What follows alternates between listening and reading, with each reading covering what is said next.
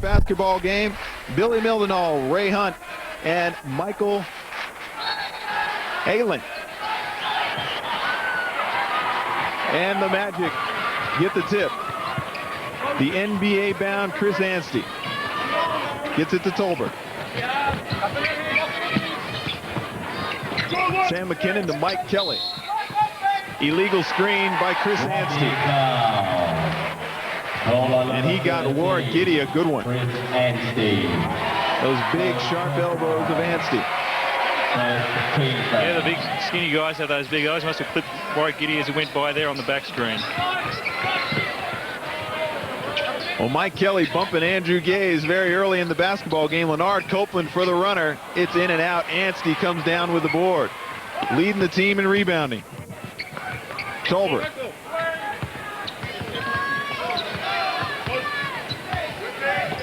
To Sam McKinnon. Flips it out to Anstey. Tony Ronaldson to Mike Kelly. Back into Bear for the jump hook. And that's that jump hook you were talking to me about earlier. Yeah, Tony very strong there in the low post with that hook shot. He needs to go that thing a little bit more often than from the coach's point of view, but it's very hard to stop. Leonard Copeland into Andrew Gaze. Mark Bradkey.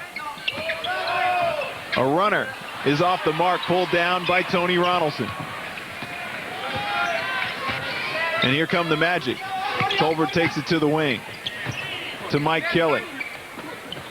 Sam McKinnon looking for more offensive scoring power this year. Out to Tony Ronaldson for three. It's long, goes right out of bounds to the Tigers.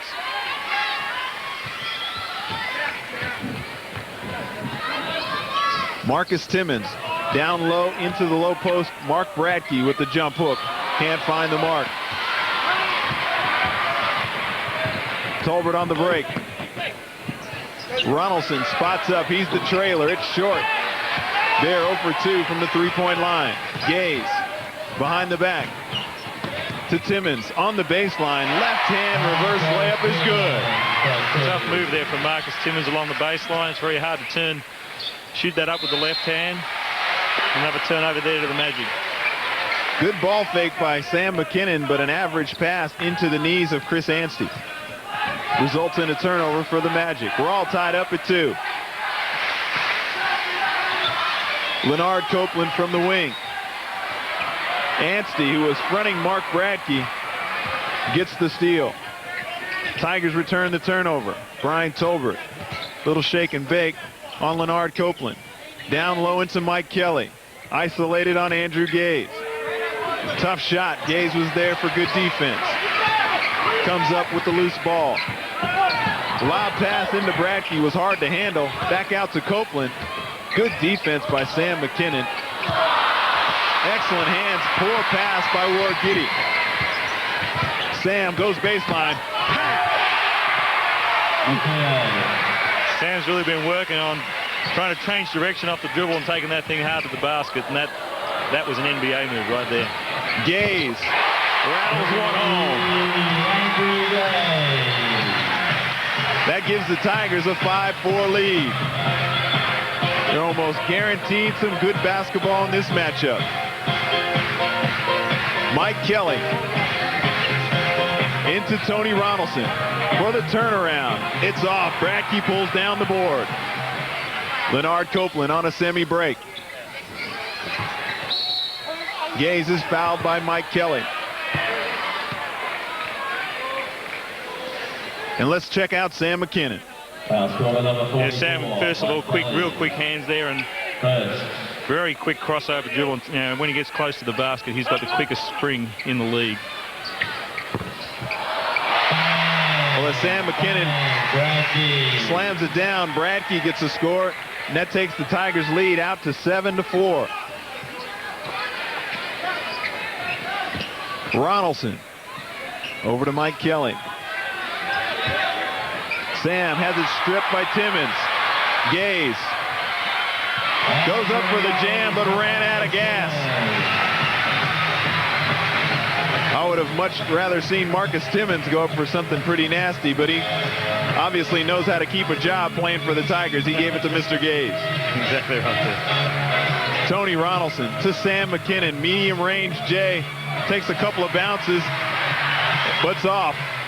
Andrew Gaze to Copeland for three.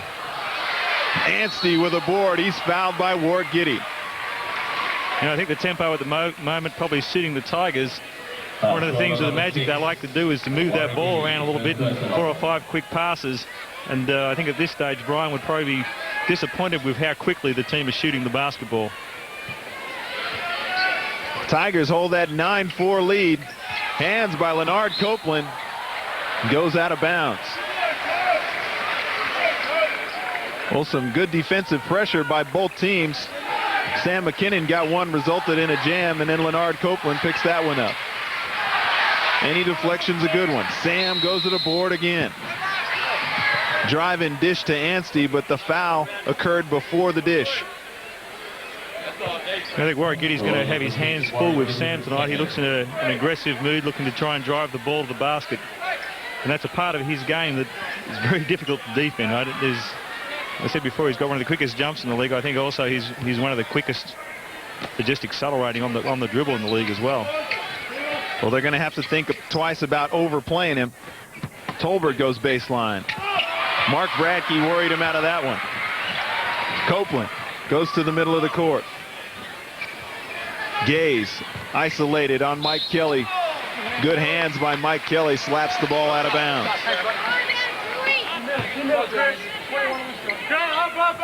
Gaze inbounds to Leonard Copeland. Flips it to Marcus Timmons. Back to Gaze for the fall away. Rolls out. Kelly is open. Sam McKinnon finds it. 9-6. Great pass there from Sam to Mike running that 2-lane there. It's always a very difficult pass to anticipate when the player is going to be open to receive the ball, and putting that thing on the dollar there like that is very hard. Bradkey in the low post. Left-hand floater. Timmons follows it up for two. 11-6. That is a timeout. Timeout on the court. Yes, Stephen, I think, as I mentioned before, that at this stage, the tempo probably suiting the Tigers. What the Magic would rather see the Tigers have to do is to defend them for 4 or 5 passes. And we mentioned this in our commentary last night. If you can move them around, generally, you can end up with a pretty easy shot. Melbourne probably not renowned as one of the better defensive teams in the league. They're more than happy if you shoot the ball off the first pass. Well, they sure are. We can't get any audio into the timeout of Brian Goorjian. Let's talk about some of the team stats. The Melbourne Tigers give up 105 points a game. So if you're willing to run with them, they'll just try and outscore you.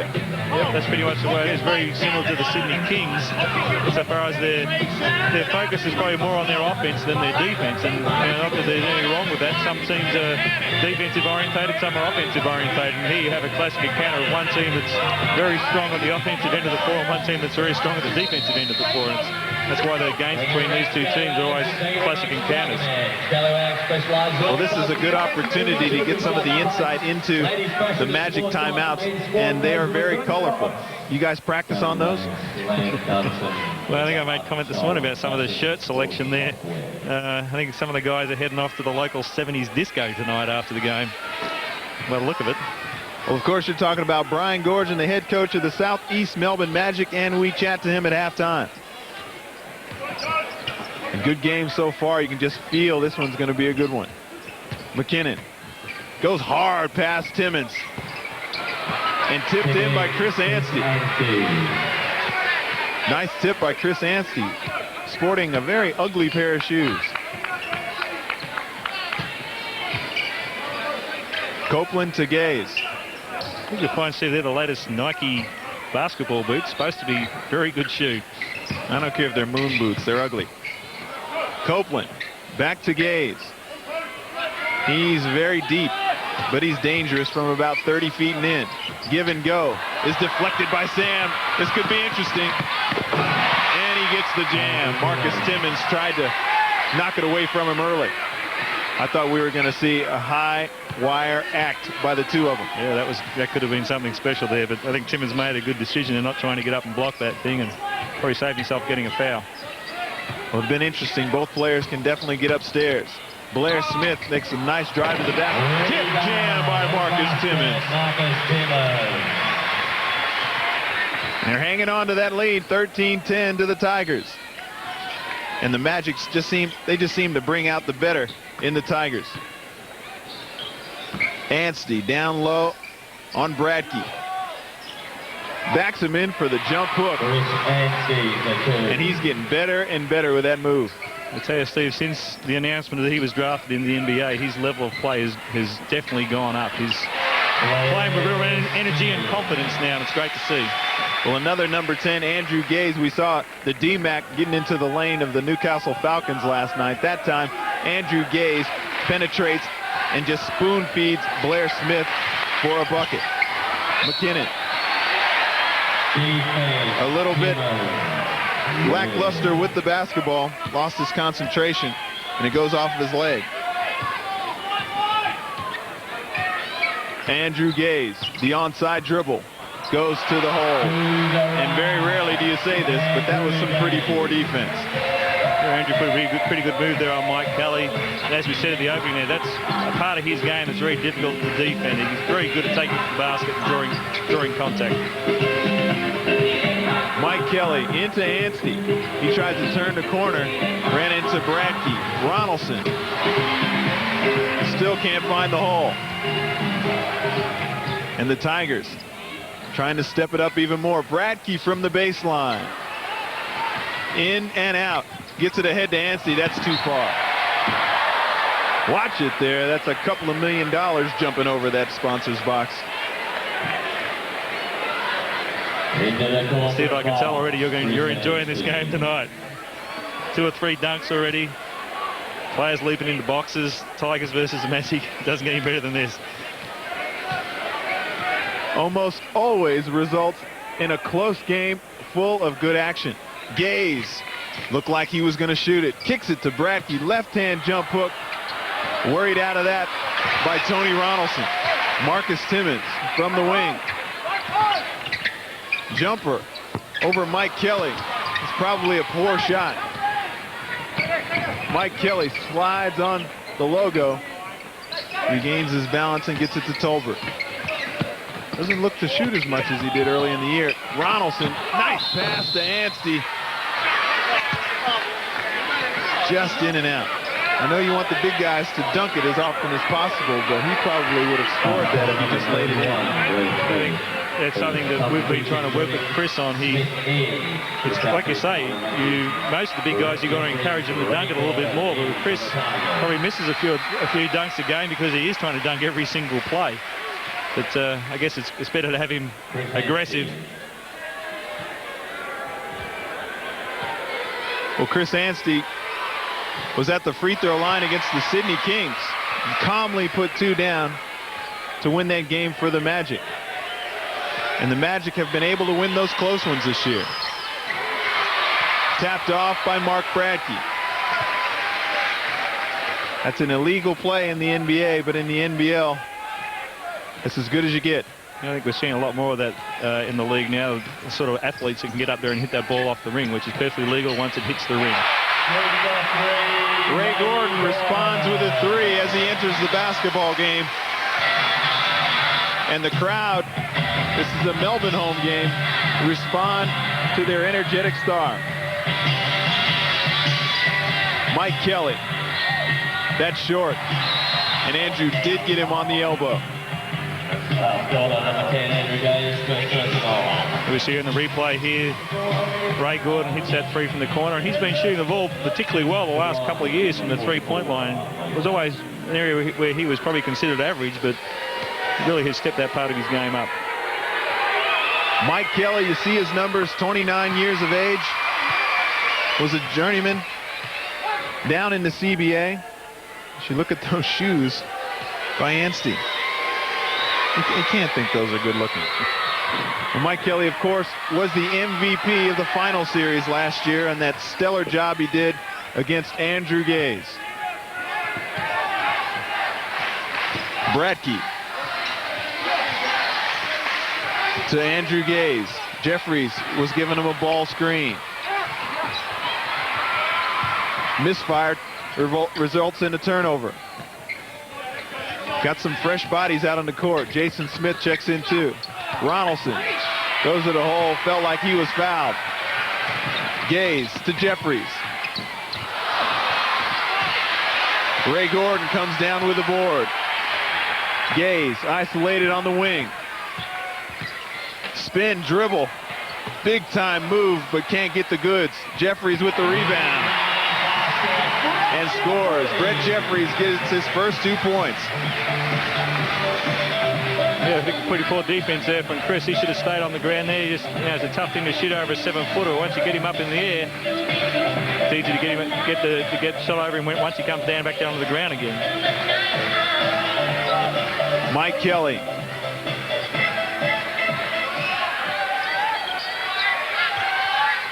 Turnaround J by Chris Anstey. Well, he's got a few things in his arsenal. Very tough shot. When you got a 7-footer that can step out there and shoot the ball like that, that's one of the things that attracted the Dallas Mavericks to him. Gaze flips it to Blair Smith. And that's a block as Blair goes to the hole. Well, Sam McKinnon looks aggressive as he goes to the hoop, but Andrew Gaze is looking the goods as well. Yeah, we see there Chris just shooting that shot from inside the three-point line there. That's been a strength of his game is his ability to step out and shoot that medium-range jumper. And I think that one thing that he's really improved this year is his post moves, his ability to shoot that jump hook down there in the low block. Blair Smith is long. Tigers shoot 73% from the free throw line as a team. It's about middle of the road in the competition. And we've got less than a minute left to play here in the first quarter. Mike Kelly runs into Andrew Gaze. Runs into his face, as a matter of fact. Sam McKinnon uses the ball screen. Back to Dremick. That's way off. Magic, get another look. Jason Smith. And Brian Goorjian jailing out one shot. McKinnon. 1 second difference between the shot clock and the game clock.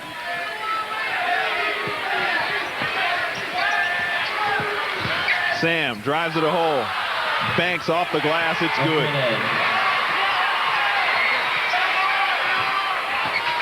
Andrew Gaze will run out of time. After 1 quarter of play, it's the Melbourne Tigers holding the lead, 23 to the Magic 17. Check out some of the action at the end of the quarter. You see Mike Kelly there gave a bit of a brush back to Andrew to get him off him. I think he probably feels he's been slapped a few times there, trying to look after the ball. Frank Dremick, a good play also after that, made basket, went and pressured the person trying to get the ball in bounds, and that only had about 3 or 4 seconds, and just by going there and pressuring that guy, he wasted that time, so they couldn't get a very good shot off at the end of the quarter. Well, we bring you all the goodies here on Fox Sports. Barry Barnes, the head coach for the Australian national team, will join us. He'll be a guest commentator with us. Joined us here in the second quarter, and it'll be a good opportunity to catch up on your Australian basketball. I think Barry just returned from Europe, where he was watching the European Championships, which I believe was Italy won or Yugoslavia won. Probably neither one, but I'm sure part of his scouting for the World Championships coming up next year. Well, the Melbourne Tigers obviously are struggling, and you hate to kick a team when they're down, but one of the things that you have to notice is some of the stats of the individual players are down from their career. Not drastically, but a little bit. Mark Bradkey is down in his shooting percentage. He's shooting 49% for the year. He's made 211 shots. He's attempted 211 shots and made only 103. His career average is 56% from the field, so that's a considerable difference. We'll talk about some of the players as we go through the stats here.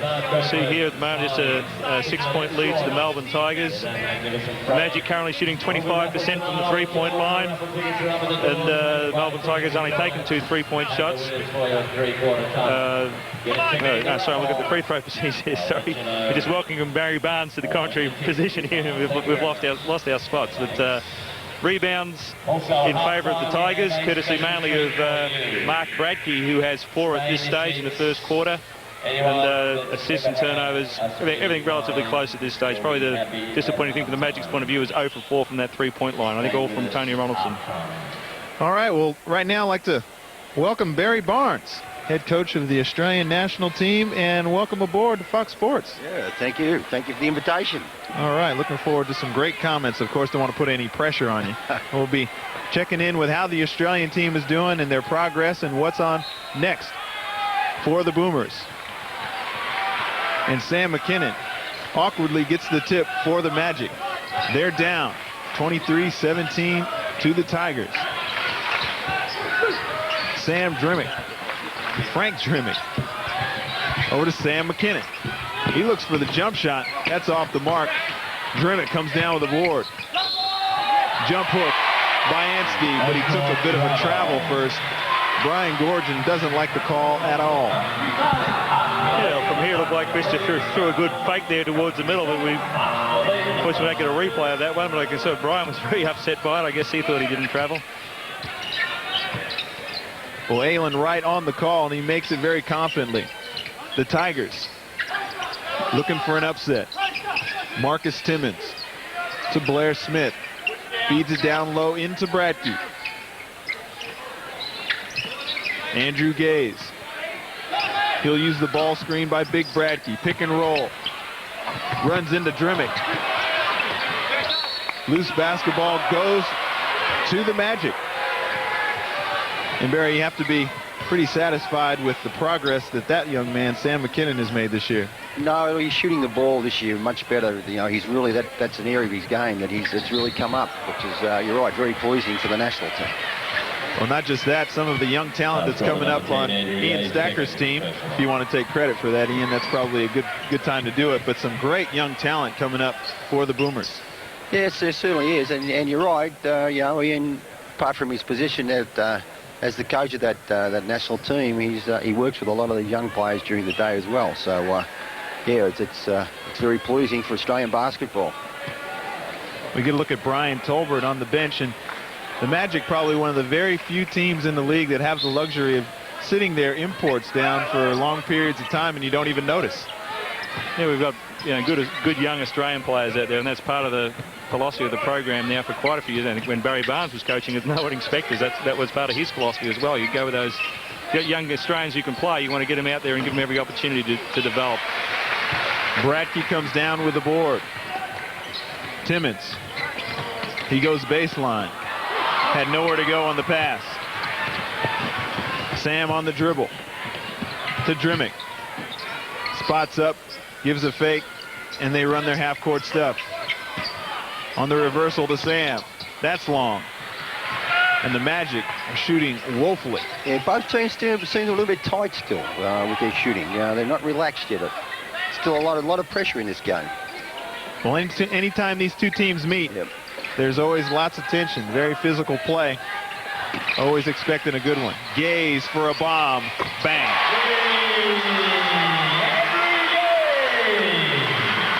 Just about to say, Steve, we hadn't had a score for 2 minutes of the second quarter, and Andrew goes and takes away my line. Sam again. Runs into Bradke. Circus shot by Chris Anstey. Gets the roll. The lead is 7.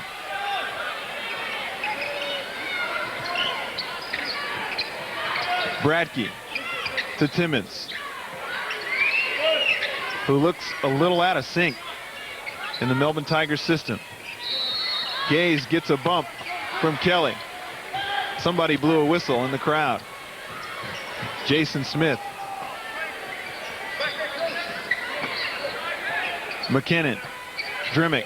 Smith from the corner. Looks very confident. Doesn't get a whole lot of minutes. As soon as he got the opportunity, he pulled the trigger. Yeah, it's very hard to get him some minutes sometimes when you've got, with the talent you've got sitting ahead of him. But he made a big statement on Wednesday night, I thought, when he came on, when Anstey had fouled out and played all the extra time. And I think he scored about 6 or 8 points in the overtime. And he's been doing those sort of things in practice. It's not a real surprise to the coaching staff. You see here Ray Gordon, Steve Carfino's favourite player, called for a foul there, getting a wrestling match with Jason Smith. Now, just for the record, I have got nothing against Ray Gordon. He just was acting a bit unprofessional on one occasion. You guys are still dragging me over the coals for it. Well, what's coming up for the Australian team, Barry? Well, we tour the United States in November, which is great. That means I can get to this under-23 World Championship and have a look at all this young talent and see which one of those kids might get the opportunity to come away with it. And they've got to be thinking about the Olympics in 2000 here in Sydney. Every young player must be thinking that. Well, Tony can't get it to roll at the moment. Mike Kelly. And he spots up for the 17-foot jumper. And he looked like his old CBA days there where he'd get 30-plus. Gaze for 3. Can't let him get open like that. Gets his feet set, and he makes no mistake. He just punishes him.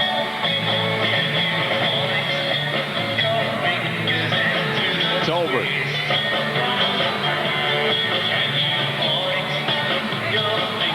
Skip pass to Anstey. Bradtke lost vision. And there's a shoving match going on between Anstey and Bradtke. I think it was more acting than anything else. Gaze. Anstey with the hedge. And Gaze draws the foul, the best in the business at doing so. Has the ability to look like he's been hit by a train. Well, in the local paper today, that Mark Bradtke made a statement that he was going to try and get Chris Anstey prepared for what he can expect in the NBA. He was going to be real physical, and we see there that Bradtke definitely stuck his elbow in Chris's jaw there, and Chris never wanted to take a backward step from anybody. And these two guys used to train against each other every day at the Melbourne Tigers, and Chris is a much better player now than when Mark used to beat him up every day of the week. Well, they're giving and taking. Anstey gave one to Warwick Giddey early in the basketball game. So both teams play very physical. Ronaldson has the ball slapped away from him. And Tolbert, who's back in the basketball game, will bring it up against Copeland.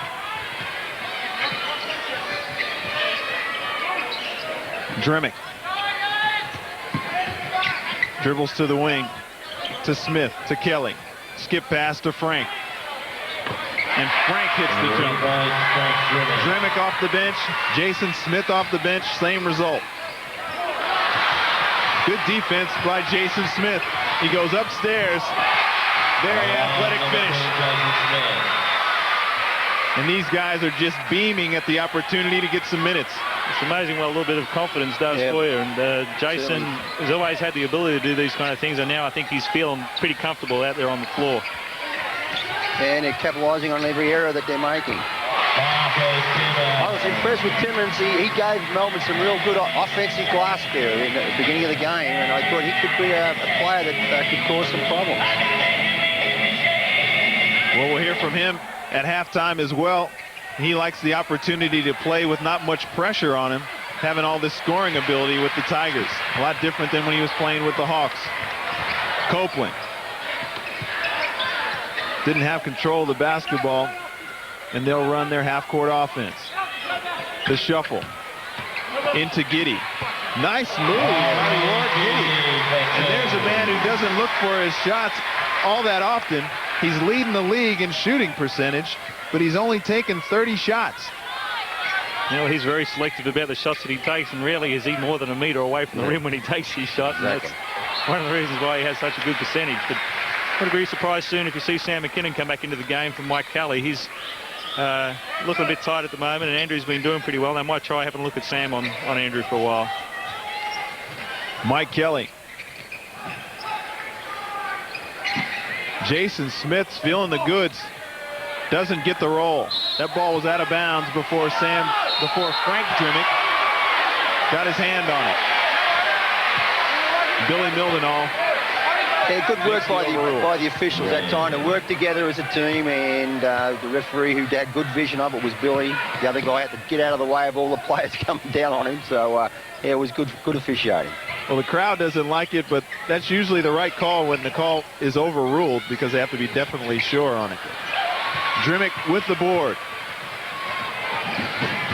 Tough pass to handle. There's that young player again. You're right, he's come on very well. Yeah, Smith's doing a great job. Well, the Magic, with those young legs out there, have gotten right back into this basketball game. Only a 2-point lead to the Tigers.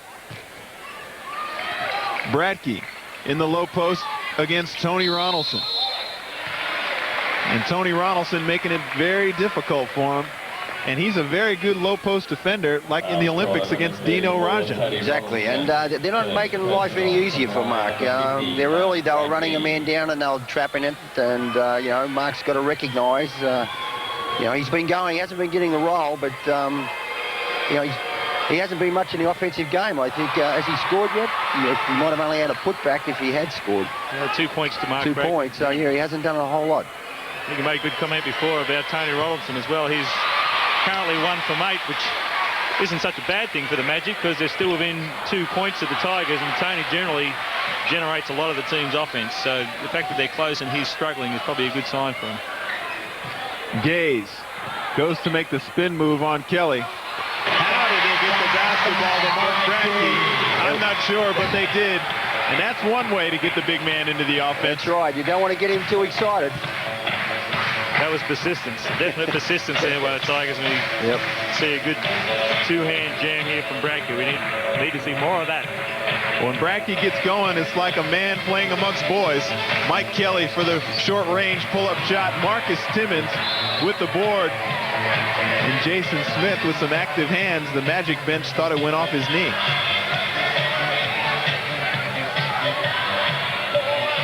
Gaze trying to build on this 4-point lead.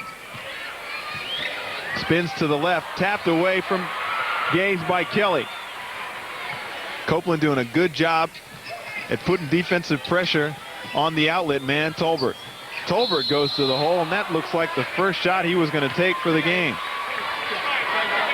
Yeah, BT's very good at penetrating, and he does finish off very well when he takes that thing to the basket. Here he draws the foul from Copeland, coming from behind over the head. We see Sam McKinnon getting ready to check in here now. He must be coming in for Brian Talbot. Brian's going to persist with Mike Kelly. Well, Tolbert going to the free throw line has a very enviable position as an import. It's like your Australian team's loaded with talent out there. He doesn't have to produce big numbers every night. He just goes out there and lets the game come to him. And he's probably very, because of the position that he does play on that team, he's very underrated. You know, he's a very consistent player. You know, as you said, he doesn't have to come up with the big numbers, but he gets a little bit overshadowed. I'm impressed by him. A very good basketball player, and whenever you're on a team that's that successful, you got to be happy with the performance that you're doing. Andrew Gaze. Jason Smith. He is a Tasmanian Tiger. Timmons with the finger roll. And when you go aggressive to the basket, good things happen. Tigers, 5-point lead, 37-32 over the Magic. Tolbert. Not always the best option to give a guard making a cut of basketball down low. I thought the pass was probably a little bit late. Ronaldson set a great screen on the far side, and unfortunately he wasn't seen coming off the screen till a little bit too late. There's not much point passing the ball when he's already passed the basket, is it? That's exactly right. Particularly if you are small player, as Steve said. I never wanted it down there. That's for sure.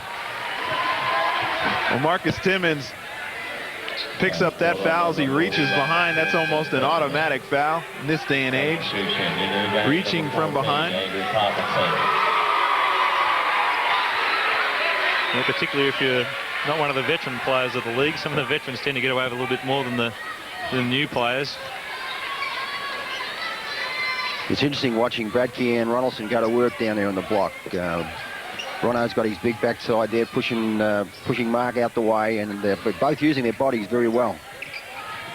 Plenty of experience in that matchup.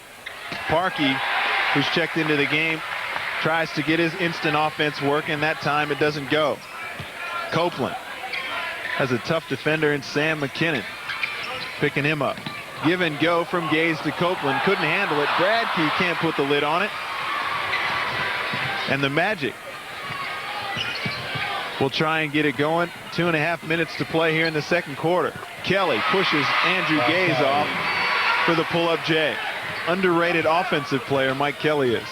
You know, when he gets into that range, and he gets in there often, he's got good ball skills and creates and gets into space. And once he gets in there, you're right, he doesn't miss too many from that range. Gaze, looping pass to Copeland.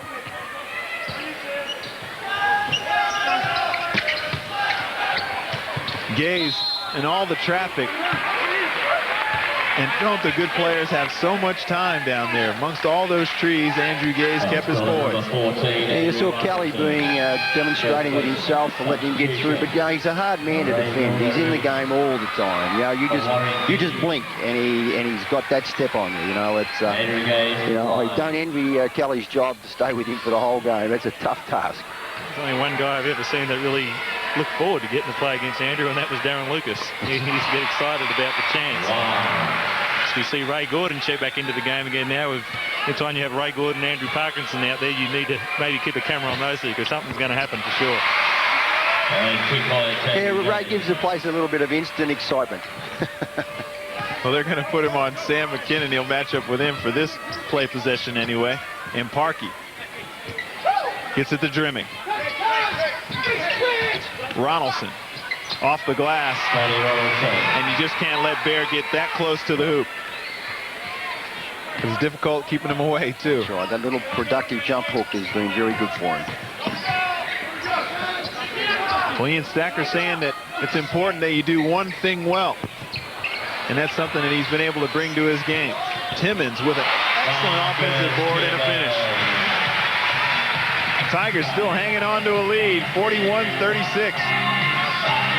A minute 10 to go in the second quarter.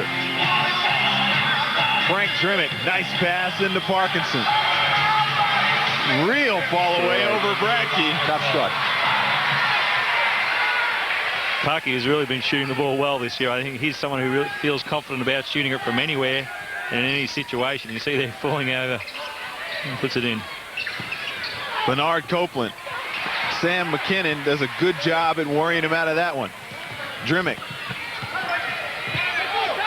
to Parkinson. Spotting up for the three is Wright. Gaze. Knives between two players. That gives them an advantage. Copeland, how's he going to get that one off? He got bailed out of that one. He was off balance. It was going to be a tough shot to make, and unfortunately was fouled. Or fortunately fouled. Fortunately for him. And this is Marcus Timmons' offensive board and putback. That was something, as Barry said, that he got a lot of respect for that last year, his ability on the offensive glass. And here we see Parkey, the classic fadeaway jumper, ends up back at the center line. Well, he started underneath the basket, and that's where he ended up. And Marcus Timmons, in his short stay in the league so far, he's been able to produce on the offensive glass and the defensive as well. He's averaging 9.7 defensive rebounds, and that's just behind Clarence Tyson, who leads the league in that department. Just a 1/10 of a percentage point ahead of him. Steve, you'll see here the Magic will run their end of quarter play here. They'll be going to Tony Robinson down the low block with Andrew Parkinson coming off the double screen up the middle. Tony Ronaldson with a fall away. Drimmick comes up with the offensive rebound and the score. Just 7/10 of a second left. As Drimmick is the right man at the right time. Good nose for the ball. Barry, you've got to be impressed with Frank as well. He's really come on this year with increased opportunities, and he'll be one of our key players on the under-23 team this year.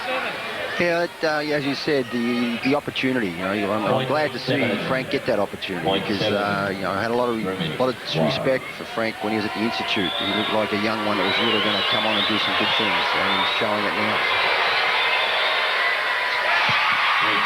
Well, he gets that one to go. Andrew Gaze will shoot a 92-footer At the half. And that misses. 42, the Southeast Melbourne. And it's the Tigers with a 1-point lead, 42-41. And thank you very much, Barry Barnes, for joining us here on Fox Sports. Thank you, Steve. Thank you for the opportunity. And once again, it's the Tigers with a 1-point lead. We're at Melbourne Park for the crosstown rivalry and the rematch of last year's grand final. And we'll be back in a moment.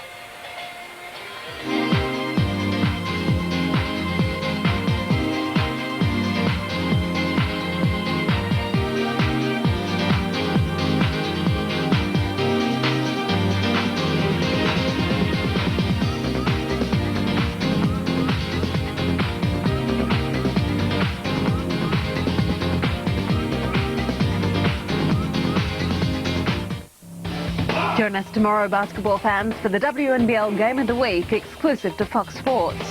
The Brisbane Blazers will have their work cut out for them against the competition leaders, the Sydney Flames. That's tomorrow on Fox Sports. As the world's most powerful leader, in the middle of an election year, we're 3 votes down again. The last thing he needs is to fall in love. This is an election year. If you're looking for female companionship, we can make certain arrangements that'll ensure total privacy. I don't want you to get me a girl, AJ, but what is this, Vegas? No, sir, this is the White House. However, love is the first thing on his agenda. President's got a girlfriend. So what are you doing this weekend? What you have in mind? You ever been to Camp David? I feel a nightmare coming on. Annette Bening. Do you do this often, sir? And Michael Douglas. You kissed him? Yeah. And then what happened? He had to go and attack Libya. It's always something. The American President, premiering next month on Showtime. Continuing Sunday on Fox Sports, the Triathlon World Cup.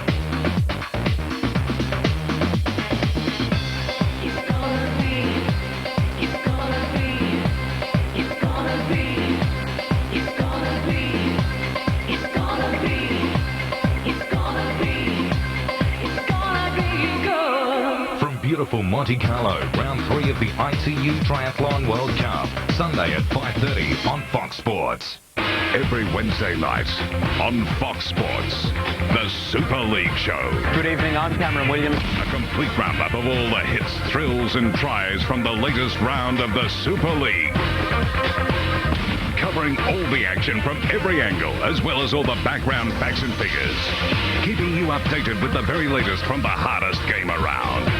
The Super League Show, every Wednesday night, 7:30 on Fox Sports. As always, when these two teams meet, it's going to be a close one. This time, it's the Tigers holding a 1-point lead, 42-41 over the Southeast Melbourne Magic. But the team ahead in the competition is the Magic. They're on top of the ladder, and their head coach is Brian Goorjian, and we had a chance to chat with him before the game. Brian, so what's in the mind of the man who's on top of the ladder?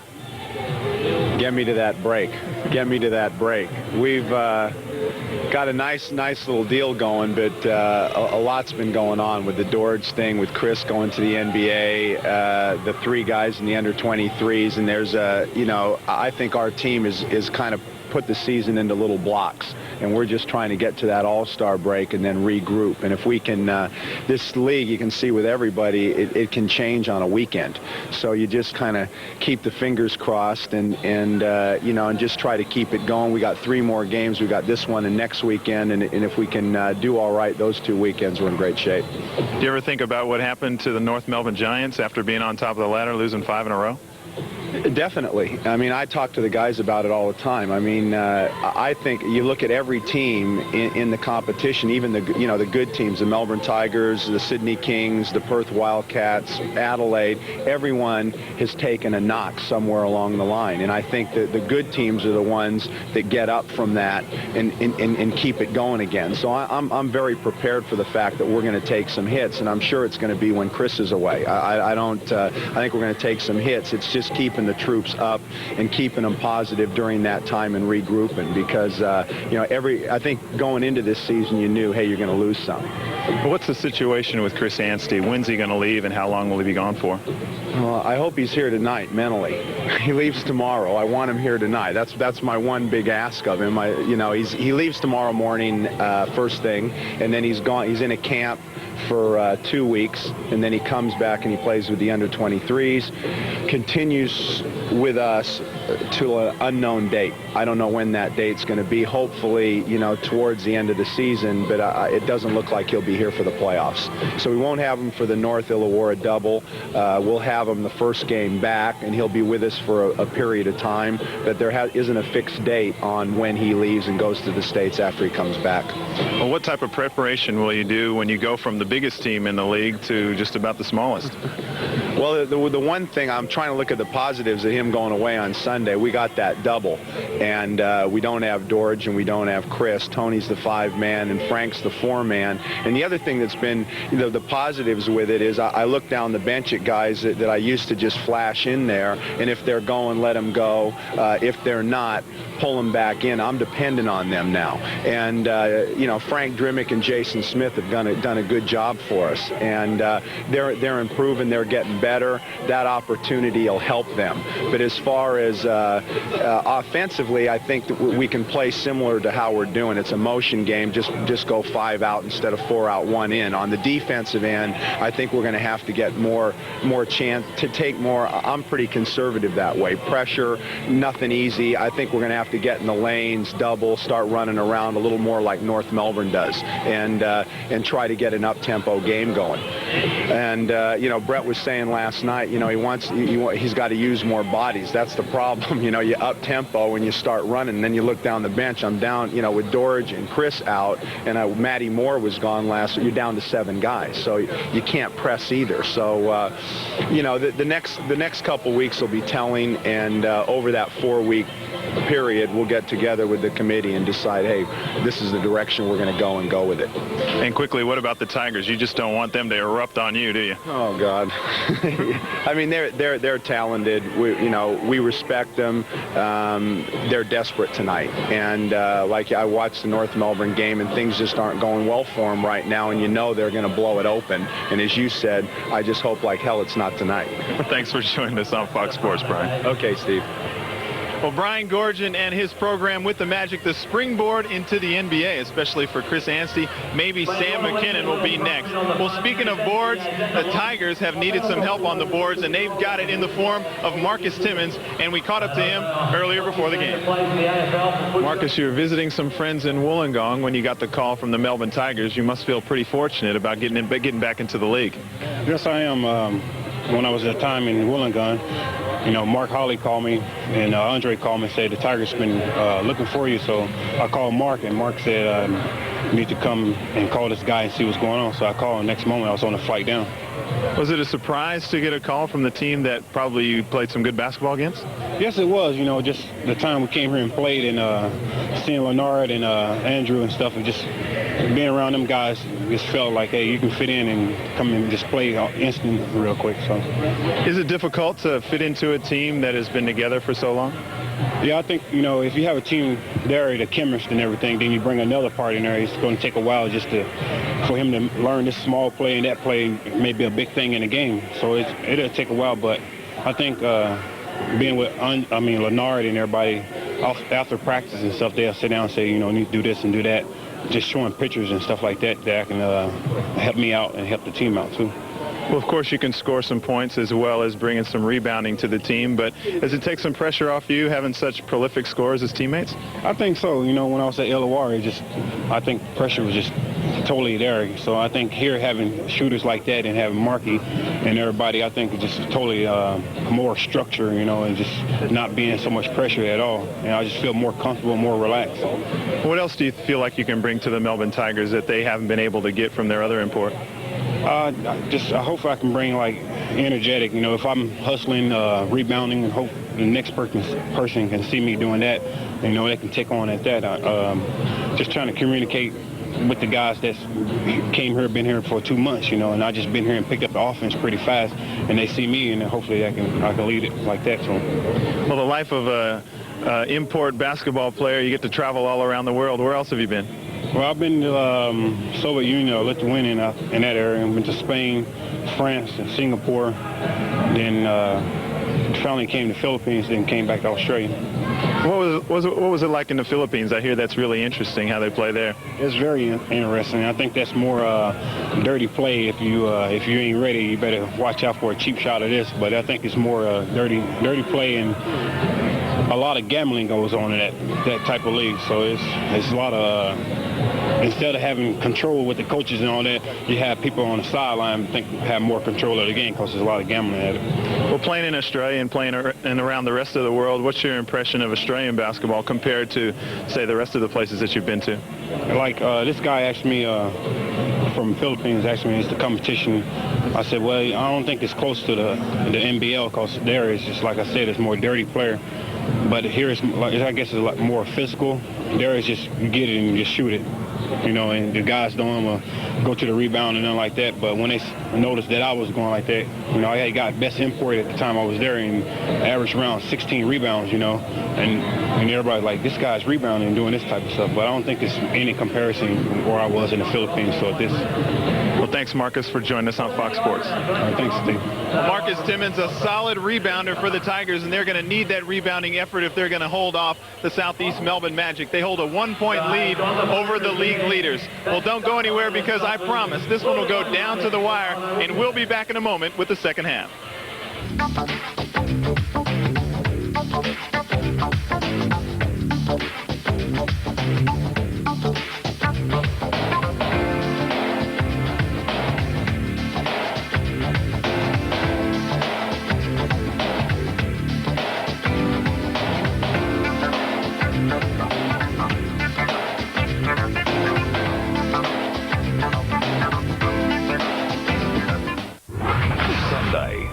Championship Boxing.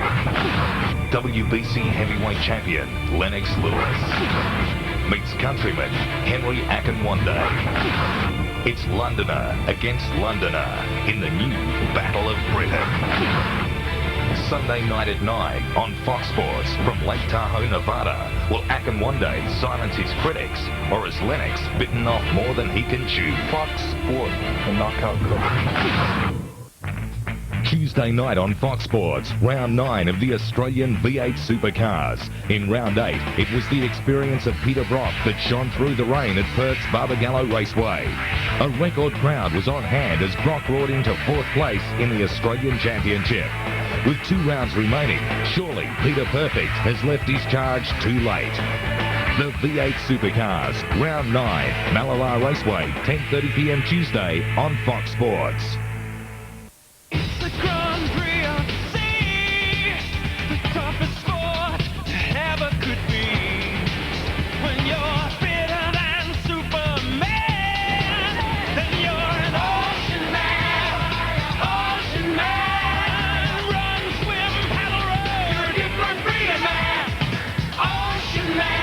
Ocean Man, the quest for the ultimate aquatic athlete. Race 2, Saturday at 4 on Fox Sports. Continuing Sunday on Fox Sports, the Triathlon World Cup.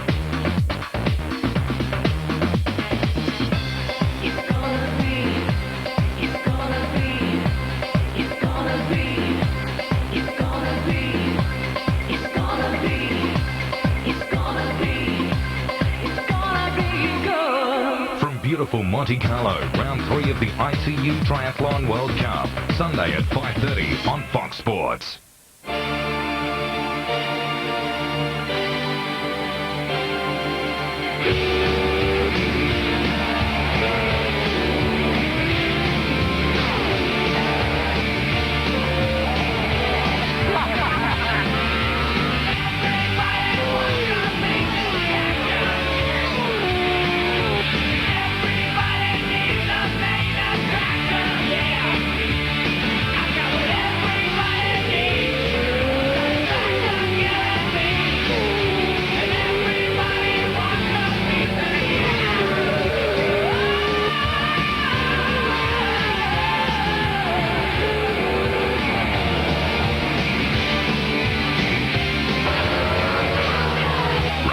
Of the Superbox from Laguna Seca, California. Monday morning starts 5 a.m., followed by race 2 at 8:30. Exclusively live on Fox Sports. July, and Fox Sports turns up the heat on winter sports. Rugby Union, Bledisloe Cup, Tri-Nations Tournament, plus live and exclusive South Africa versus the British Lions. Super League, the World Club Challenge live. Motorsport, Winston Cup, Superbikes, and the World Motorcycle Championship all live. Golf, the British Open, Senior British Open, plus live and exclusive, the US PGA Tour. Baseball, US Major League, the All-Star Game, live and exclusive. Boxing, the Heavyweight Championship of the World, Lewis versus Akinwande. Basketball, NBL All-Stars, Future Forces, live. And soccer, FA Cup finalists Chelsea, Ajax, Everton and Newcastle, the Umbro International, live and exclusive. The hottest winter sport. See it first on Fox Sports. Melbourne Park, where the Tigers have a 1-point lead over the Southeast Melbourne Magic, who are on top of the competition. And it doesn't matter where these two teams are in the competition, it is always a first-class performance right down to the wire. Yes, Steve, and I think that one of the encouraging things for the Magic, and unfortunately I find myself looking at it from a Magic point of view all the time, but Chris Anstey got in pretty early foul trouble there and sat out most of the second quarter. And Tony Ronaldson not shooting the ball particularly well, 2 from 10 at the moment, 0 from 3 from the three-point line. Those two players didn't have big factors in that first half, and they're still, only 1 point down. Well, one of the better games of the year was when the Magic beat the Kings in Sydney, and the Sydney Kings are trying to bounce back. That was probably the one that set them in the wrong direction. The Kings will take on Newcastle next Friday, and we will be there, of course, on Fox Sports. That game is at 10 o'clock p.m. Eastern Standard Time at the Kingdome, the Sydney Entertainment Center, and the Sydney Kings trying to turn it around. Yeah, Steve, they really need to do some work there. I think it's a 4-game losing streak they're on now. They lost to Newcastle, I think, last weekend up there, and they're desperate for a win, and everybody wants to go into that break with a win, and I'm sure Sydney are going to be working hard to try and beat those Falcons. Well, I'm sure that Alan Black is aware of the situation where you have to bounce back. Everybody has taken their lumps, like Brian Goorjian said, at halftime, and I'm sure the Sydney Kings will be looking to do that. Yeah, definitely. They're going to have a couple of players on that team thinking about the Under-20 World Championships of Aaron Trahair and young Matty Nielsen, but I'm sure Alan's going to try and get them to focus on finishing off their responsibilities with their NBL team before they move on to that, and getting past the Falcons, who also have 3 players on the national junior team, will be the first thing he'll be thinking about. Well, as you eye off the stats, you can see that this is a pretty tight competition, not just in score, but also in statistics. Yeah, there's not too much that really is different there. You see that both teams shooting actually rather poorly from the free throw line there, 50% to the Tigers and 42% to the Magic. And the three-pointers, again, the percentage much better from that point of view for the Tigers, but the Magic only 2 from 8 from that three-point line. I think Tony Ronaldson's probably the main offender there. He's currently 0 from 3 from the three-point line. Parky's missed one, Kelly's missed one, and Frank Jimmick 1 from 2 there as well. Field goal percentages virtually the same. They're sort of a reflection of the scores there. The Tigers leading there in the rebounding department. Mark Branke, the main offender there of 9, not offender, but the main one responsible for all those rebounds of 9. Timmins did a very good job there, as Barry Barnes said there in that second quarter, picked up 5 rebounds. And probably Chris being out that second quarter really affected the Magic's rebounding tally. Turnovers around about the same, and assists around about the same as well. Well, top scorers in the match for the first half of basketball, Andrew Gaze, where he can just accumulate points. Andrew Gaze has 15 already in this one. He's on par for his 30-point game. But the funny thing is, if he scores 30 points, he's below his average. His career average is even higher than that. He averages over 31 points a game. His career average is up around the 34, 35-point mark. That is just outstanding. Marcus Timmins has 12 in this game, and he looked really slow at the offensive end, but he's got 12 points, and I'm sure if he can pick up 24 in this basketball game, Lindsey Gaze and the Tiger fans will be really happy, especially if they pick up a win. Mark Bradkey has 4 points, and Ray Gordon has 3. Blair Smith has 3, but what isn't said on the screen is that Leonard Copeland only has 1 point in this basketball game, and the Tigers have a lead, so that's a good sign for Tiger fans. For the Magic, Anstey with 8, and that's the way they attack you. A balanced attack. Anstey with 8, Mike Kelly with 7, Jason Smith, wasn't he phenomenal off the bench with his 7 points? And not only scoring, but he was very energetic everywhere on the court. Active hands, doing it in just about every aspect of the game. Frank Dremick enjoying his court time with 6, and Sam McKinnon, 6 points, but a very explosive dunk on the baseline. Yeah, I think good point there, Steve, about a couple of noticeable star players missing from the main scorers. Leonard Copeland for the Melbourne Tigers and Tony Ronaldson for the Magic. And I'm sure that those two players will have some sort of impact on how this game is decided. Probably which one of those guys gets his game going will have a fair say on the outcome of this game. Well, they're definitely go-to players for their respective clubs. Leonard Copeland, of course, he has been excellent with Andrew Gaze in their partnership, and a lot of people didn't think that they would be able to play so well together because Leonard Copeland was known as a scorer when he left the Philippines, and playing on the same team with Andrew Gaze, who plays pretty much the same position, they didn't think it was going to work. Well, I think as we mentioned, some teams focus on offense, some on defense. So Tigers very much an offensive unit, and bringing in another offensive player I don't think was ever going to be a problem for them. They're more than happy to have someone else who can put the ball in the basket. And Marcus Timmins, again, he scored very well for the Illawarra Hawks last year, as well as being a very good rebounder, so he's going to complement that group as well. And the second half is underway. This time the Tigers get the tip, and they will try and repeat their first half performance. Copeland. Gaze is open now. They switch. Timmins from the baseline with Tony Ronaldson on him. 5 on the shot clock. Passes the basketball to Leonard Copeland. Probably should have looked for his shot. He was aware of the shot clock winding down. Yeah, Warwick, I guess to his credit, is generally someone who does look to pass the ball to those more renowned scorers, but definitely in that situation, he should have looked to finish that play. Tolbert, nice feed into Kelly. Baseline jumper, rattles around and goes down. Gaze to Copeland to Giddey. Timmins to Copeland. Shoots it anyway over Sam McKinnon. I think Sam was a little surprised. Tolbert. Ronaldson turns the corner into Sam McKinnon for the jam. Drive and dish. Yeah, Sam gets that ball inside the paint. That's going to be a dunk there, and good pass from Tony Ronaldson. Timmins gets his feet set. He buries the 3. And that gives the Tigers a 3-point lead with the 3-point bucket by Marcus. Slamming Sam McKinnon into Chris Anstey. Turnaround jump shot is short. Tolbert with the rebound surprises Leonard Copeland, pulls up for the J. The lead is only 1.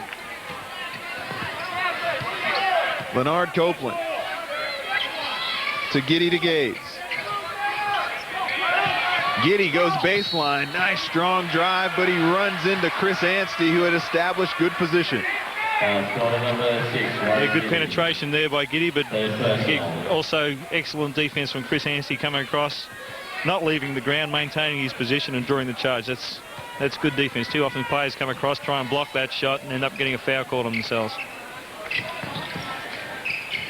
Anstey with the jump hook. Too low, too effective. We're all tied up. No, the Magic take a 1-point lead. Mike Kelly with the steal. He's fouled by Timmins. That won't count, of course. Yeah, I think the Magic bench here a little disappointed that Chris put a lid on that thing. They probably thought that was going to go down anyway. Mike did an excellent job here recovering the ball after Andrew fell over. See, Timmins pursues him pretty hard here, and I wonder whether we could see whether that was definitely going to miss. So not such a big error from where we were sitting, the other end of the floor there. Looked like it might have gone in.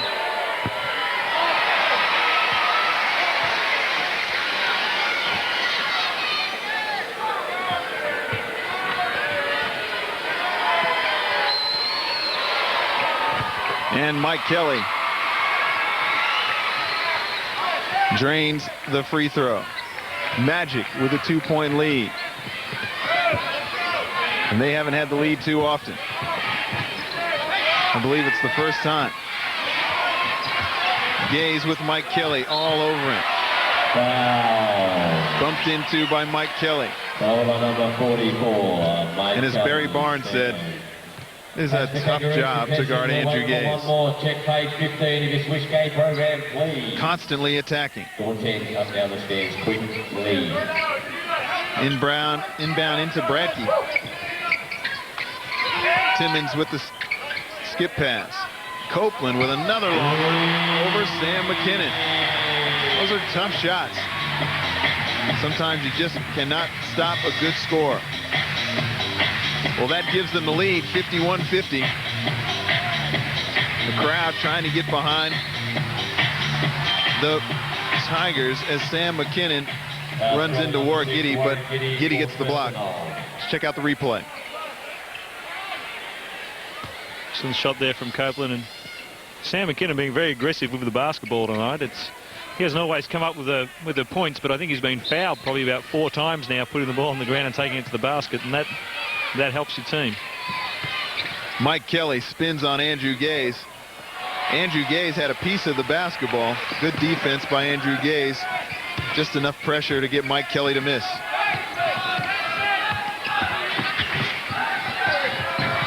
Andrew Gaze gives it to Mark Bradkey, and some good hands by the Magic knocked that one loose.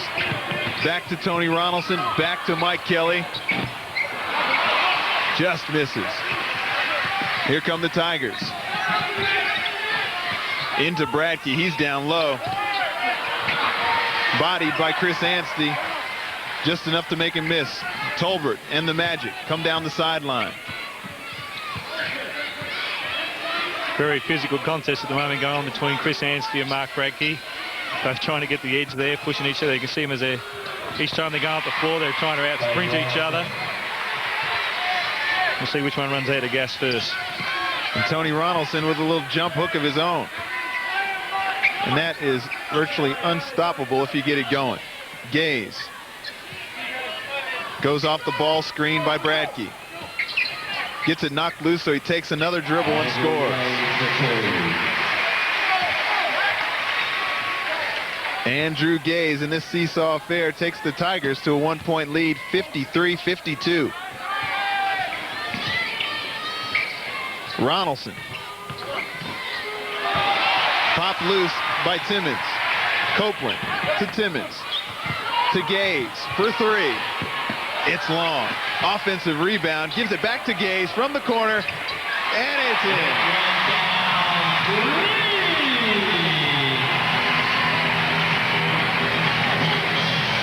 Second shot opportunities there. Magic not getting everybody on the glass here on that first opportunity. I see a couple of players are starting to head back, assuming that first one was going to go in.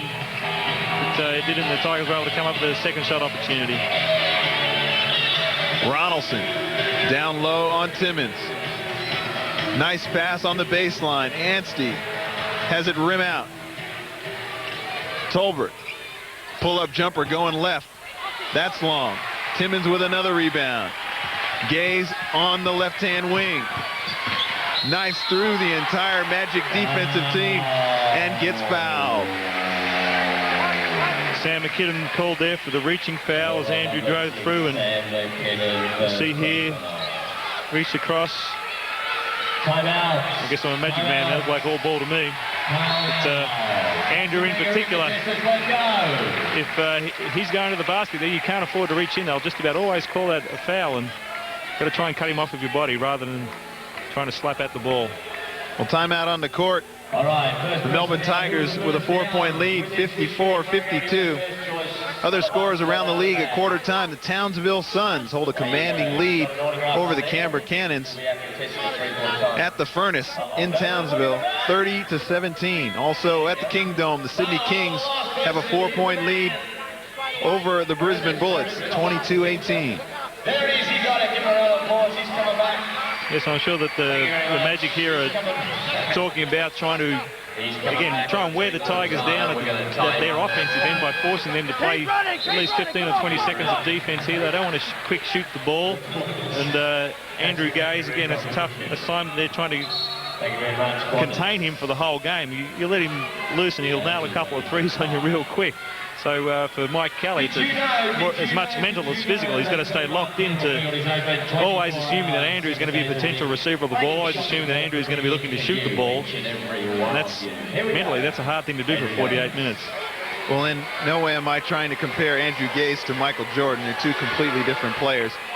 But just the fact that Andrew Gaze has scored so many points consistently every year, he is just as dominant in this league as Michael Jordan is. And imagine Mike Kelly's feat last year when he had to guard him for the entire series.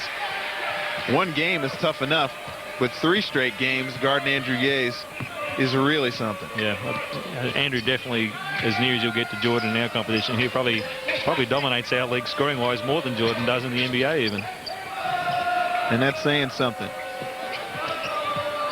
Jason Smith gets an early nod, obviously because of his performance in the first half.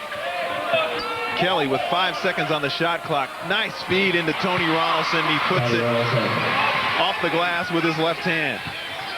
You see during the timeout there, the Magic took Brian Talbot and Sam McKinnon out of the game, going with a slightly bigger lineup here with Talbot out, with Mike Kelly now running the 1 spot. Copeland is long off the iron. Anstey has the basketball go off his hands to the Tigers. Fresh legs out on the court for the Tigers as well. Jeffries as well as Blair Smith. Andrew from the wing. Jeffries feeds it into Mark Bradkey and goes off the hands of Chris Anstey, who was trailing Mark when he went to the low post. Baseline out of bounds. It's thrown over the top to Blair Smith. He gives it to Copeland. He goes hard right. And he's fouled by Jason Smith. It's one of the hardest things in basketball to defend is that hard baseline drive, and as we've said several times in our country, any contact there is just about always going to be a foul on the defense. The Magic making it tough for the Tigers to inbound the ball on the baseline. Blair Smith with an excellent cut. Gaze kicks it back out to Jeffries. Can he save it? Called a timeout.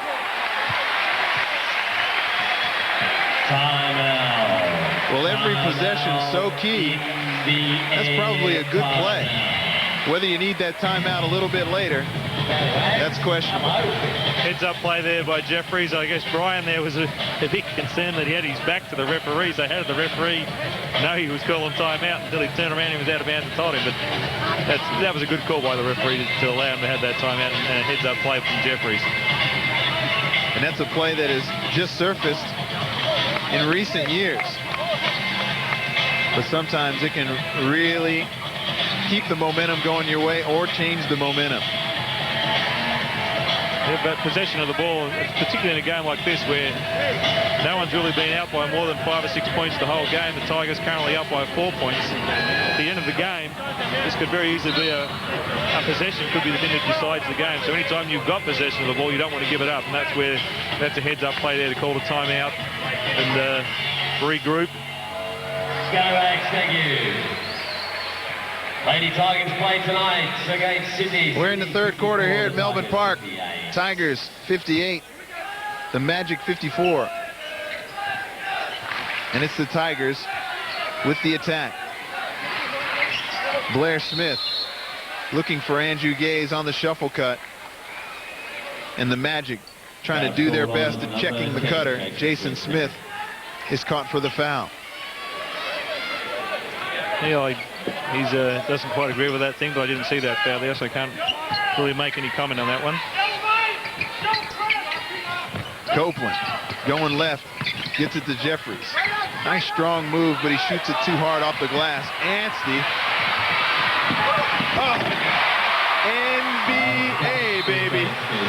Written all over it. Yeah, there's not too many 7-footers who can sprint the floor like that, handling the ball and go up and two-hand dunk that thing. I think we said last night, anytime you see the big guy handling the ball in the court, you start to panic. But Chris, as good an athlete as you'll see in that size, and it's a spectacular play. Andrew Gaze working that shuffle cut to perfection. 4-point lead for the Tigers. A little bit over 4 minutes to play in the third quarter. Mike Kelly to Tony Ronaldson. Jason Smith with a nice strong move using his left off the glass. He is some athlete. You know, his brother down there in Hobart, Darren Smith, was a very good player for the Devils, and those guys are, as you say, as good an athlete as you'll see in the NBL. Well, Jason, not just a good athlete, he's turned it into some player. Just needs the opportunity. Bradtke down low. Turn around jump shot from the baseline. Mark Bradtke shows you his NBA skills.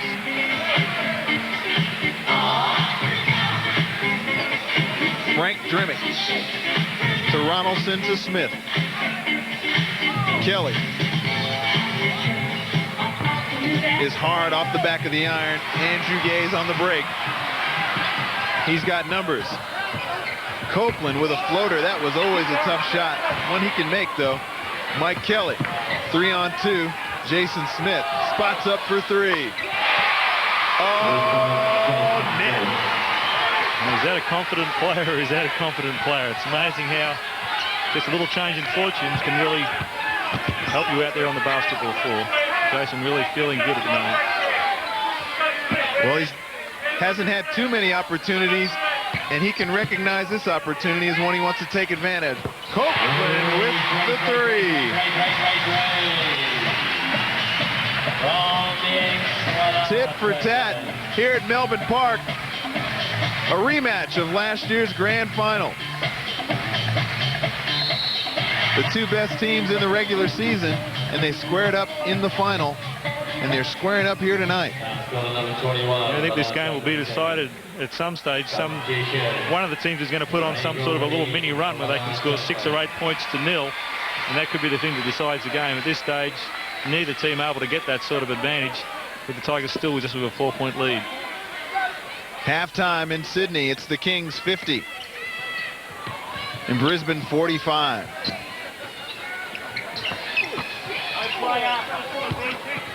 Mike Kelly into Dremick, turnaround jumper.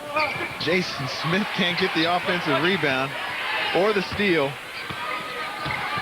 Man, he is one fit athlete looking for his opportunity. Gaze finds Mark Bradtke. Jam by Blair Smith. Gaze was the one who started it all, dribble penetrating, drawn the help, and finds the Mark Bradtke shot that missed. Tony Ronaldson goes to the hole and just loses it out of bounds, according to Ray Hunt.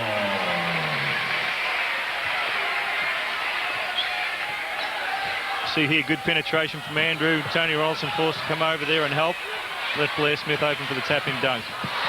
Ronaldson with the steal. He goes at Ray Gordon. He slips, and Mike Kelly gets the easiest basket he'll have all night.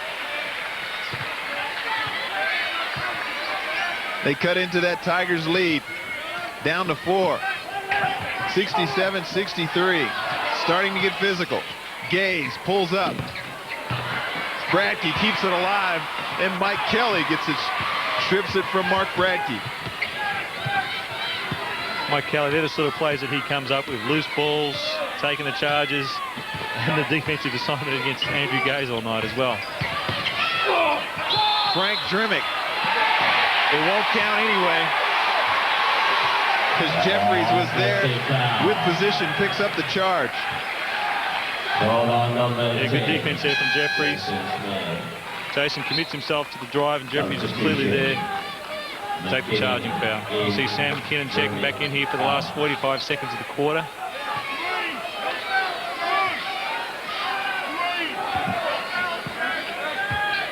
A wealth of young talent for the Magic. No doubt about that. But right now it's the Tigers.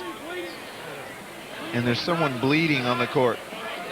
Andrew Gaze, I think he's got a blood nose there. He'll have to do his mummy impersonation, come back, wrap the scratch and tape around his head, around his nose this time. Unfortunately, those sort of things always seem to inspire Andrew, so probably not good news for the Magic that he's got some blood there. Well, he's trying to convince Billy Mildenhall that if he keeps sniffing his nose that he shouldn't have to leave the game. But it wasn't a convincing performance as he takes to the sideline. Well, that's going to really affect one of Andrew's other averages. I think he averages 48 minutes a game, or over 48 minutes a game with their overtime game, so I'm sure he'll be only be out for 36 seconds this time, though. Long enough to clear up the redness under his nose. Copeland, who's Andrew's substitute, has the ball knocked out of his hands. And we've got 20 seconds here in the third quarter. Again, you see the Magic here go to Tony Rawlinson down the low block and try and play off him. You have Jason Smith coming off a double screen, this time up the middle of the floor. Sam McKinnon, he's open, so he pulls up. Copeland with a big board. Ray's going to have to shoot it, and he doesn't get it off in time. And at three-quarter time, it's the Tigers. 67 to the Magic, and if they're going to make a run, they better do it soon. Don't want to let the Tigers get too far away. They have 63. Yeah, very close game. See the Tigers increase their halftime lead there by 3 points. And get a good play there by Jason Smith just at the end of the quarter there. Ray Gordon could have taken 2 or 3 dribbles and got a decent shot off from the center, around the center line or just over, but he was pressured by Jason, forced to change direction once or twice and wasn't able to get a decent shot off. You see here, Brian has got some dispute with the referee there. It might have been with regard to Ray Gordon hunting the ball into the sponsors box here, just at the three-quarter time buzzer went. You see here we have the three-quarter time stats with the Magic currently down by 4 points. And as we check here, both teams equal amount of free throw opportunities. The Tigers cashing in a bit more on theirs, shooting at 60%.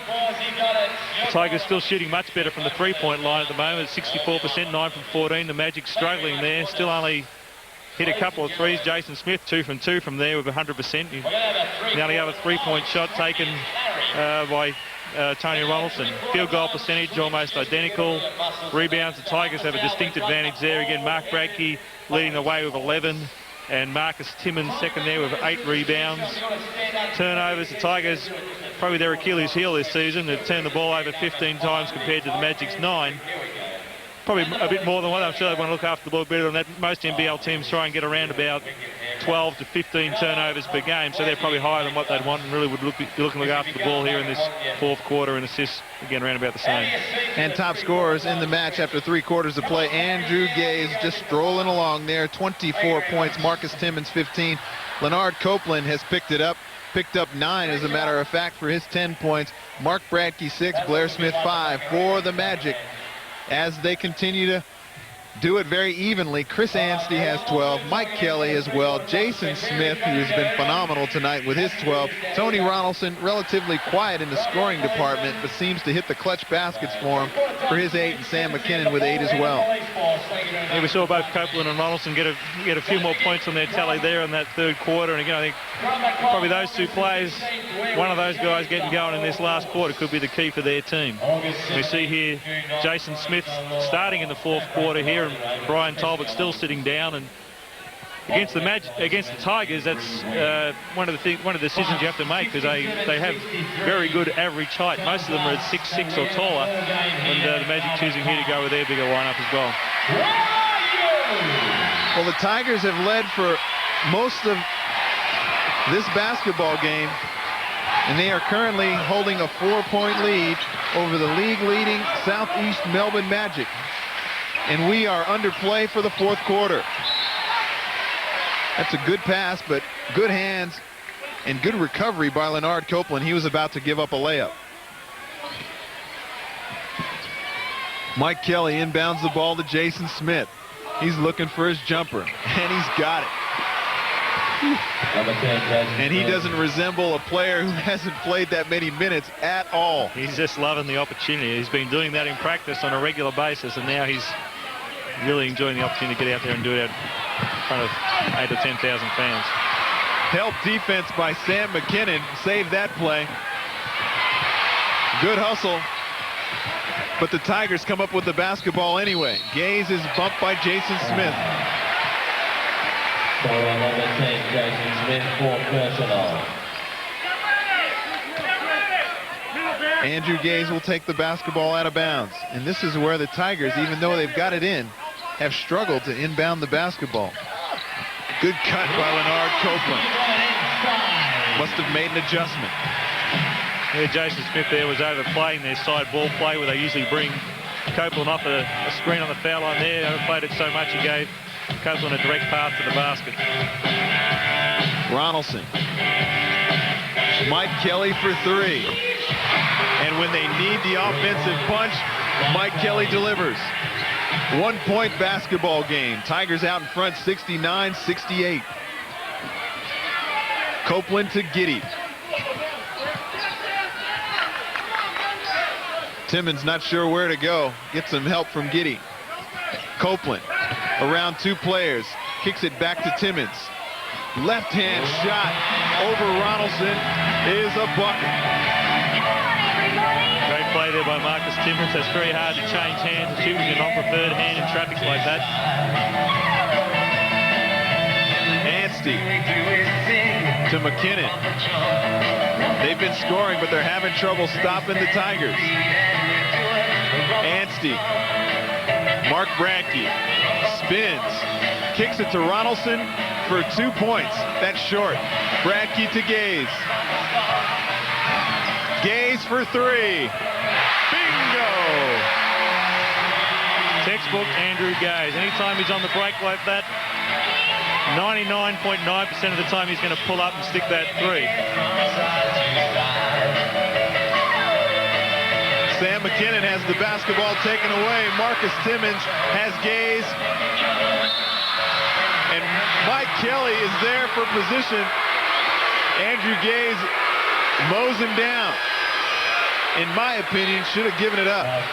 Great defensive play there by Mike Kelly. There's no doubt about that being a charge at all.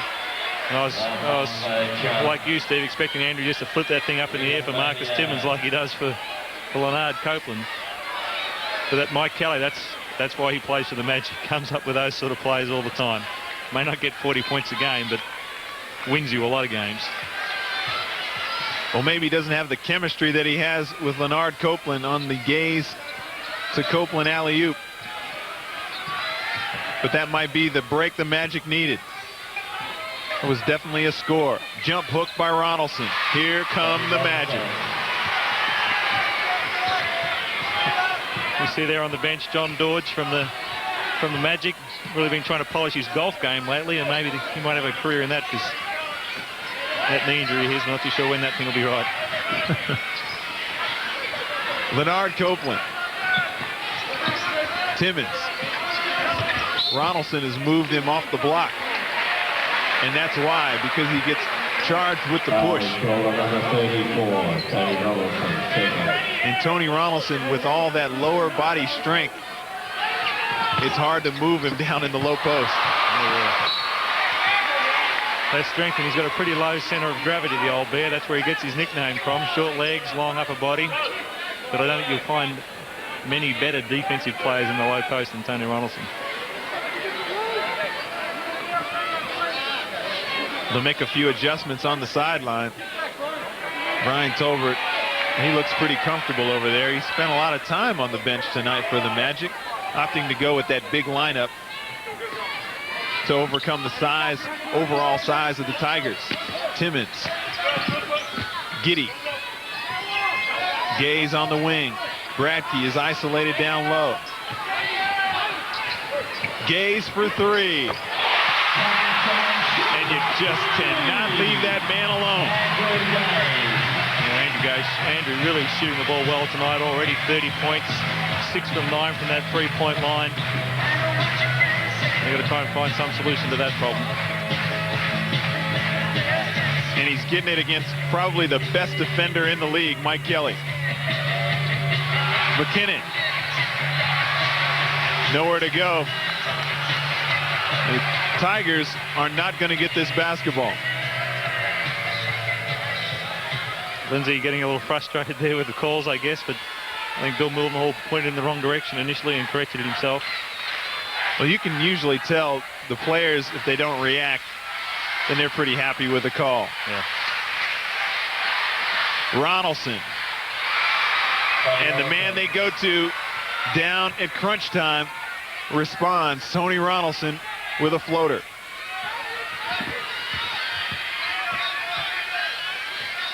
Gaze into Bradkey. Copeland. Sam McKinnon is there. Gaze again from the baseline. Did everything but go in. Bradkey with the offensive board and puts it back in. 79-72, the Melbourne Tigers. Yeah, Bradkey's been pretty quiet there. That's only his 8th point for the ball game, but 13 rebounds to go with that. Now this is the time, 7 minutes to go, where the big players start to stand up. We said Tony Ronaldson's starting to get a few baskets now. We'll see whether Bradkey can start to get involved a bit more with the Tigers. Parkinson. Instant offense. Throws a brick up off the board.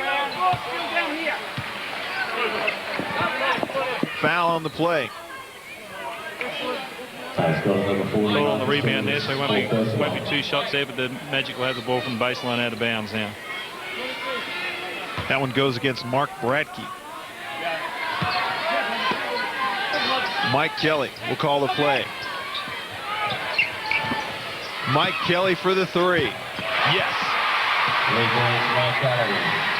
Mike's the sort of guy that feels obligated to make that after Andrews hit a couple on him. So, you know, if he gets the opportunity, he's going to knock his down as well.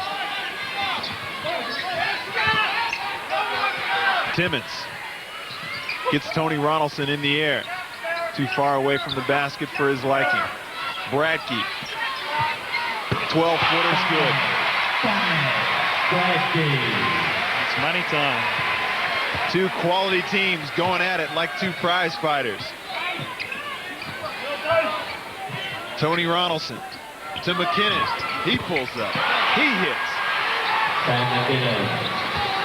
And here come the Tigers. Timmons to Bradkey.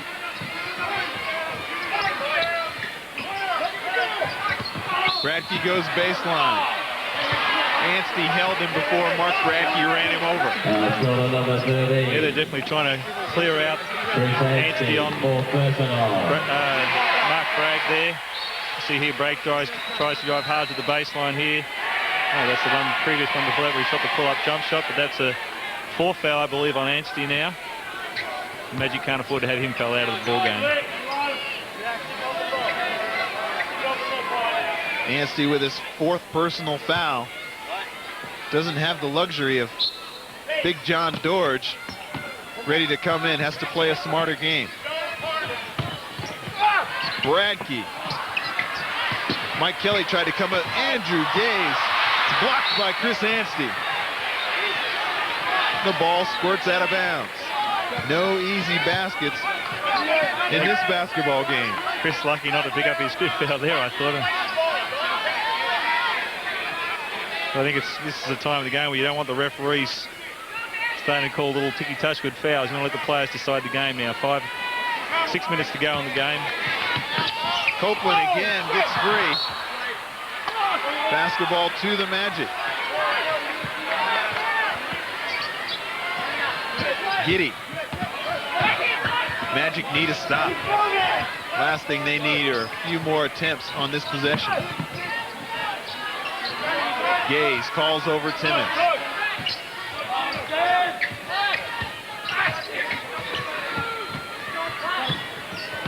Ten on the shot clock. Bradkey, fall away. Piece of it by Anstey. Copeland. And that's what's happened all night long. Tigers just getting scrappy and picking those up. Sam McKinnon throws it right to Andrew Gaze. Copeland tries to thread the needle to Timmons. two Magic players realized Andrew Gaze was open for a three, and they close in on him.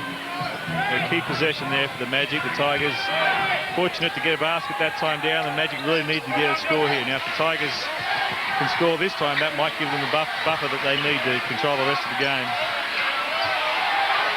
Copeland, 2 on the shot clock. No good. Roar Giddy with the offensive board. Goes off his leg. Southeast Melbourne basketball. Good hustle there from Andrew Parkinson. Forced that loose ball. See a timeout called here from Brian Goorjian with scores 83-77 with 4 minutes 42 remaining in the ball game. And every possession is crucial now. Halftime at Townsville, Suns 49 to Canberra Cannons 32. And that's a tough place to get a win up in Townsville at the Furnace. Yeah, they really have that place humping this year. It's always been hard to win up there, and I think the Suns team recruited a couple of decent players this year. Simon Curl, in particular, is doing really well for them, and they've made huge changes as far as their imports go. Kept those two guys now for quite a few years, Derek Rucker and Clarence Tyson. So it was good to see them enjoying a few wins. Well, you see the rebound count. Tigers have been very active on the backboard, and look at that margin. Tigers 42 to the Magic 25 in the rebound department. That has been the difference in this basketball game, I believe.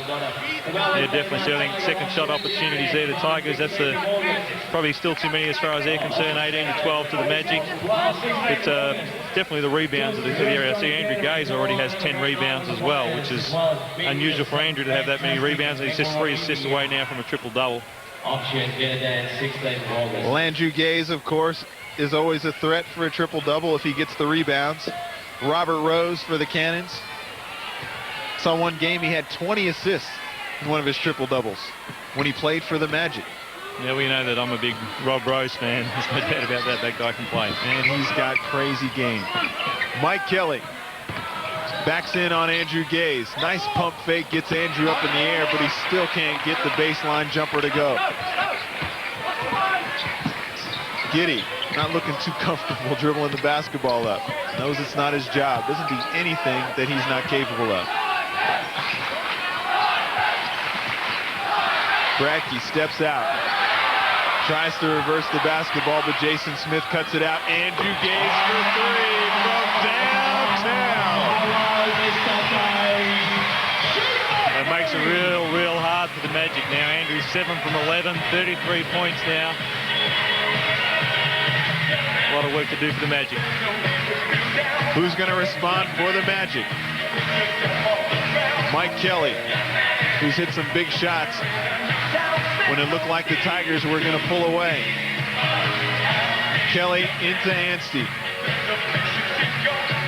Long jump hook. Pulled down by Ronaldson, who shoots a jump hook from the opposite side. Rebound, War Giddy. Gaze is double team.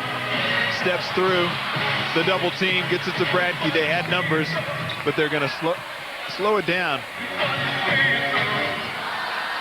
and run some time off the clock. Just over 3 minutes to play to the end of the ball game. Gaze, he's off. Bradkey comes down with the board, and Mike Kelly had his hand on the arm of Mark Bradkey. Timeout, timeout, timeout. The Tigers really executing their offense now. Andrew shot the lights out from that three-point line tonight. That's something that I think has been lacking from his game this year, his consistency from the three-point line. That's probably one of the reasons the Tigers have struggled this year. But tonight, 7 from 11, that's a pretty good percentage, 64% from the three-point line. As the Magic call a timeout, then I would expect you can see them start to double team now virtually on each pass and try and force the Tigers into making errors, because really that's 3 minutes to go on the clock, 2 minutes 55 to go on the clock. That's the only chance now to force the Tigers to give them the ball over them and get the quick score. You may also see them look to foul Warwick Giddy if he gets possession of the ball and try and put him on the foul line and see if he can make those foul shots and try and trade 2-pointers for 3-pointers. But a lot of work ahead of the Magic right now. Well, as you thumb through the stats before you prepare for a game, some stats you see you're very surprised. Andrew Gaze's three-point shooting percentage is only 37% for his career and 37% for the year. and it just seems like every time there's a big three-pointer, he seems to nail it. It seems to be a little deceptive. Yeah, that's one of the things that we've said with foul shooting. There's foul shooting percentages and there's foul shooting percentages. Making your foul shots at the end of the game when it's a crunch time is much different to just during the course of the game. And same with Andrew. His three-point percentage when the game is on the line or big three-point plays. You see Chris Anstey, big steal there. Gives him a sniff. A big steal. How about that tomahawk jam he threw down? Anstey, and he can run the floor. Bradkey to Timmons. Boom! And we're having a boom fest here at Melbourne Park. And it's been one-way traffic for the Tigers. Nice crossover dribble. Excellent finish, and you said he can finish, and that was an example of that. Yeah, he's great at driving the ball to the basket. 7 points here. It's still within reason.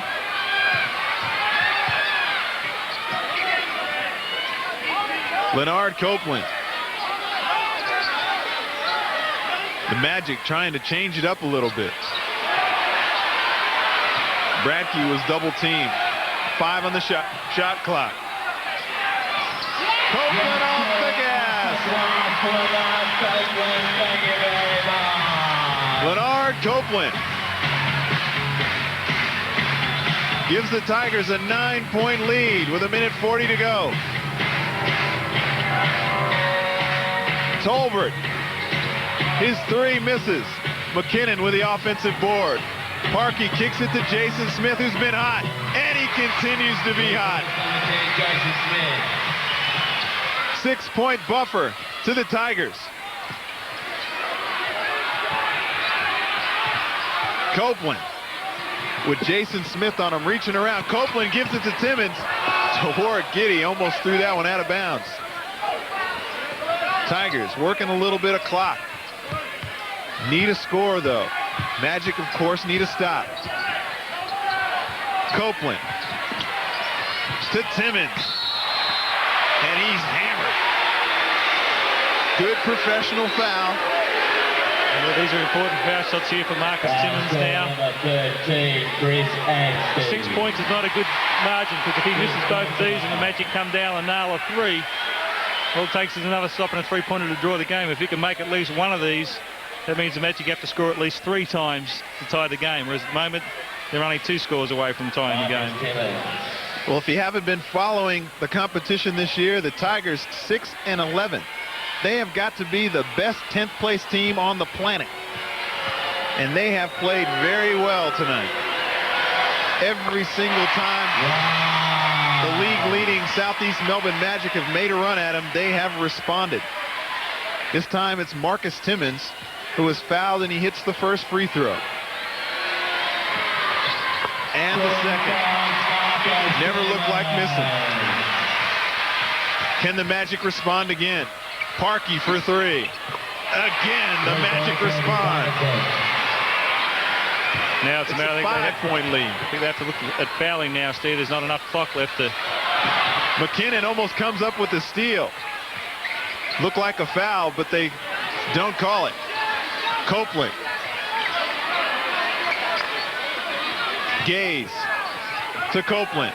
He thinks about it, turns it down. 5 on the shot clock. Copeland with a runner. Out to Gaze from 35 feet. It's short.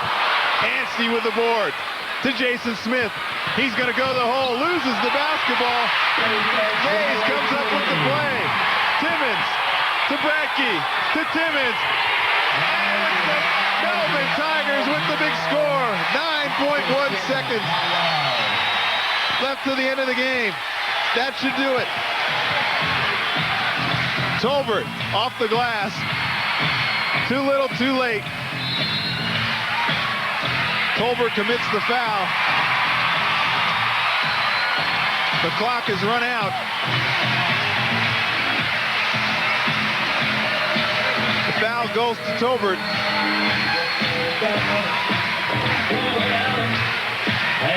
It's the end of the game, but Andrew Gaze has a couple of free throws. Tigers celebrating. That was 1 sound win for the Tigers, beating a quality Southeast Melbourne Magic outfit. Well, if you can hear the crowd, they're cheering Andrew Gaze at the free throw line. And he gets another one to add to his personal tally. 35 points. Andrew Gaze. He was just unbelievable in this basketball game. 7 of 12 from the field, 6 of 6 from the free throw line, 10 rebounds, 7 assists. Andrew Gaze, he's not the best basketball player in Australia for nothing. That kid has got some serious game. So the full-time score here at Melbourne Park, it's the Tigers 96, the Magic 89. As you can see, Andrew Gaze and Chris Anstey, two excellent players there. And let's talk to Chris Anstey. Chris is down there with Ian Stacker right now. Chris, disappointing there, loss to the Tigers.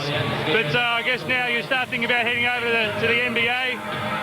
What's planned for you when you get over this time? I have to go to Dallas for 4 or 5 days, meet everyone, learn some of their plays, pretty much have a 4-day training camp in Dallas. Then we fly to Los Angeles and play in the Los Angeles Summer League, which goes for about 10 days. So that'll take me up until about the 27th, and then I'll come back and play in the Under-23 World Championships.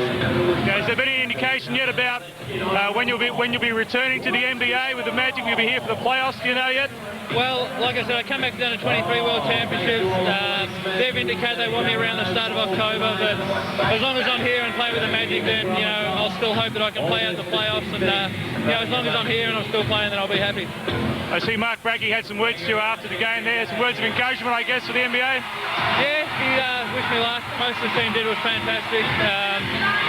He just told me to go for it, and yeah, that's great. I guess you've come a long way since I guess you used to beat you up at practice when you first started playing for the Tigers a few years ago. But on behalf of everybody, good luck in the NBA, mate. Thanks, Tex. All right. Well, Chris Anstey had an excellent basketball game, but it was the Melbourne Tigers tonight. It was their night. Let's check out some of the stats in this basketball game. It was the Tigers with the big win, 96-89. 71% from the free throw line. That's about average for them. They shoot 73 on the year. The Magic only 4 of 9 from the free throw line for their 44%. Three-point shooting percentage. The Tigers just scorching from beyond the arc. 12 of 19 from behind the three-point line for 63%. 7 of 15, that's not a bad shooting percentage, but it wasn't good enough to beat the Tigers. They were on fire tonight. Field goal shooting, the Magic scraped them out in that department, both shooting 75 shots. Rebounding going to the Tigers, and that was the key to this basketball game. They really came up with some key offensive boards for some big possessions to score on second chances, 44-28. Turnovers, 19 for the Tigers, but they were the aggressive team on both ends of the floor, and the assist going to the Tigers. Top scorers in the game, Andrew Gaze, the man, 35 points. Marcus Timmons responded with some big point production for 23. Leonard Copeland with 16.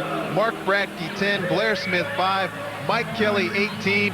Jason Smith, he had a heck of a game with 17. All-around game, very good for him. Chris Anstey, the man that's going to the NBA, talking to Stacks, he had 14. Tony Ronaldson had 12, some key buckets when they really needed them. And Sam McKinnon with 10. Excellent basketball game. It's always a pleasure watching these teams here at Melbourne Park whenever they play. It's always a classic battle between these two teams. Last year's grand final. As you can see, the final score, the Melbourne Tigers pull out a win, 96 to the Southeast Melbourne Magic 89. Hope you enjoyed our coverage here on Fox Sports. On behalf of all of the Fox Sports team, Ian Stacker and I wishing you a good night. This has been a Fox Sports production.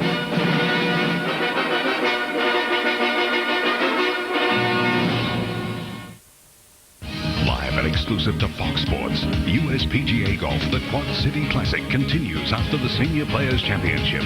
Tomorrow, live and exclusive, round 3 of the USPGA Quad City Classic, 6:30 a.m. on Fox Sports.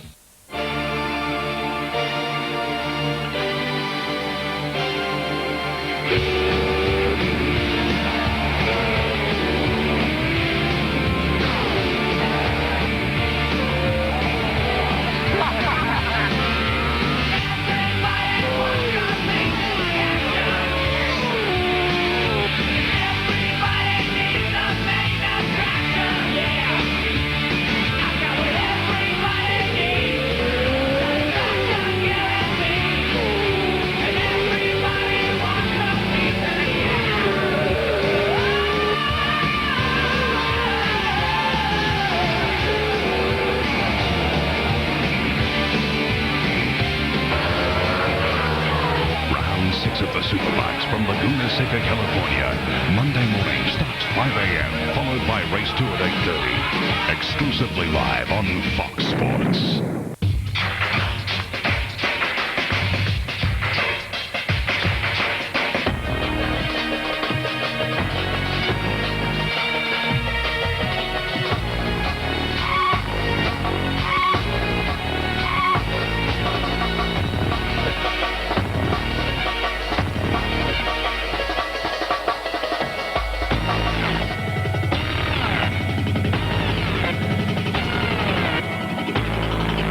Tuesday on Fox Sports, the Super League, Canberra, Brisbane. The Raiders continue their assault on the lead against the runaway Broncos. The Super League, Canberra, Brisbane, 11:30 Tuesday on Fox Sports.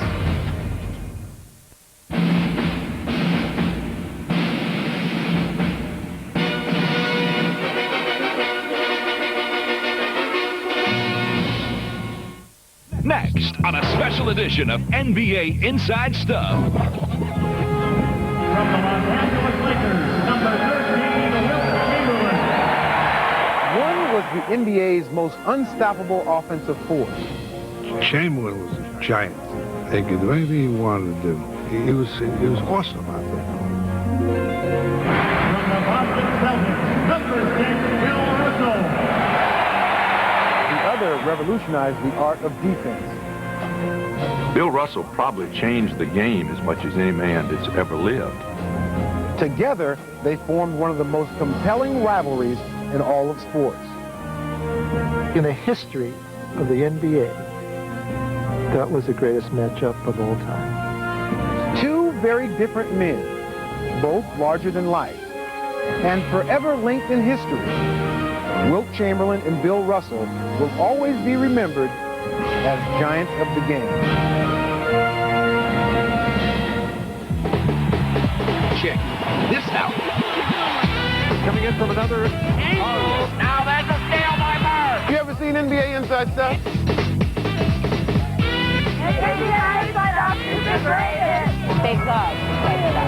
Stay in the game, gentlemen. Stay in the game. What's the best thing about the show? Highlights. The gym! Inside Stuff. Woo! Inside Stuff is fantastic. That is the Inside Stuff. It is showtime. Hello, everybody. I'm Ahmad Rashad. Welcome to Giants of the Game, Russell and Chamberlain. Bill Russell and Wilt Chamberlain share a unique place in NBA history. It's not just that each man is a legend in his own right.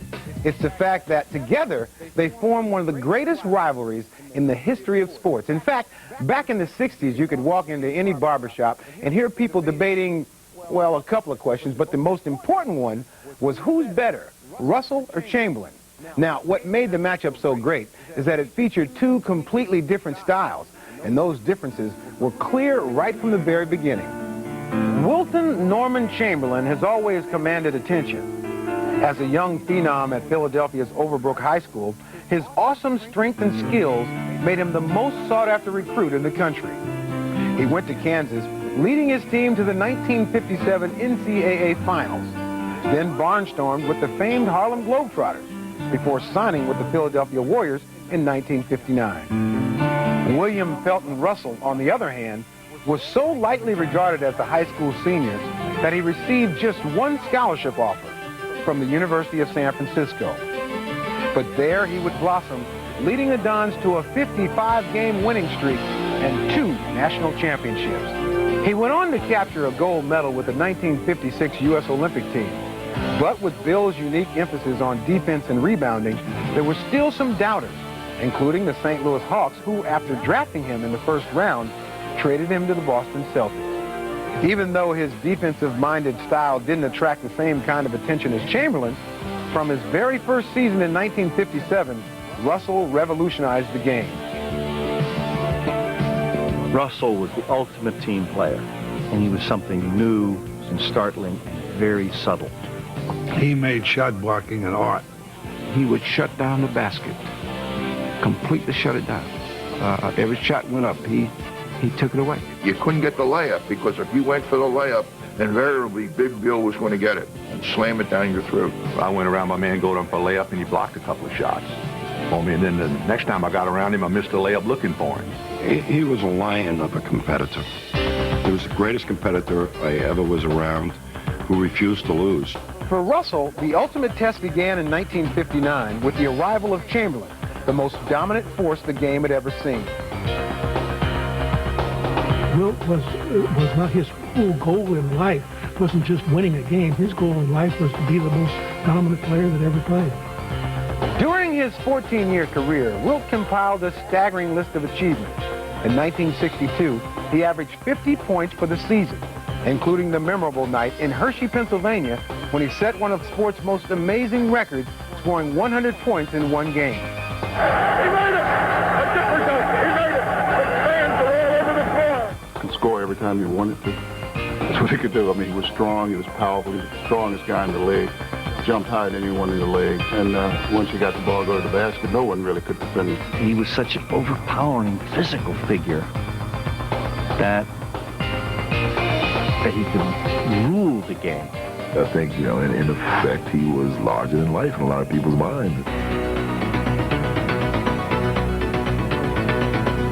So when Chamberlain's devastating offense collided head-on with Russell's brilliant defense, it created a classic matchup. It was like two titans of the game meeting, and you'd have headlines, and Russell versus Chamberlain.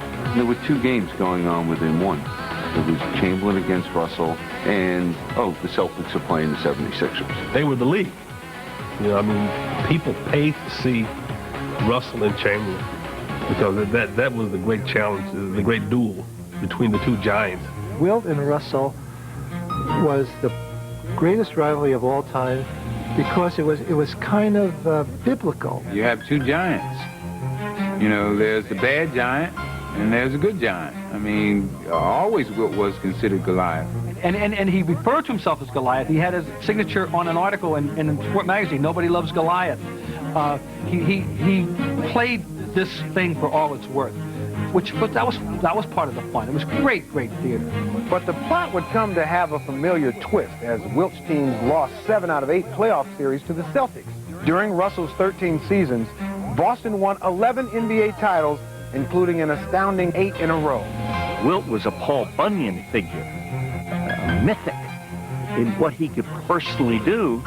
Russell, on the other hand, was woven into the team more than anybody else that I've ever known, ever in any sport whatsoever. The duels with Russell were classic, and Russell won most of them, and you can't deny that the most dominant player, one-on-one, is Wilt Chamberlain. Wilt won 2 championships of his own with the 67 Sixers and the 72 Lakers, both considered among the greatest NBA teams of all time.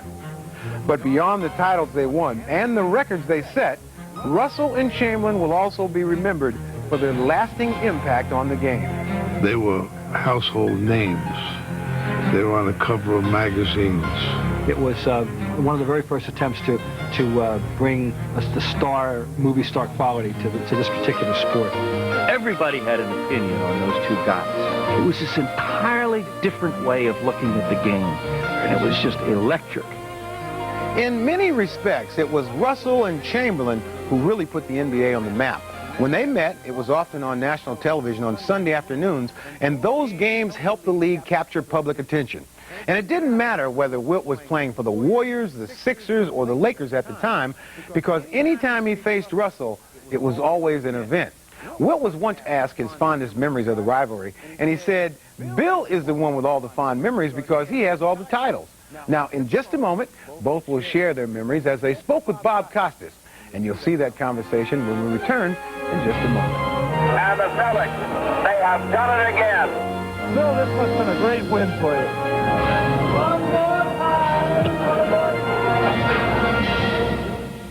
So a shot here will have to be miraculous, and it is! Oh, he goes! There goes! He got it, and Portland wins! Now he's going to have to launch one. He gets it away. Good! Hardaway's got it. Yes! Barkley for 3! Oh, no!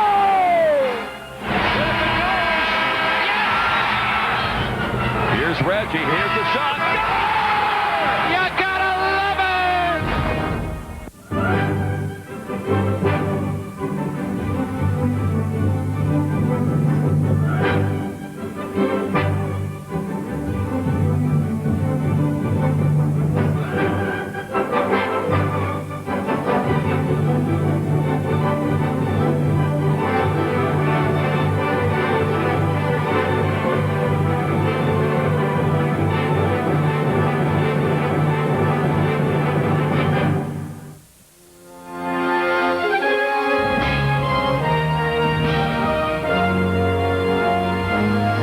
back to Giants of the Game, Russell and Chamberlain. One of the things that made their rivalry so special is that it had a chance to build. Unlike today, when teams meet only a few times over the course of a season, Russell and Chamberlain played up to 13 times during the season with the possibility of 7 more times in the playoffs. And fans were captivated watching the two superstars go head-to-head. Today, nearly 3 decades later, Bill and Wilt can sit back and reflect on the competition between them. It's one of the topics they discussed recently when they sat down with my colleague, Bob Costas. Somebody said to me just before we started taping this, you know, these two guys now, these age-old adversaries, they're like the Sunshine Boys. They interact with each other. Sunshine Boys, oh, no, like grumpy old man be more like grumpy old man. See, I don't think of myself as being old. I don't, you know, I'm not going for, you know, the Sunshine Boys and old. I'm still a contemporary. Of his. I'm going to leave that alone. How about that? Okay, all right, okay. No question, you each would have been championship players on your own. But what would you have been without each other? Let me answer first as I'm the youngest. You understand? I think that you always need the best to bring the best out in you. So I was always fortunate to have to know that I was going to play against the Celtics and William Felton Russell. The other teams in the NBA always knew that if we were to win and be winners, we had to go to the Boston Gardens and come out some kind of way, you know, winning. And so you got inspired, and you always got up to do that. And how they maintained for so long, I'm not sure, but we had to continually try to drive ourselves to be just out there with them without being embarrassed. What would you have been without him? We would have still won about 11, 12 championships, but it wouldn't have been nearly as much fun. Because, fun. That was fun. Yes, okay. Because the winning is only important, at least it was to me, if you beat the best. It's not, you're not just, you know, if you go out and beat guys that aren't any good, that's no big deal. But my friend Wilt Norman Chamberlain was far and away the best player I've ever played against, for a number of reasons. First of all, physically, he was still the most imposing physical player that's ever played in this league, period. There's no one that's come close to him in terms of just physical prowess. On top of that, he's a great athlete. And the last thing that created a problem was he was smart. Here's a little bit of a misconception. Russell's teams won the championships. Right. Russell played very well against Chamberlain, but a lot of people... You're talking about D'Ambrosis. He played only 12 minutes last week, and that's a long way below what he's been playing during the course of the year. But I would expect him to play a much bigger part tonight. That's Perlman. Simon Dwight backs in. Shot clock is down to 13 seconds. Nice give and go from Perlman. Rucker up there to just put a bit of hand on the ball and deflect the shot away. This is Rucker now, not wasting any time. Curl, lets one go. It's long. Just down on confidence a bit at the moment, Simon Curl, but can shoot his way out of it. Well, I think you just summed it up with that last comment. A shooter has to shoot their way out of these problems. If you clam up and you don't take shots when you're open, it's never going to fix itself. Perlman for 3. So nothing happening at the moment anyway for the Cannons. They trail by 3, 7-4. D'Ambrosis. Well, he was there for a while, but it's a block, according to referee Scotty Butler, and it goes against Simon Dwight. Let's have a little look at this one, see whether we thought the player was there in time or not. And no, he seemed to be just moving a little or leaning to his right. On this occasion, Scotty Butler getting probably a better look at the angle than we did as well. Well, that did look like it came off Clarence Tyson. Eddie Crouch in there to just rectify the call. There wasn't much doubt about it, I don't think. So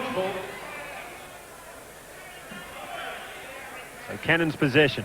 9:23 left to play in the first term. Rucker on Perlman. Big job for Jamie Perlman to go against an all-star, but he can do it. Donaldson lets another one go. Another 30 seconds for the Cannons. Rose decides not to use it. Nice move from baseline Robert Rose.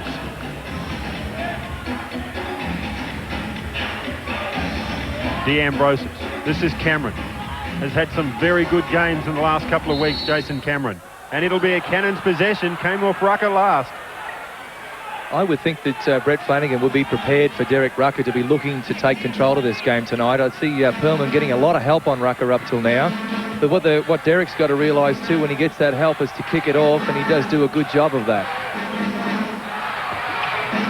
Dwight, a big two-pointer, and gives his side the lead, 8-7, early stages of the first game. D'Ambrosio running the floor, gets it to Tyson, deflected away by Dwight, stands his ground, but Tyson on his favourite left hand gets 2 points.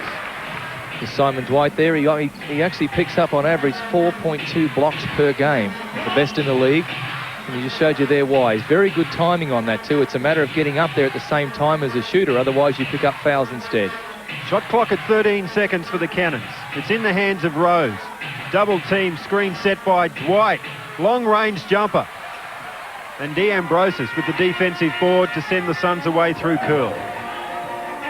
D'Ambrosio gets it back. Dwight goes flying. The Suns now just get into some sort of offensive mode. And that foul will be on Robert Rose. A bit of a hand check. Sorry, Donaldson, I apologise. Not the happiest place for Mario. Spent a fair bit of time on the bench up here last outing, as we said before. Did foul out, but was in trouble early and did spend some time on the bench. Turnover from the Suns. The Cannons are away through Perlman to Rose. Just threads the needle. There was 3 Suns players there, but somehow Robert Rose found a bit of a passage and went straight through it.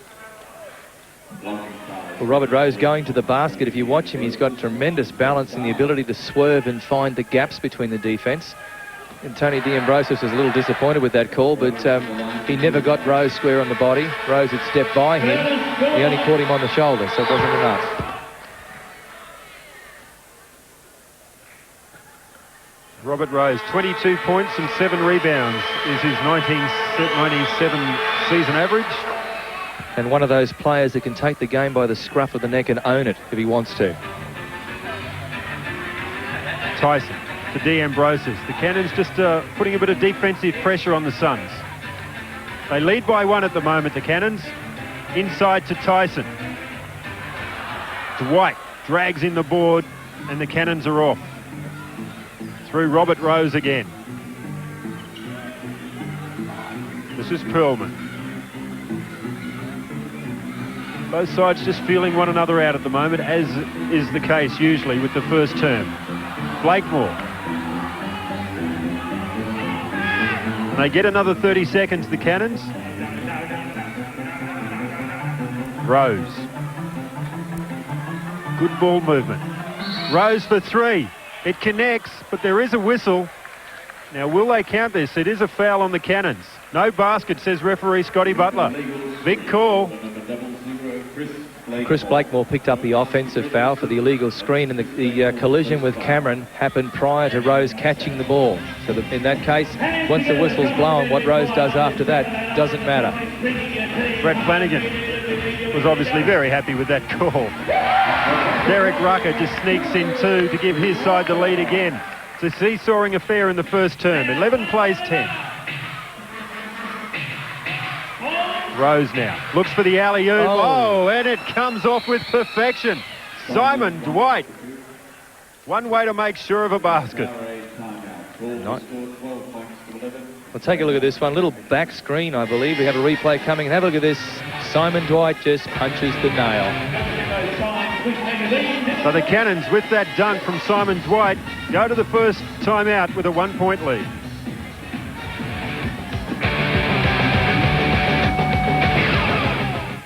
Be aware. Be prepared. Don't eat me. I have a wife and kids. Eat them. Be scared. Aliens, nude conspiracies. I suppose you want to probe me. It's bigger than Roswell. An all-new Simpsons special, 7:30 tonight. Hey, Duke, take a look at this. So? So, he's a 17-year-old boy. It's not normal. It's just not normal. He works at McDonald's. Super Mart's half-yearly display stock clearance is on now. Millions of dollars of furniture and bedding now at half-yearly display stock clearance sale prices. These half price. These $200 off. Dunlop ensembles reduced. Mattresses reduced. Single beds going cheap. Get 10 months interest free with no deposit. Yes, no deposit. $100 off dinings. Glass top designs.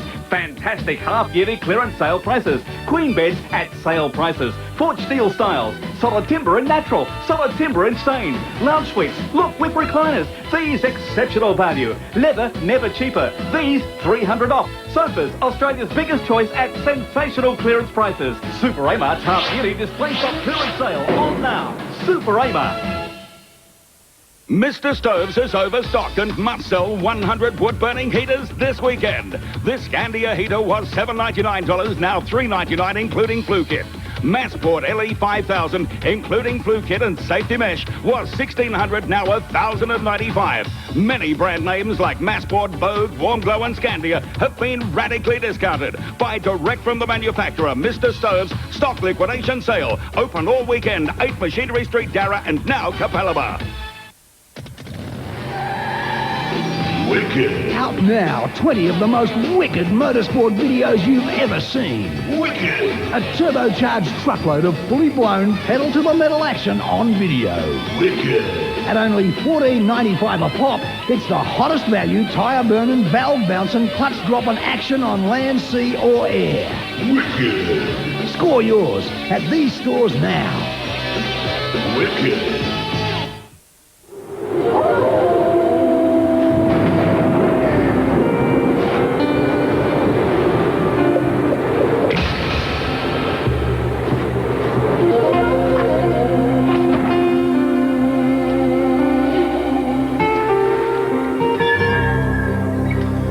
Nothing warms you up like Uncle Toby's oats.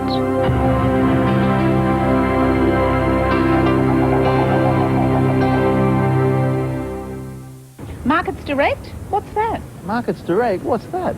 No, I've got no idea what Markets Direct is. Markets Direct is a wholesale floor covering outlet. Open this weekend at Redbank Woolen Mills Market. Luxury plush pile from $7.95 a square metre. Floor tiles from $14.95 a square metre. Discounted vinyl, carpet and tiles. 100% wool Berber, $13.95 a square metre. Vinyl from $6 a square metre. Markets Direct wholesale floor coverings. Open to the public. Follow the orange signs to Ipswich Road. Markets Direct at the Redbank Woolen Mills Markets.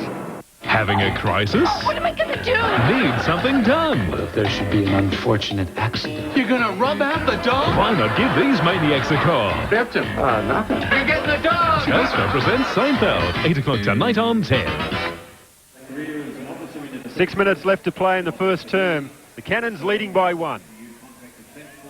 Kieran Mitchell into the game for the Suns. Sorry, what was that number again? 131901. Welcome onto the course, ladies and gentlemen, number 22. So Rucker settles it down also for the Cannons. Brendan Mann into the game as well, giving Jamie Pearlman a bit of a breather. Brendan Mann won't take a backward step. Well, we were talking prior to the game that one man who just sees the basket doesn't even have to look at it nowadays. He just throws up a shot and it goes in. Jason Cameron. Well, he's turning himself into an all-round player this season. We all knew he could play defence, but his scoring is really picking up. In fact, I watched him here in a local club game the other night, and he knocked down something like 5 in a row while I was sitting there watching. So his shooting from that range has now become very good. I suppose we can't underestimate that too, just the fact that club games this year, it's the first year the Suns have been allowed to play local competition. As Tyson gets 2, and maybe that might be giving a lot of confidence as well.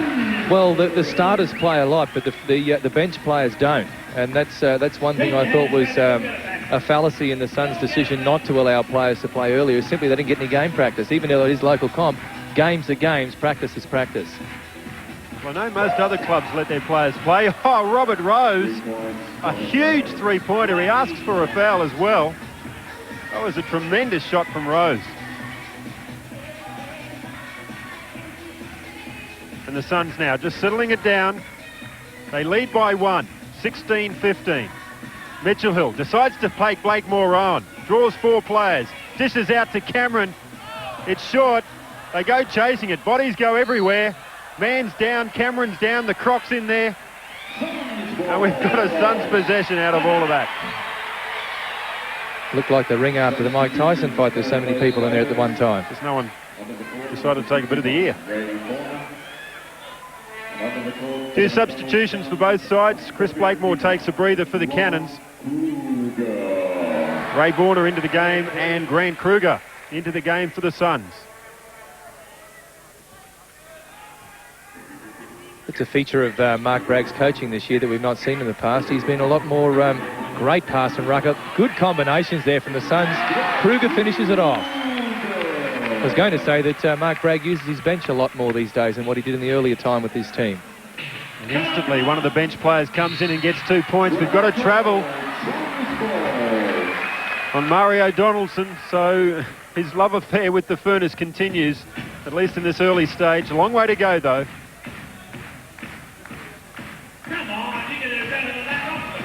Brendan Mann has the job on Rucker. Screen set by Cameron.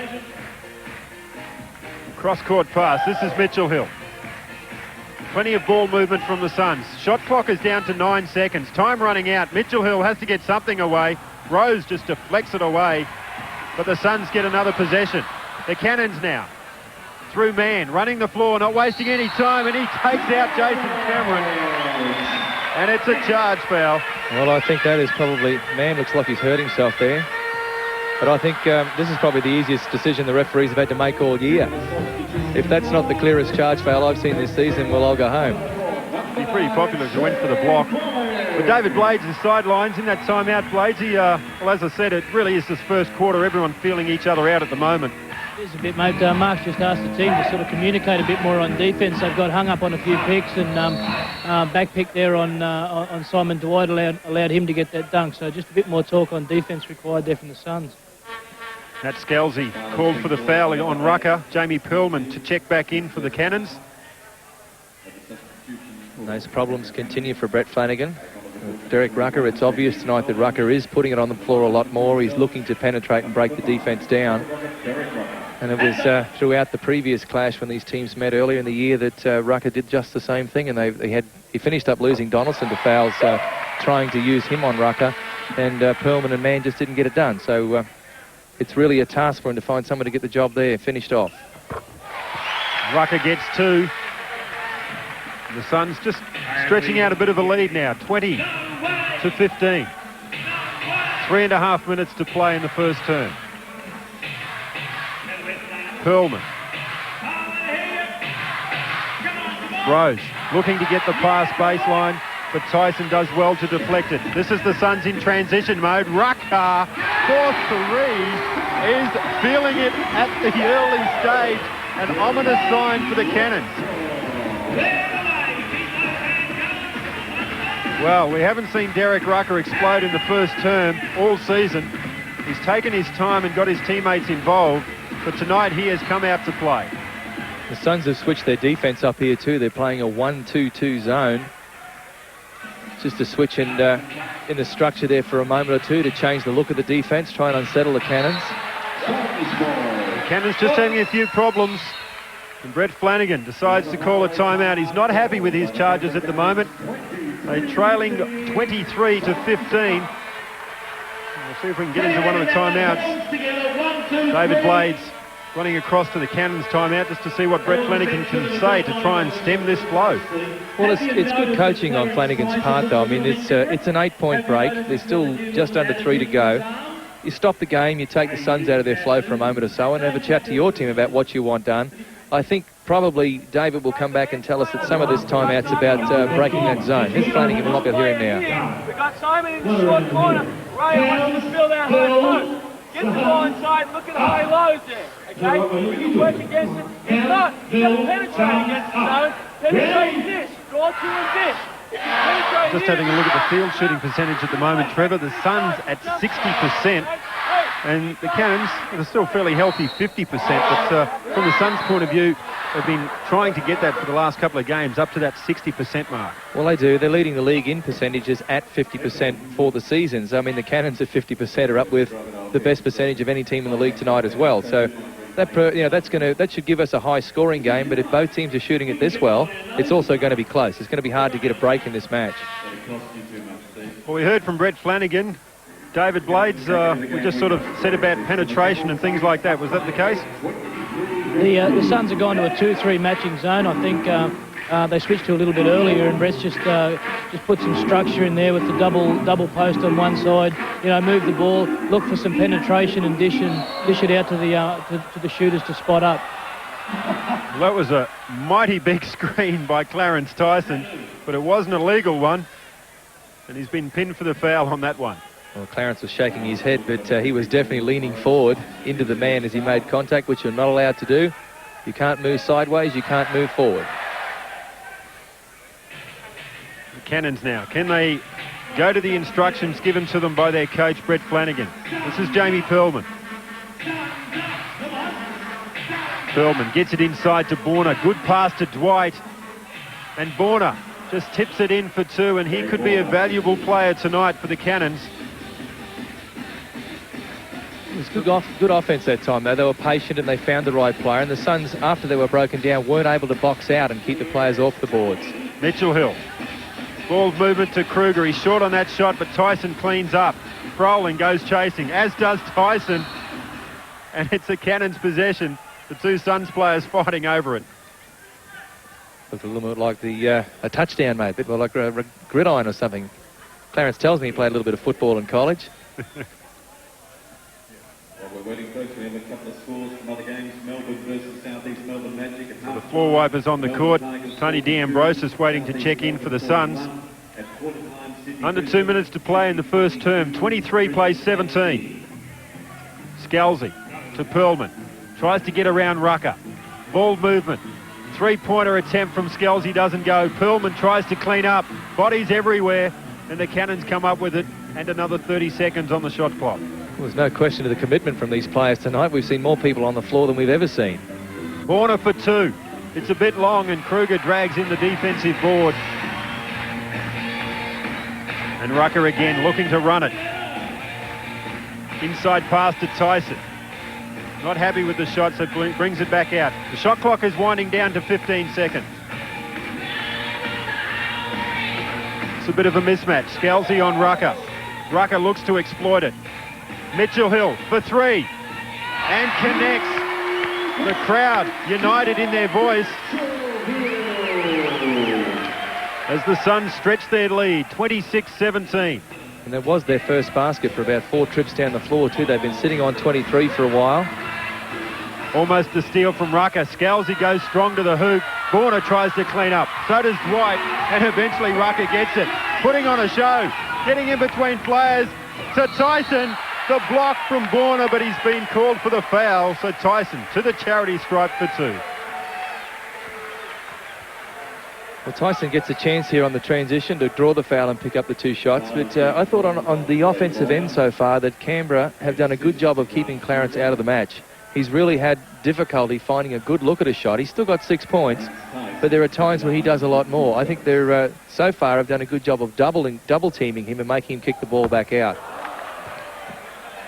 Well, I suppose, as you said, Trevor, they're going to find it tough to stop Rucker, so I suppose they have to go for the other import, at least to keep them in the game, because if both Rucker and Tyson ignite, well, you can practically say good night to the opposing team. Well, they're both in the top 10 scoring in the league. They give you points. Clarence, his added tool, of course, is the big rebounding figures, and with Derek Rucker, it's the playmaking and passing. But let's have a look at this guy at the ball right now. Robert Rose does all of those things on his own. So, the Canberra Cannons have got the firepower here tonight, and it's early in the game. It's far too early to be looking to pick out any team as being the front runner just yet. Rose misses on the three-pointer. So the Suns will have last possession in the term. They currently lead by 10. Rucker calls the play. Everyone spreads out. It's an isolation play for Rucker. He decides to get around Scalzi. Does with ease. Out to Mitchell Hill for three. And what a set play. Mitchell Hill delivers. He's continuing from where he left off last week. And the Suns, a big first quarter for them. They lead 30-17. Batman and Robin's Chris O'Donnell. Girl, are you looking at me? Al Pacino in his Oscar-winning role. Two unlikely partners embark on a journey of the soul. Hear about the weekend job. By Sunday night, you'll be best friends. They encounter hardships. I can't go to New York City. Why not? Discover hope. Would you like to learn to tango, darling? Right now? And experience the power of friendship. Charlie's having a difficult weekend. How does he look like he's holding up? A special movie experience. No mistakes in the tango. Not like life. Scent of a Woman. 8:30 tonight on Channel 10. Every 2.5 working hours, someone moves into a Tammerwood home. All Tammelwood homes include CleanMade, world best appliances, and Bradman solar block windows and doors. Tammelwood Homes, better by design for you. Amart All Sports footwear stock take sale on tomorrow. Puma XTG cut 60% down to $39.95. Adidas Classic down to $49.95. These Puma half price. Top brands on sale tomorrow. Nike Diverge and Air Screech down to $79.95. These Puma and New Balance down to $59.95. Fila Sports shoes up to 50% off. Stock take sale prices. Puma Performer 65% off. Nike Air Equator cut 30%. Amart All Sports stock take sale on tomorrow. Did you? Hey. Oh, 1 second.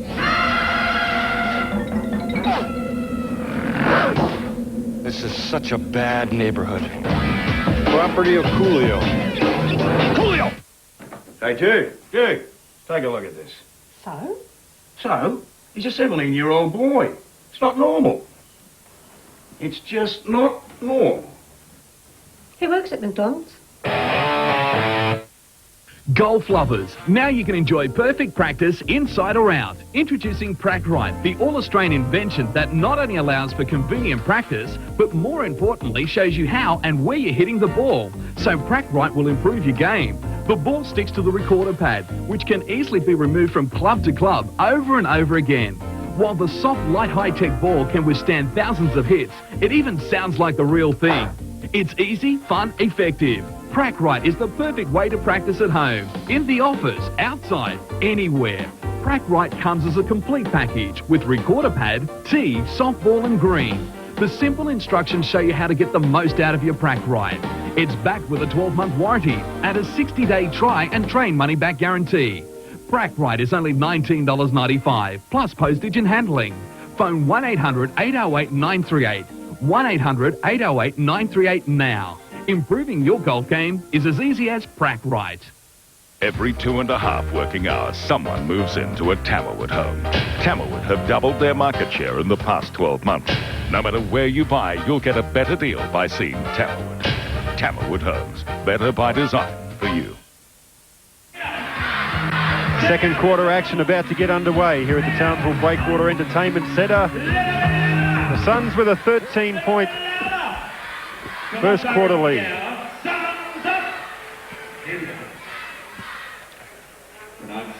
Another sellout here. That's what, 63, Trevor? 64? 63, I believe it is, which is a very, very good record.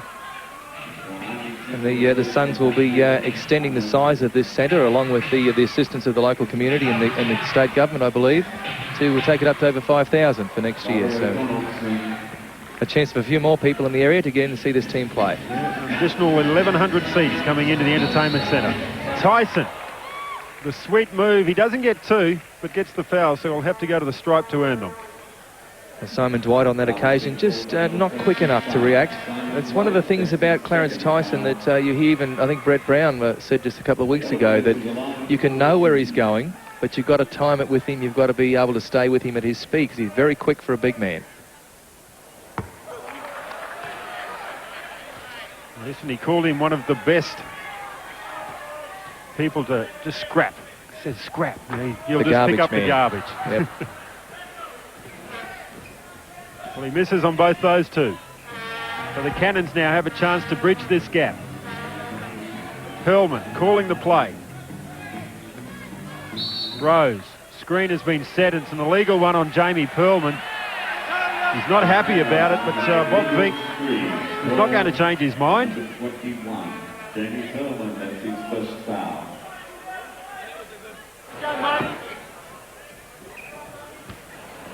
So just as the Cannons try to launch an attack, something goes horribly wrong. The Suns now through Mitchell Hill. Big first quarter, 2 consecutive three-pointers. There's really been a resurgence for him in the last 2 weeks, though, hasn't it? He's been benching it a lot and not playing very many minutes. And I guess an ill wind doesn't blow anybody any good. I guess Simon Curl not having a good trot, but Mitchell Hill's found a chance to play and has made the best of it. Rucker again, taking Perlman one-on-one, and just Perlman not able to contain him. Well, Rucker has not missed a shot. 100% from the field for 12 points. And some of the shots have been under enormous pressure as well.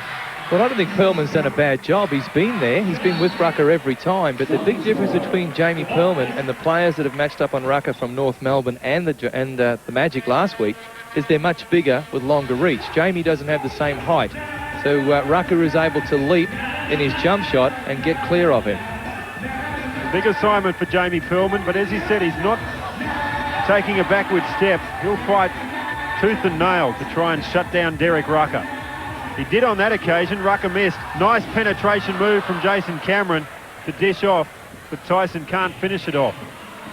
And Cameron's there again to deflect it away. I think he just got a piece of Robert Rose as well. Unintentionally. 32-19. Donaldson just loses it on that occasion. It'll be a Suns possession. So Mario Donaldson, well, he's only got 2 points. No rebounds. Rucker now. Gets it inside to D'Ambrosis. Nice move, but in heavy traffic, and the Cannons are off through Pearlman. Cameron stands his ground, and the charge is on Pearlman again. Good defensive play, smart play from Jason Cameron. I believe that takes Jamie Pearlman up to 3 fouls, or is it 2? He has some foul problems anyway. Cameron setting up early, and Pearlman just a little bit off balance when he was looking to make the pass, wasn't able to avoid the contact. But let's remember, Jamie Pearlman is a young player in the league. He's you learn from these things when they happen to you. I guarantee you he's going to be around for a long time and do a very good job for his club. Well, we just saw the turnover count. 10 to the Cannons, 4 to the Suns. And at this early stage, it's not looking good for the Cannons. Well, we've got a foul off the ball. Well, it's another offensive foul and another moving screen. Bob Vinks picked up 2 or 3 tonight.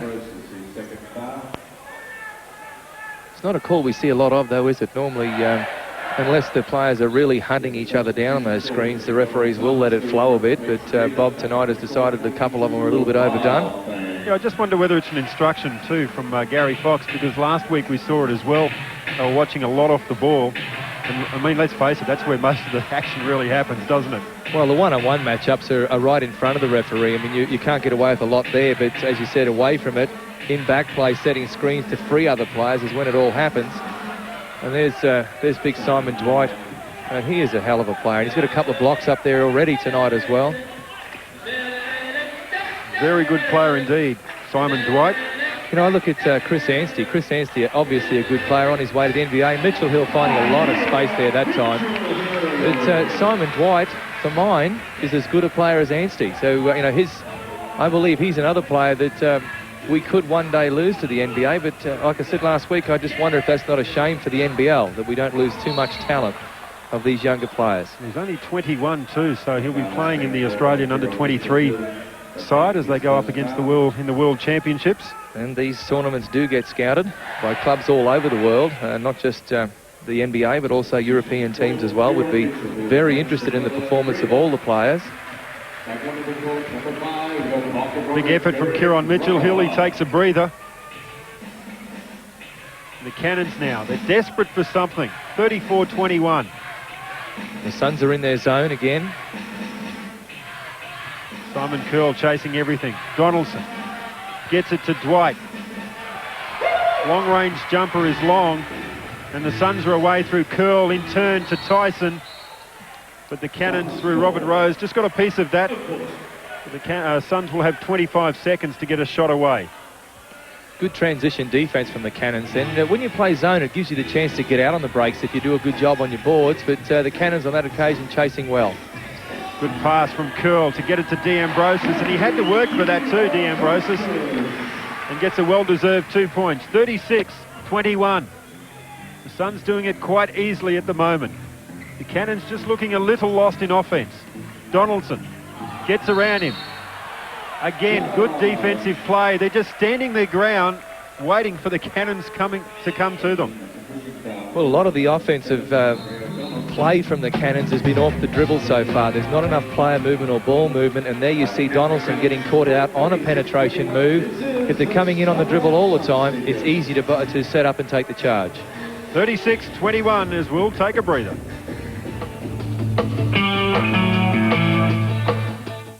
Monday. Never let it be said that a touch of indigestion would keep Dr. Wayne DeBay.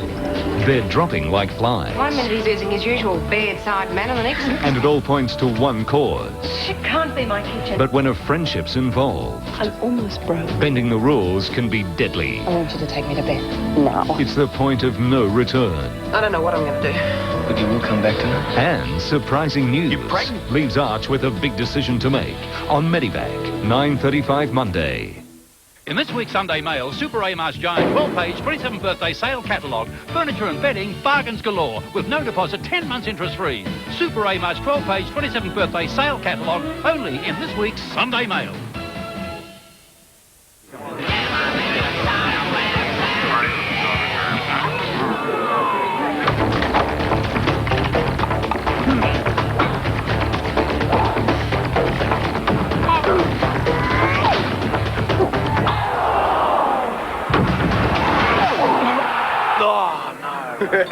Your bloke should be drinking mid-strength 4X Gold instead of that rocket fuel. Amart All Sports stock take sale on tomorrow. Adidas ladies tracksuit below half price down to $45. Save $30 on Lotto tracksuits down to $59.95. Test match footies down to $19.95. Stock take sale prices. Big surf rods down to $29.95. Shimano Biomaster down to $79.95. Slazenger Challenge 40% off. Pro Kenix Graphite Golf Set $479, save $120. Rapier 12-piece set, save $150. Amart All Sports stock take sale ends 4 p.m. Sunday. Wicked. Out now, 20 of the most wicked motorsport videos you've ever seen. Wicked. A turbocharged truckload of fully blown pedal-to-the-metal action on video. Wicked. At only $14.95 a pop, it's the hottest value tyre-burning, valve-bouncing, clutch-dropping action on land, sea or air. Wicked. Score yours at these stores now. Wicked. Markets Direct, what's that? Market Direct, what the hell's that? No, Markets Direct. What's that? Markets Direct is a wholesale floor covering outlet open this weekend at Redbank Woolen Mills Market. Heavy duty stain release cut and loop $9.50 a square metre. Wall tiles from $7.95 a square metre. Discounted vinyl carpet and tiles. Industrial carpet $8.95 a square metre. Luxury plush pile from $7.95 a square metre. Markets Direct wholesale floor coverings open to the public. Follow the orange signs to Ipswich Road. Markets Direct at Redbank Woolen Mills Market. In this week's Sunday Mail, Super A-Mar's giant 12-page 27th birthday sale catalogue, furniture and bedding, bargains galore, with no deposit, 10 months interest-free. Super A-Mar's 12-page 27th birthday sale catalogue, only in this week's Sunday Mail. 8 minutes to play in the second term. 36-21. Suns in possession through Simon Curl. Curl yet to score. A little down on confidence at the moment. Still a vital player for the Suns, and we've got another call off the ball. It's on Simon Curl this time. Yet again another screen, illegal screen, and really Simon Curl wasn't there in time, but Derek Rucker, as soon as he received the ball, looked to move to penetrate, and his player was in motion when Curl ran into him. David Blades, what were the instructions at that timeout? Brett Flanagan's just asked the Cannons to push the ball a bit, push down the court a bit more on transition, try to look to go inside, but also just to be relax a bit. They've made a few drives to the bucket and they picked up a few charges just to sort of just to slow down a few steps and sort of look for the open men on that penetration. Do you think, David, that they're probably looking to go to the floor too quickly with their offence, too much dribble? Well, I think they are. They're catching it and trying to put it on the floor when there's nothing really open, and you know, we've seen that. They've picked up a couple of charges and they need to just move it around and wait for something to happen rather than force the play. Shot clock down to 8 seconds for the Suns. Good defensive pressure this time from the Cannons. It's down to 2. Rucker has to do something. And D'Ambrosis picks up the straps for 2. Well, they wound the clock down, used just about every available second on that play. Well, once again, two players committed to Rucker out there on his penetration move. They looked to help on him, but it left Simon Dwight in the middle, having to play 2 people. Rose, Blakemore. It's really only Rose and Dwight at the moment that have been doing anything for the Cannons. Donaldson. Shot clock at 7. Blakemore tries to get around. This is Dwight. Rose is inside and gets 2 points. Good positional play from Robert Rose.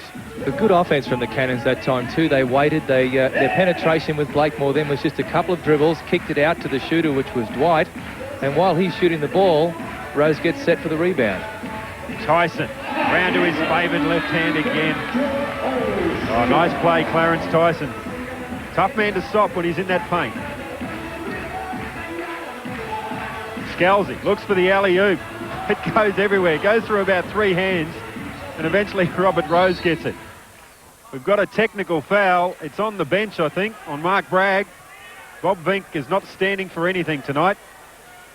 And he's called a tech foul on the bench, the Suns bench. So the Cannons will have 2 shots and possession. Well, the tech foul at this time of the game, you're up by 15 points. You know, there are some nights where Mark gets a little bit charged up on the sideline, and when you're that far in front right now, all you've done is you've given the Cannons, through this man, Robert Rose, if he makes these 2, they get another possession. They shoot a 3 on that possession. That's a 5-point play one time down the floor, and that can take the Cannons right back into firing range to closing this gap by half-time. Well, David Blades, did you hear anything? Mark wasn't happy with the foul. Chris Blakemore actually gave Jason a bit of a thump there coming off when they were fighting for that ball there. I think Mark just wasn't real happy with it. That was all. Well, he picked the wrong referee, Bob Vink. Scalzi inside to Borna, who in turn gets it to Simon Dwight. Nice play from the Cannons. And Dwight has come to play tonight. And as I said, a 4-point play. Just a little bit costly. The Suns still lead by 11. Curl gets around Donaldson. Nice pass to Tyson from Simon Curl. Good assist. And Tyson moves up to 11 points now for the game. It just goes to show too with Curl, we talked about him not shooting the ball as well lately, but there are a lot of other ways to contribute to the game, and making assist passes like that are vital. Rose getting plenty of attention from Jason Cameron. Scalzi for 3. And the Suns get possession again. Rucker. He's off to the races. Curl for 3. It's a monster of a shot. Tyson inside possession, gets the rebound and the foul as well. I believe the foul was called on Simon Dwight. That's his 3rd foul. And that again also presents a problem for Brett Flanagan. He's gone straight to the bench. I see Chris Blakemore about to check in. I believe it will be for Dwight. Again, a good move from the coach. You don't want Dwight on the bench at this time in the game, but you don't want him to foul out early either. So Chris Blakemore will have the job now of matching up on Clarence Tyson. And that'll be a big job for him, but one thing for sure with Blakemore, he never takes a backward step. Clarence will know he's been in a game. Tyson missed 2 on the last trip down the floor at the charity stripe here. And he's corrected it on this play. 2 from 2, 44-29. 4.5 minutes to play in this second term. Brendan Mann into the game for the Cannons. Rose for 3. A monster of a shot from Robert Rose. He's keeping his side in touch. And that's a smart thing to do at this time as far as the Cannons, the way they approach this. It's a 12-point ball game, but you've got to hang in there. You've got to be within striking range at half-time. Shane Froling sets the screen for Rucker. Rose has the job on Rucker now. Curl. Shot clock is at 7 seconds. Curl tries to get something away. Rucker does well to keep it in. But their time running out. Froling lets it loose. And makes it! Froling, that is a big 1 second on the shot clock. He had to throw up a prayer, but it was a nice steady shot and it went down for a 3. Wow. 47-32. Well, he's not normally allowed out there. And he won't let anyone forget it, Shane Froling. He'll want the replay on that, and he'll keep it in his archive. Clarence Tyson picked up the foul there. That's his 2nd.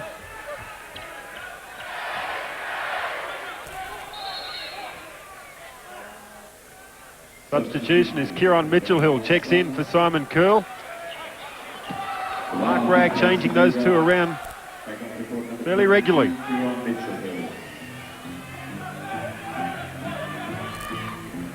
Brendan Mann just settling it down, running the point for the Cannons. To Donaldson. Blakemore thought about it. 15 seconds on the shot clock. Rose puts up a three-point prayer. It doesn't go, but Mitchell-Hill does well to clean up for the Suns. Then they're off again. This is Kruger. Not a good pass from Grant Kruger. Another turnover for the Suns. Rose now. Can he make them pay? Man for three. Robert Rose is everywhere at the moment, but Donaldson gets that one. I'll tell you something, if Robert Rose isn't close to one of the best player in the open court, I know they talk a lot about Darryl McDonald, and Derek Rucker is very good also, but Rose has got the ability to weave his way through traffic. He'll beat 2 or 3 players. Well, it was no blood, no foul. Rucker lucky to get away with that one, maybe. The Suns retain possession, though. The ball goes flying. I think that came off a Cannon's hand, and it is a Suns possession with 22 seconds to get a shot away, so plenty of time. Brett Flanagan over there just pleading with his players a moment ago to hang on to the ball. Every possession is very important in close matches, and when you're a few points behind, they become even more so. They've managed to cut down the turnovers, the Cannons. They were at 10 in the first term. They're now only at 11, so they've certainly rectified that part of the game. Tyson. Can't see a thing. The croc's in my way. Well, they seem to have settled the match down generally, the Cannons. They're a little bit more patient on the other end. They've worked harder for shots. And defensively, they're doing a decent job. They're not being broken down like they were earlier. So Rucker to the shot line for 2. So Mario Donaldson also on 3 fouls now, and he takes a breather. Brett Flanagan not taking any chances. Can't afford to lose both Donaldson and Simon Dwight, both sitting on 3 fouls. Troy Pylon was the replacement. He's just stretching himself out a little bit over on the other side of the floor. It's one of the toughest jobs in basketball, is the fact that you can be sitting, you can go out and warm up, and then you can sit for long periods on the bench and be asked to inject yourself into the game and pick up the pace of it straight away. This is Pylon now with the ball. Man. 48-34. Inside pass to Blakemore. Tyson tries to deflect it away, but good play from Chris Blakemore. A much-needed 2 from the Cannons' point of view. And again, Rucker settles it down. 2 minutes left to play in this second term. He gets around Rose. To Froling. Kruger. So the Suns again using every available second. They've got 7 seconds to get away. Some sort of shot. Kruger puts the ball on the floor. He's pleading for a foul, but it's going to be a Suns possession with 4 seconds on the shot clock. Tyson has to get a shot away, but he's been fouled in the process, so that's a costly mistake from the Cannons. Well, Chris Blakemore suggesting he had his hands straight up. Perhaps if we can get a look at this again, if we have a replay, we might be able to pick whether it was or wasn't. But Brett Flanagan, obviously not happy by the look on his face.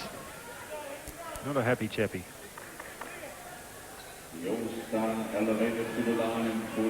just having a chat to Eddie Crouch down there on the baseline. Eddie replying to him. A little bit of preventative refereeing, I guess you'd call it. Chatting backwards and forwards with the coaches. The referees will do that to a certain extent to try and get their point across so that it doesn't go beyond that. 49-36. The Suns get another possession. Rucker, double team, looks for the available player. Just taking their time, the Suns, running through the offense. Froling, he's left alone. On the baseline jumper for 2. Doesn't go.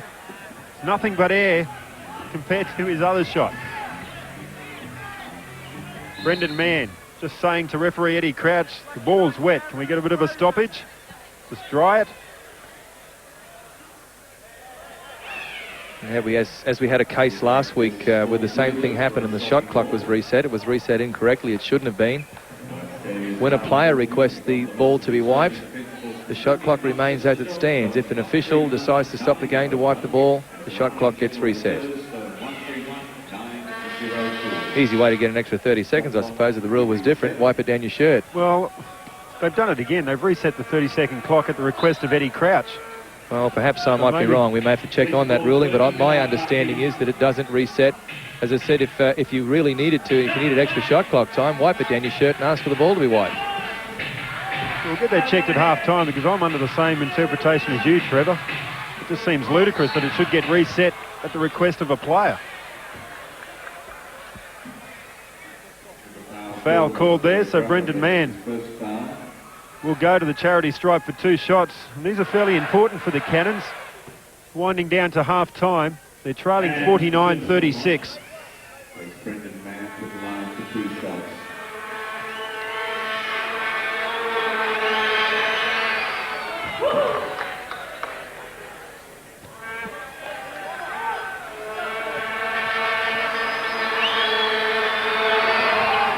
Mann gets 1 of 2.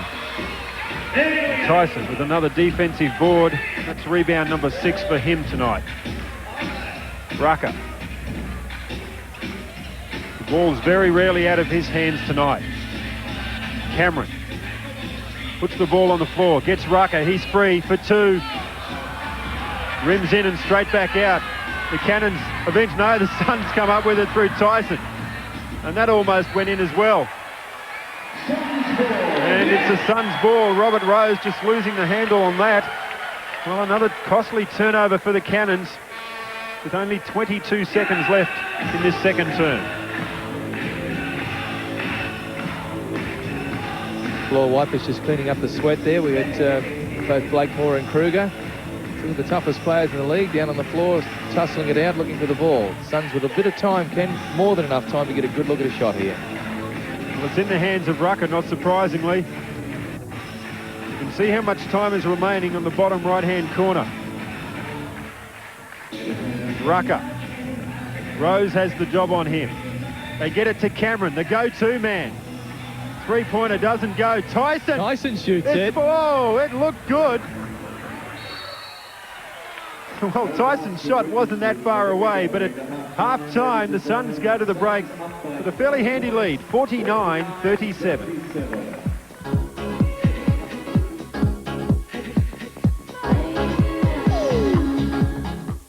She defied the odds. Nothing gets in my way. She conquered the grave. Ooh, look out. She's gonna blow. Kimberly! She's been the mad woman of Melrose for the last 4 years. Is she drilling yet? Just want some peace. Can't you at least give me that? So bitchy. You are a twisted, bitter old crone, you know that? So crazy. I have to see Michael once more. Shut up! So long. You want to know more? It's an emergency. You have to watch Melrose Place, 8:30 Tuesday on 10. In this week's Sunday Mail, Super Amar's giant 12-page 27th birthday sale catalogue, furniture and bedding, bargains galore, with no deposit, 10 months interest-free. Super Amar's 12-page 27th birthday sale catalogue, only in this week's Sunday Mail. Mr. Stoves is overstocked and must sell 100 wood-burning heaters this weekend. This Scandia heater was $7.99, now $3.99, including flue kit. Massport LE5000, including flue kit and safety mesh, was $1,600, now $1,095. Many brand names like Massport, Vogue, Warmglow and Scandia have been radically discounted. Buy direct from the manufacturer. Mr. Stoves stock liquidation sale. Open all weekend, 8 Machinery Street, Darra, and now Capalaba. Are you ready to get psyched up? Come to the Psychic Expo and have a clairvoyant read your palm or tarot cards. Explore auras, spirit guides, crystals and past lives. Browse fascinating exhibits and hear top international speakers at the amazing Psychic Expo. Come for all or part of the day. $6 admission includes all presentations by speakers. Meet leading interstate psychics. So brush up your aura and bring your spirit guides to the Psychic Expo. Amart All Sports Fitness stock take sale on tomorrow. Repco Airwalkers down to $159. Ad Slimmers down to $19.95. Punch bags with free mitts down to $49.95. Mac 8 Home Gym installed free. Stock take sale on York Fitness. Benches down to $99. Challenger bench with attachments down to $199. Our best-selling treadmill with pulse monitor $100 off. You won't find a better value treadmill than this huge space saver at only $999. Amart All Sports stock take sale ends 4 p.m. Sunday. When you catch up with your mates for a cold drink, it can lead to more excitement than you might think. Meet them at the pub tab for a bet and a beer, have a friendly wager and say, here's cheers, use your form guide as a beer mat. And you and your mates sing the Johnny Tap rap. Sizzle followed by Short Sheet, Surfside 6, Salacious and Sun City. I see the stable mates Sid, Cest and Brad sipping on some suds at the pub tab with calendars of races and Beer on tap. Bet you have fun at the pub tab. Everybody's talking about Leonardo's Bride. Love you, even when I'm asleep. Their heavenly debut album contains the smash hit single, Even When I'm Sleeping. When I close my eyes, you're everywhere. Leonardo's Bride, Angel Blood, out now. In this week's Sunday Mail, Super Amar's giant 12-page 27th birthday sale catalogue, furniture and bedding, bargains galore, with no deposit, 10 months interest free. Super Amar's 12-page 27th birthday sale catalogue, only in this week's Sunday Mail.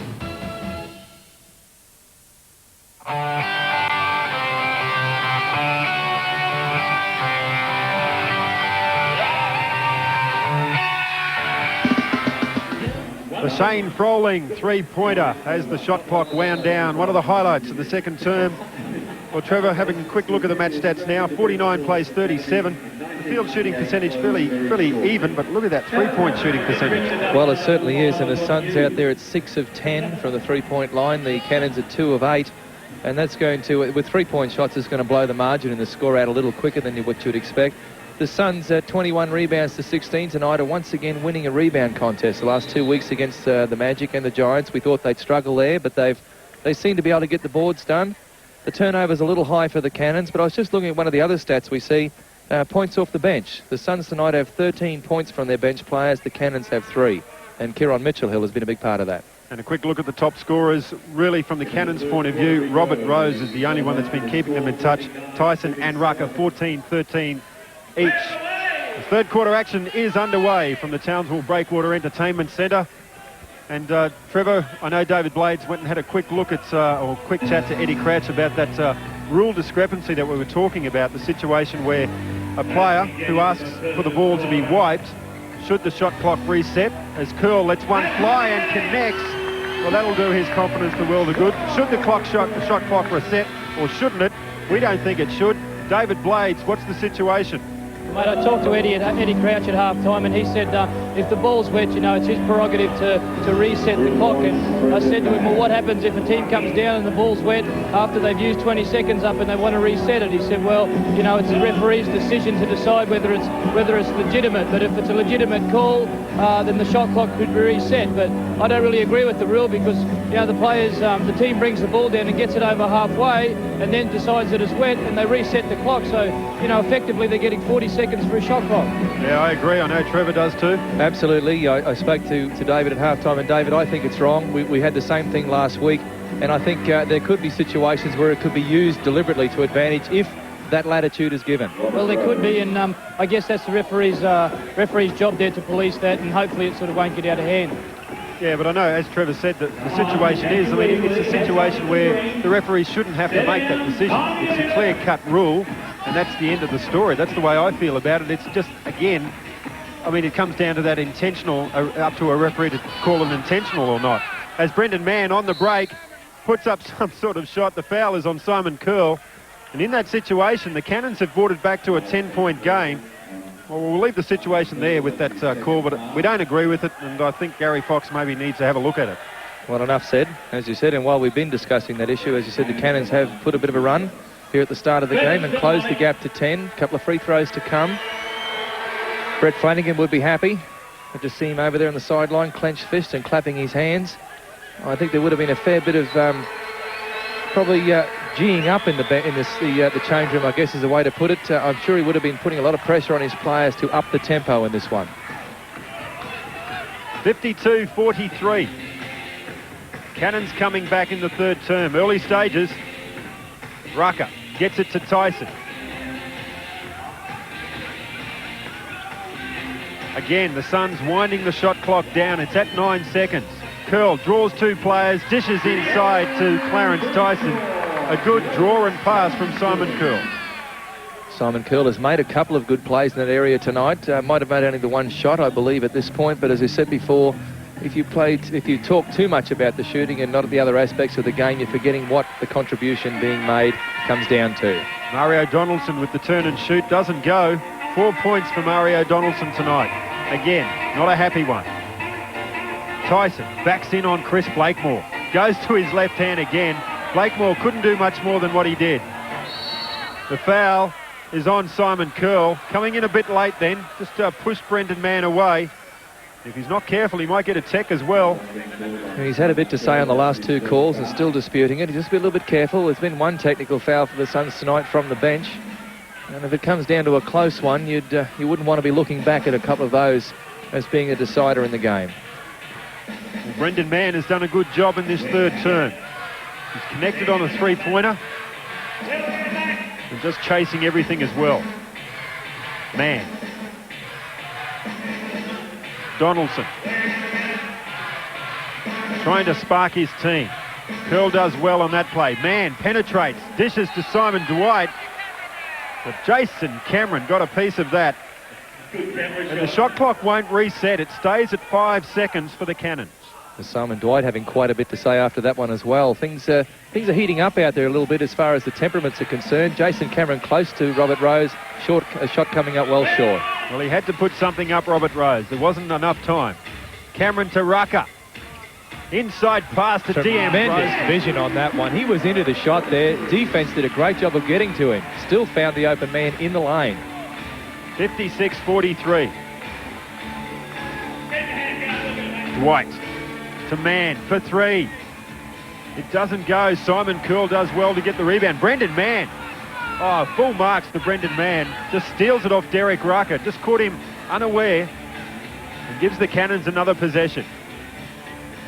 Suns have pushed this gap back out to 13 again. The Cannons have got to go back to work and try and find their way into the match. Rose. Great pass. And the dunk from Simon Dwight. Good vision again from Robert Rose. Curl. Inside to D'Ambrosius. Dwight stands his ground, but D'Ambrosius equal to the task and gets 2 points. D'Ambrosius is moving well inside tonight. He's not been quick with the shot. He's been patient even though he's been in traffic and just given the shot fakes and got his body in good position for some little jump hooks. Rose misses the three-point attempt. D'Ambrosius, the big defensive board. The Suns are off. Tyson. They settle it down now through Curl. Cameron for three. The crowd like that, as does Jason Cameron, and the Suns stretching it out again. 61-45. And those three-point shots, that extra point at basket is helping a lot to spread the margin. 8 of 12 for 67% from out there, which is extremely high for that part of the floor. Remarkable shooting from the Suns. 14 seconds on the shot clock for the Cannons. Donaldson goes one-on-one on Curl and finally gets the basket. Mario Donaldson, he'll be happy with that.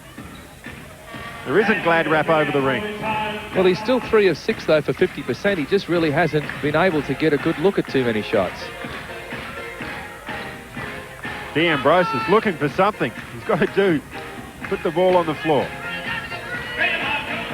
Curl. Behind the back, it's stolen by Donaldson. The Cannons are away. It's 3-on-1. They must score here. The nice dish to Brendan Mann and gets 2.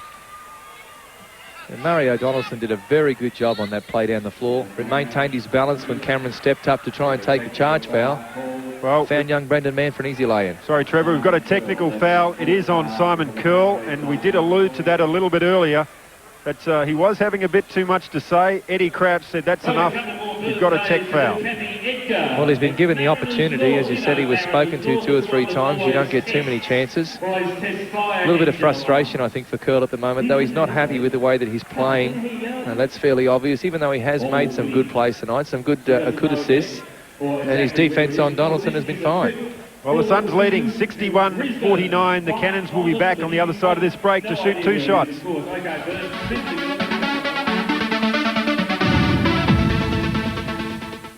A day at the races. Stuck on losers all weekend, mate. Yeah, know the feeling. And with a flash of light, it was gone. What happened? I don't know. What do you mean you don't know? What started as a routine delivery Who do you reckon took the money? has become something much more sinister. Bright lights, little shadowy figures. You realise there's an explanation for all this? If you say the word UFO, I am chucking you out of this aircraft. Revel in the mystery.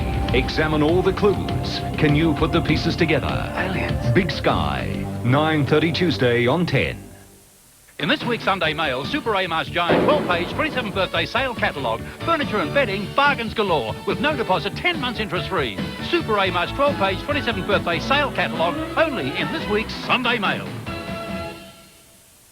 You've probably been told all cars will lose their manufacturer's new car statutory warranty if not serviced by an authorised dealer. But they're wrong. You probably think no one can offer an Australia-wide 10,000 kilometre 6-month guarantee. But someone can. You probably aren't interested in saving on the cost of your next handbook service. But you should be. Just get off your but now and call your nearest Ultratune Auto Service Centre for a quote. Look under Ultratune in the white pages. Fletcher Reed was a successful lawyer. You're the victim here. Driven into the arms of another man. 7. Whatever. Who built his career one lie at a time. Helmet's in the mail. I ran out of gas. You're losing a little weight. Until one day... Your ex-wife called. Fletcher, it's his birthday. He was gonna be here, he promised. his son made an honest man out of him. I wish that Dad couldn't lie. Was he good for you? I've had better. Now, all he can do is tell the truth. Any change, mister? Absolutely. Could you spare some? Yes, I could. The whole truth. How are we doing this morning? I'm a little upset about a bad sexual episode I had last night. And nothing but the truth. New in the building? Mm-hmm. Everybody's been real nice. Well, it's because you have big... From the director of The Nutty Professor, Jim Carrey, Liar, Liar. Now showing at cinemas everywhere. Australia's multi-award-winning Slim Dusty.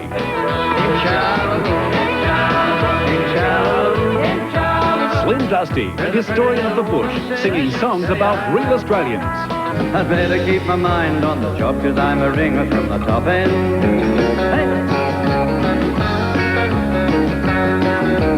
Book now for Slim Dusty at Twin Town Services Club. Is that Amy Valet? Yes, sir, the Amy Valet service. So I simply bring in my damaged car and you do the rest. Leave all the worry to us. We pay for your cab fares home and back, keep you fully informed on the progress of repairs, and do a full inspection when the car's ready. And it's all free. Free? It's a unique Amy service. You've had an accident, have you, sir? No. I think we're about to. Lucky you're with Amy. In this week's Sunday Mail, Super A-Mar's giant 12-page 27th birthday sale catalogue, furniture and bedding, bargains galore, with no deposit, 10 months interest-free. Super A-Mar's 12-page 27th birthday sale catalogue, only in this week's Sunday Mail. Well, the Cannons, Robert Rose at the line for 2 shots. As Kieran Mitchell-Hill just on screen there has come in for Simon Curl. As we said earlier, the two have been rotating in and out of the off-guard position. And Mitchell-Hill tonight with 8 points. He's 3 of 4 for 75%. 2 of those were 3-pointers, so his contribution has been very sound. Of course, the Cannons won't get possession. It was a technical foul on a player, not on the bench. So they just get 2 shots. And that is 6 points in the period that those technical fouls have been called, as in 2 possessions for the Cannons tonight. Well, the Cannons have brought it back to 10 points. Timeout in that situation, David Blades. I saw you in the Suns camp. Any panic at the moment? I mean, they're doing it fairly easily, but a few silly mistakes. Mate, they are, Mark. Just asked them to just be sensible on offence. They can score whenever they want there, and they showed a nice easy 2 to Grant Kruger in the paint there, but just to pick up their defence. Don't give the Canberra Cannons any second shots. Box out and pick up some of those defensive boards. Well, Donaldson gets another 2 just to keep it at 10 points. Well, I think David Blade summed it up. I mean, the Cannons at 53 points have scored enough points, but their defence is just has simply been broken down. Well, we've got a foul. It's been called on the Cannons. Just a bit of a hand check as Jason Cameron went to the hoop. That's Mario Donaldson's 4th personal. So it's a fairly crucial call from the Cannons' point of view. Rose has the job on Rucker. He's kept him fairly quiet. Tyson backs in, gives it to Rucker. Nice pass, and Rucker just penetrates, holds the shot, and he got the foul, so he'll go to the charity stripe for 2. But Derek Rucker on that shot, as you said, held the shot back, and that's the qualities of the quickness and the ability to hold yourself in the air that Rucker has. And changing the shot is what picked up the foul. If he'd shot it where he originally held it in the air, it probably would have got blocked. So Rucker, 13 points up until half-time. 10 of those coming in the first term. He gets 2 on this occasion to give his side a 12-point lead. The Suns now extending their defence, trying to force the Cannons into turnovers, and it was almost the case. Well, what have we got here? We've got a foul on Clarence Tyson. He's not happy. He has just ran down to the other end of the floor in case he said something that he would regret it. And the crowd's telling you what they think. Derek Rucker's not happy either, but the call is not going to be changed. Well, I didn't really see what happened, Trevor. I just saw both Rose, I think it was, and Tyson going up for the ball together. Well, I've got to admit I didn't see anything in it either, but again, I didn't get a good look at it, so I won't pass comment. Rose decides to penetrate. Mitchell Hill stands his ground, but the foul is going to be called on Mitchell Hill, and Rose will go to the line for 2 shots. In fact, I think it might be Grant Kruger. Grant Kruger has been called for a hand check as Rose was penetrating. So while Mitchell Hill may have had good position, the hand check call was made prior to that. Well, the Suns have decided to call a timeout. Just a few calls not going their way. And Mark Bragg is going over. No, he's telling his players just to walk away, forget about it, which is very wise because it's not going to change the situation. I think he's just called it to settle his team down. Well, it's a time. It really, that's what it's all about now for both teams. I would think that Brett Flanagan would be saying to his guys down there is that they've got the foul problems, they've got the technical foul problems down there. We'll just shut up and we'll get on with it. And it's Mark Bragg. You can see in the timeout there right now talking to the guys. It's very important that not only the players but he also gets in control of the situation. They are 12 points in front, and that to me is what I can't understand sometimes. As I see some, not only the Suns here tonight, but other teams reacting badly to a call they don't like, and even if the call's wrong, if there's 14 points that you're up by 12, 14 points, forget about the call. Go win the basketball game, because getting technical fouls is only helping the other outfit who's chasing you. You would never do that, would you? Mate, I've had a couple, but I give you the tip, I've never had a technical foul that cost me a win. Usually I get him when I'm 20 points behind and I'm a little upset. You should know that. You used to referee my games. Exactly. That's why I brought it up.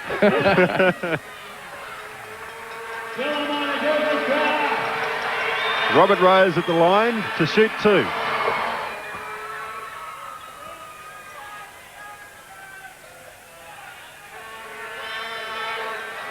Well, if he gets this, it's back to a 10-point split to the Suns, which he does. 65-55. 5 minutes left in this third quarter. Rucker now taking on the leadership responsibility, just telling his team to settle it down.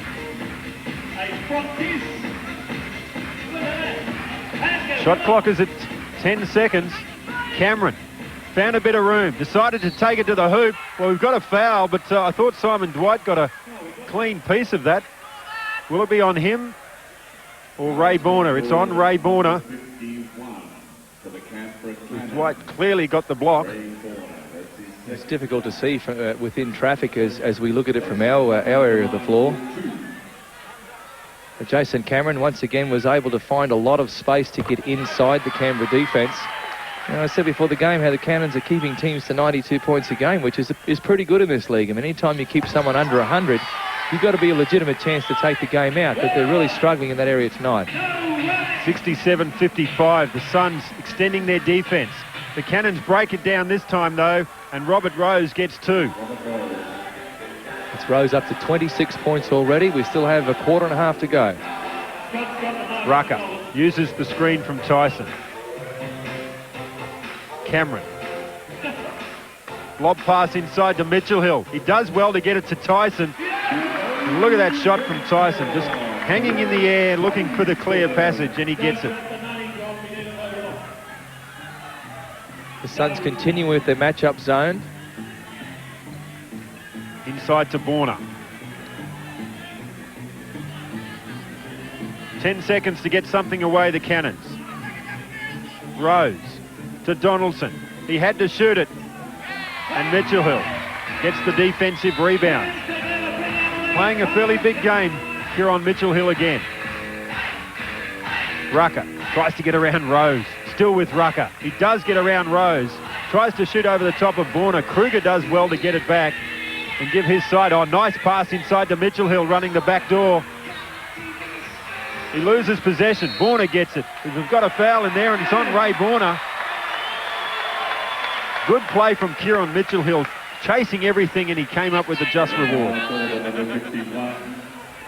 Ray Borner, that's his 3rd foul. It's Ray Borner up to 3 fouls, and that's another of Brett Flanagan's big men with a bit of a foul problem. There's still a long way to go, and he's gone out to take a break. He gives the Suns another 30 seconds on possession, but Tyson decides not to use it. Goes straight up. Oh, Kruger, well done for a big man to throw himself on the floor and come up with possession. It's little things like that that can turn a game. Rucker has been fouled on the 3-point attempt, so he'll go to the line to shoot the 3. It's Brendan Mann just trying to get a little too close to Rucker on that shot. It didn't happen as the ball was being released. It was actually Brendan Mann made contact with Rucker after it was gone, but he was still in the air. And until you return to the floor, you're in the act of shooting as far as the rules are concerned.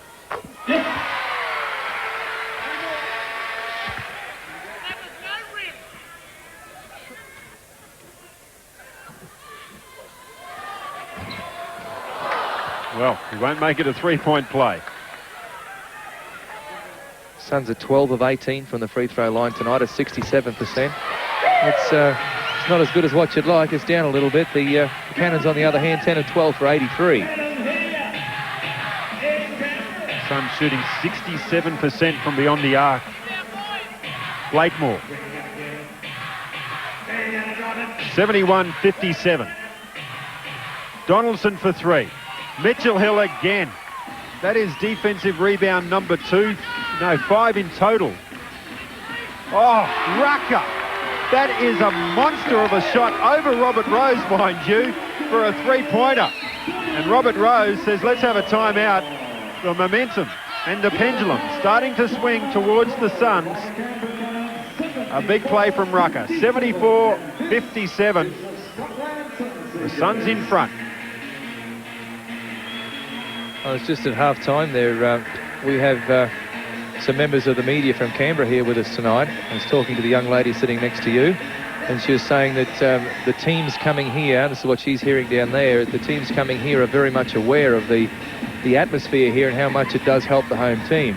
The noise, the music, there's people in the crowds blowing horns and trumpets and everything. It's just, and what her description was that some of the players are finding it very distracting, that it's hard to concentrate under those circumstances. And I guess the Suns do owe their crowd a hell of a lot this season for their home record, and Canberra much the same. Their home record is a lot better than on the road. They've got 7 wins and only 2 losses at home. They're 3-6, 3 wins, 6 losses on the road. Very similar to the Suns. Well, it's important, isn't it? If you can win obviously more than you lose at home. It can make a big difference coming down the stretch in playoff situations. Absolutely, and I think another important thing this season that people may not be aware of is that the teams do play each other 3 times. Now, the Suns won the first clash between these two teams. Should they go on and win this one tonight, they've won 2.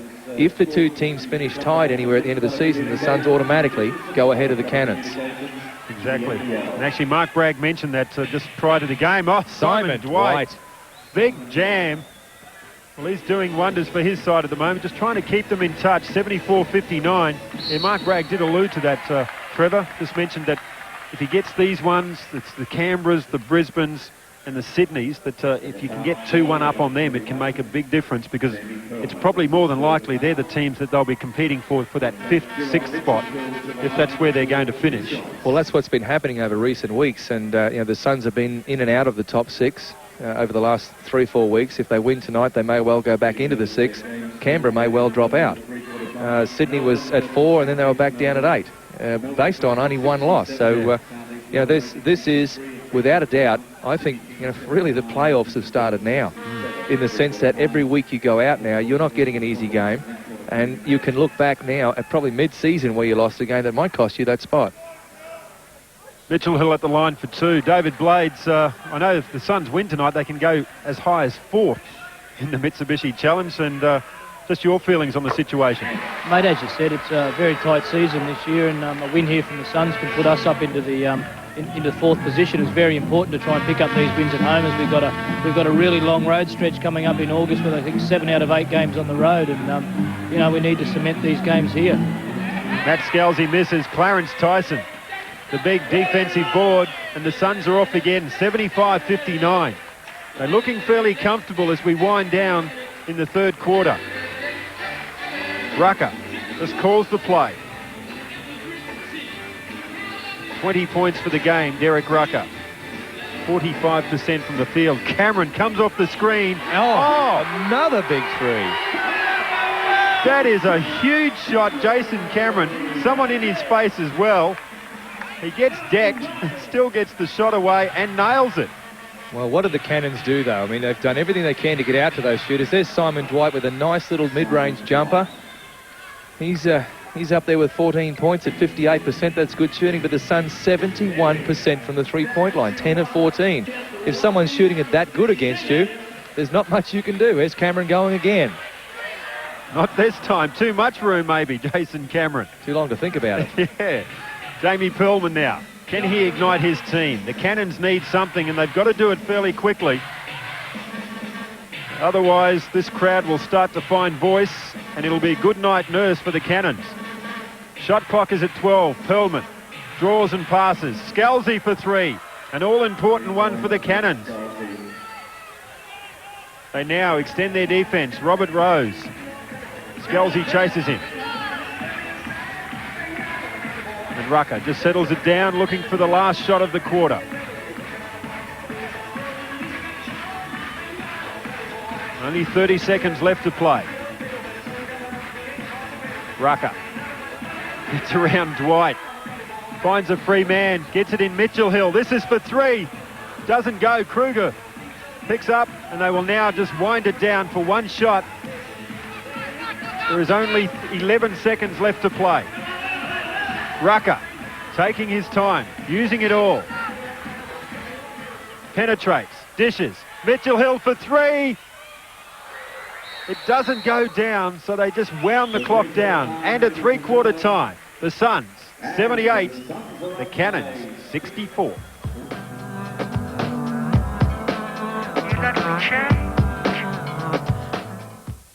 A man haunted by his demons. I asked you to treat me to recover my past. Now I want you to finish the job. Exploring the dark recesses of his mind. What did you do to him? Unleashing shocking memories. Are you gonna shoot me, Mulder? 8:30 Wednesday on 10.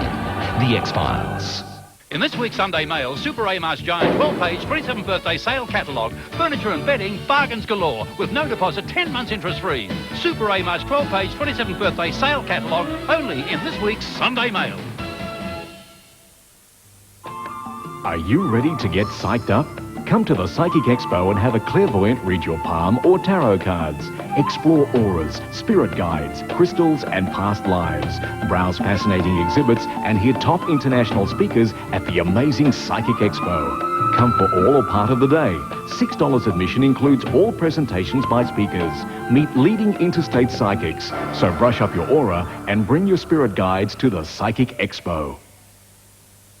Get into the hottest winter gear from Amart All Sports now. Speeder Arizona a hot $79.95. Puma Icon over 30% off. Lady Elise Cup $30. Assorted Lotto styles are crazy $59.95. These juniors $59 and $49.95. Unbeatable. Adidas Rogue reversible jacket over 45% off. New Balance Barricade $69.95. Speeder Bordeaux just $55.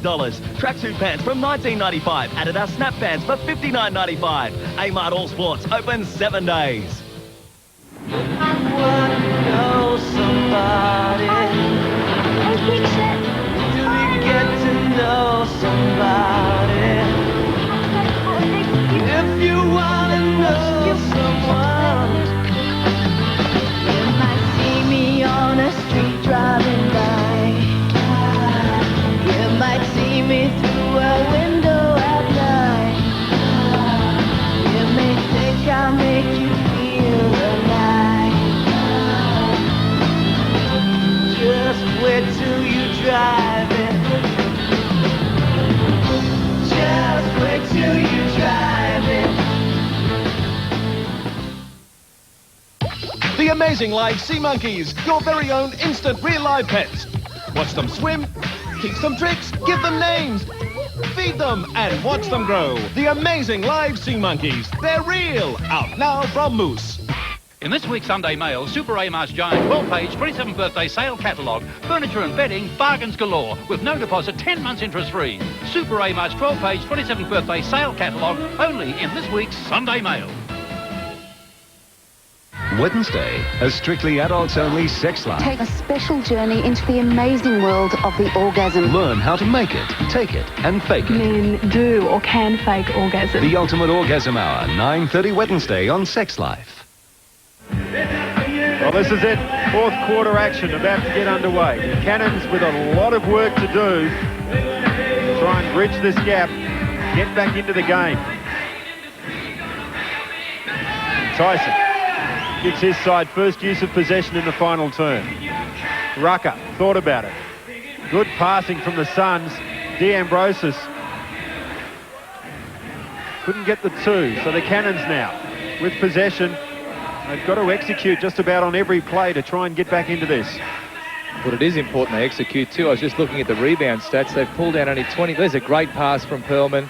Finished off very well by Scalzi.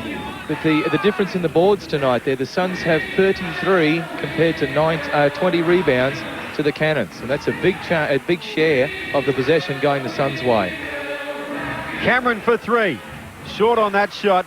The Cannons do well, but that's a foul on Jason Cameron. Not much doubt about that. It's a bit of a shove in the back. David Blades, what was the word at three-quarter time? Mate, the Suns are just looking to keep pushing the ball the way they are. Obviously, the shots are coming for them. They're scoring fairly freely, but most importantly for them this quarter, they just need to play some really good defence and finish this game off. I think if they can keep Cannons under 20 points this quarter, they've got this game pretty well sewn up. Another offensive foul. I think that's about the fifth moving screen that's been called tonight. There's Brett Flanagan just discussing the issue with Scott Butler. I don't think Scott convinced him. I think Brett's still satisfied that it wasn't. 78-66. This is Curl. Penetrates. Nice play from Simon Curl, but he just can't buy a bucket at the moment. And when you're hot, you're hot. And when you're not, you're just simply not. Robert Rose, well, I think he thought he got a charge foul there, but it was a foul on the Suns, but he was asking whether it was a shooting foul. It won't be. Well, the foul was called on D'Ambrosis, getting him there now. But usually it's considered, well, it didn't matter. He's cleaned it up anyway, come back off the out-of-bounds play and got a good two. But yeah, the contact was came from D'Ambrosis first, before the charge. Tyson to Curl. playing Parsees at the moment, the Suns. Rucker. Rucker for three. Goes in and straight back out. Simon Dwight to the defensive board to give his side another crack at it. Rose inside to Blakemore. Spins around, comes back the other way. Chris Blakemore does well to clean up again and dishes it out to Rose. So another 30 seconds possession for the Cannons. They're still in this game. They're only down by 10. So a mini comeback and anything can happen. And this man is the one to do it. Robert Rose puts on the moves. Dwight tries to flick it back in. He eventually gets it in and gets to Simon Dwight. So finally, they've brought it under that 10-point barrier. They now only trail by 8. We've got a game for you. So I see Brett Flanagan has shifted the Cannons into a 2-3 zone to try and mix things up and break down the Suns' offense. It's working for them right now. Another turnover. And Scalzi just settles it down. Good play from him. Well, they haven't been under 10 points all game, the Cannons. And down the stretch, they're only trailing by 8. Rose. He's had a big game. And he's been fouled again, this time by Jason Cameron. It won't be a shooting foul. It'll be possession again for the Cannons. Well, what it is doing, though, is that Rose is pulling team fouls out of the Suns. They're now up to 3. He gets another one from there, and then the Cannons will shoot every time they're fouled on offense. Grant Kruger into the game for D'Ambrosis. That's a huge pass. Well, what a great play from Dwight. Simon Dwight has certainly been doing it. I think that's jam number 4 or 5 tonight. He's up to 18 points. Let's have another look at this. Not surprisingly, he's shooting the ball at 60%, but yeah, that's just a great play from Dwight. He's taken Kruger up with him and still managed to pin the dunk. Well, 18 points at 60%. Robert Rose, 28 points. And something like 6 assists as well. Well, the pendulum now swung back to the Cannons. They're only down by 6. If he gets this, it makes it 5. Well, the defense has slowed the Suns down, and that was the important thing for them. We were talking during the third quarter how we felt that the Suns were really pretty much scoring whenever they wanted to. But now the defense with the zone seems to have changed the pattern of the game. Here's Flanagan. We may be able to hear a little bit of what he's saying.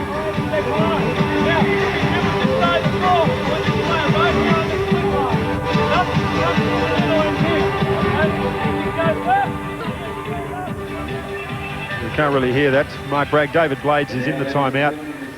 Well, the Suns timeout anyway, so we'll have we'll cross down to Blades very shortly just to hear what Mark Bragg has said. I mean, I suppose all he can say is just settle it, fellas. We were in front by as much as, I think, 14 at one stage. Well, David Blades is there now. What was the word, Bladesy? Well, Canberra have gone to that zone defence, and the Suns have sort of become a bit stagnant. Mark's just asked them to move the ball around, take the open shots. I think they've just missed a few shots here, and they're a bit hesitant with it. They've just got to keep taking the shots, but also keep moving the ball and look to penetrate on this zone and try and break it down and force the Cannons to go back into their man. But David, you've spent a lot of time on the floor in the NBL in the last couple of years. It's a funny thing how sometimes when a team throws up just a basic 2-3 zone on you, it can hold your offense for a while. Well, it can do, mate. And the Cannons have been in demand most of this game, and the Suns have been able. Their offense has been flowing fairly well, and all of a sudden there's been a change, and it's going to take a while now for the Suns to settle into their offense against the zone defence. Well, here's our favourite rule. The wet ball. We've asked for Kieron Mitchell-Hill has asked for the stoppage, and the shot clock again has been reset back to 30. Well, I guess in fairness, both teams have had the same ruling applied for them tonight, so it's 1 for 1. But I think we just might follow that up during the week. Ken, I'm a little bit hesitant to agree with the just having discretion to pick and choose with what you want. Rucker. Well, they wound down 8 seconds when that stoppage happened, and they got another 30, so it's 38 seconds, and they've got to get a shot away. I mean, there's no doubt the ball was wet, but something's got to give. Rucker, 10 seconds on the shot clock. Curl for 3. It's wayward, all air. Well, when you're not shooting with confidence, but Tyson does well. He's taken out the Mitsubishi sign, and he's back into the fray. So they get another 30 seconds again, the Suns. The crowd starting to try and spur them on. Mitchell-Hill for 3. It doesn't go. Kruger. Gets it back again. So they have another go. That's Kruger's 6th offensive rebound tonight. He's done a heck of a job of just simply keeping the ball alive for the Suns. Well, the Suns are just finding it hard to get inside the paint at the moment. The Cannons doing well on the defensive end. Rucker for 3. Well, they needed that, and the skipper delivers. That's all they can do is shoot from out there at the moment. The Cannons are very tight in that defense. 81-72. Rose to Dwight for 2. Doesn't go. Tyson. He was up there for eternity. He manages to retain possession for the Suns.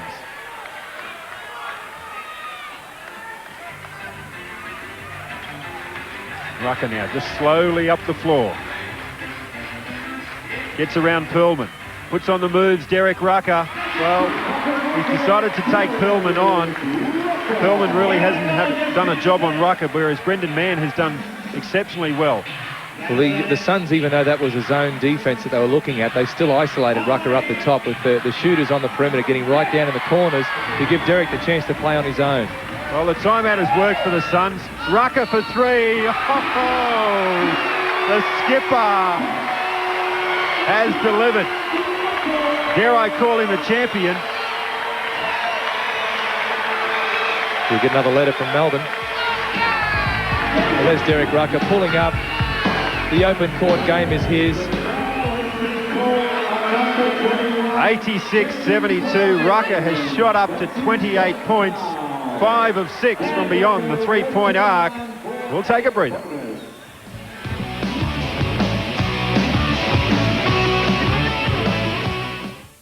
An evening with the divine Vizev. Let's start the bidding at $20. But his friends sold out. Don't beg the kibbutz, booby. With special guest Bette Midler. And there's your leading lady now. To Nanny, 6:30 tonight. The JJ's Mega Sale. Mega stuff, mega cheap. Women's jumpers, $15. Men's knit tops, $20. Women's leggings, $15. Men's tall jeans, $25. JJ's basic jean, $25. Men's check shirts, $15. And women's rip shirts, just $12. JJ's Mega Sale. Mega stuff, mega cheap. Could you tell us the best way to get to Lake Central? Yes, certainly. All you do is drive straight down this road, turn left at the winery. That'll take you past the second-hand stores. When you see the B&B, take a left. And when you're close, the locals will come out, and you'll find it at the end of the lakes. Of course, if you wanted to do something on the way, you go through the tall timber, then turn left. You love every piece of Victoria. Attention shoppers, every day is sale day at Crazy Clark's. Airwalker exerciser as seen on TV for $199. Crazy Clark's price $79.95. Ladies fashion handbags, huge range $9.95. Drama novels $2. Polytarps from $2. 2.5 litre freezer pantry store attractive at $2. Skull burners for $2. Stationery gift set $3. Spring Valley fruit juice any 3 for $2. Crazy, crazy, crazy Clark's. On sale now. Hit Machine 17 keeps them coming with Wickfield, Skunk Hour and No Mercy. When I die, 19 Max Tracks with Desiree and Tony Braxton. Hit Machine 17 with Blue Boy, Real McCoy, Depeche Mode, Lisa Stansfield, Puff Daddy and Human Nature. Get into Hit Machine 17. I can't get no sleep. Take off for more rides and attractions at Australia's favourite family theme park. Only Dreamworld has the awesome Wipeout, spectacular Tiger Island, all-day family entertainment, and now the amazing new Tower of Terror. Plus 38 stories high at up to 160 kilometres an hour before free-falling backwards on the fastest, tallest ride in the world. Only Dreamworld has more rides and attractions, plus the mind-blowing Tower of Terror. Just for fun. Be aware. Be prepared. Don't eat me. I have a wife and kids. Eat them. Be scared. Aliens, nude conspiracies. I suppose you want to probe me. It's bigger than Roswell. An all-new Simpsons special, 7:30 tonight. Well, welcome back to the action. certainly has been a lot of action. Rucker, we saw him explode with a three-pointer. And Trevor, what has happened is Jamie Perlman's been called for a technical foul, so Rucker's at the line for two. Yeah, a little bit of frustration just creeping in there for Perlman. He really has worked hard tonight, but it just hasn't happened for him. And he's up against one of the best players in the league. And as I said earlier, you learn from these nights out. He's a young player, and he will gain experience from it. Well, was it a technical? I don't think it was. He only had one shot, so it's obviously been called on the shot. Well, I take that back. I thought I heard the courtside announcer indicate that it was a technical foul. I may be wrong. It was only one shot. It must have been on the shot itself. A 4-point play. Rose got a piece of that, but it'll be a Suns possession. 87-75. 6:38 left to play in the final turn.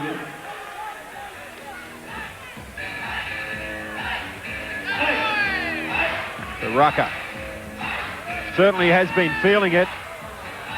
Tyson, the big rebound. Oh, Dwight says, get that out of here. You're going to have to work a little bit harder, Clarence, to get another two over him. Well, he averages 4.2 blocks, and that was block number 4. Man, looking for somewhere to go. He's left alone, so he puts up a three-pointer, and it goes down Brendan Mann. And the Cannons needed that to just stay in touch and get it again under 10 points. Well, I really thought that last burst from the Suns might have shut the Cannons down, but they're showing a heck of a lot of courage here to bring it back under 10, to give themselves a chance to be in this. Rucker misses on that one. It's come off the Cannons. Or has it? The referee's just conferring at the moment. I'm not too sure what was happening there, but it will be a Suns possession. Well, Clarence Tyson pulled it down, but I believe it came off the leg of one of the Cannons players. This is Mitchell Hill. Penetrates and dishes out. Tyson backs in on Dwight. You can see the action there. Dwight. Well, it looked like a clean block, but Bob Vink thinks otherwise, and the foul is on Dwight. And Tyson to the line for two. Simon Dwight has done another very good job in the lane for his team tonight. A little frustrated by that call, but really his presence in there. As I said, a great shot blocker. Even if he's not getting you each time on a block, and he's not going to, he is still intimidating the shooter and making life very difficult for the people coming in the lane. Tyson gets one of two. It hasn't been a happy night from the charity stripe for the Suns. 67%, 16 of 24. So Dwight now gets it inside to Blakemore. Blakemore goes to work in a bit of traffic. He gets the foul on Mitchell Hill and will go to the line for two shots. It's Chris Blakemore showing a bit of speed there for a big man. Nice quick drop step. Kieran Mitchell Hill coming in to help out. Just got caught with the hands in there trying to pick the pocket.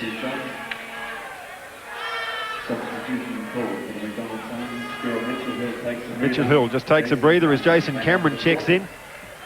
5.5 minutes to play.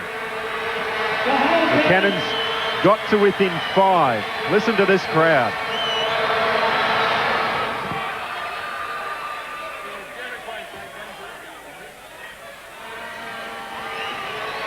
Again, they try and put Blakemore off. Cool under pressure, Chris Blakemore. And it's back to 8 points. The Cannons now extending their defense. It's do or die time. They've got 5.5 minutes. Try and bridge the 8-point gap that the Suns hold. Curl inside to Tyson. Gets it back off Tyson. Looks to have the give and go, but Rucker cleans up. Kruger does well to run the lane. The Suns just don't execute on that occasion. Now the Cannons through Robert Rose. Bit of room for three. Oh, that is such an important shot to Canberra.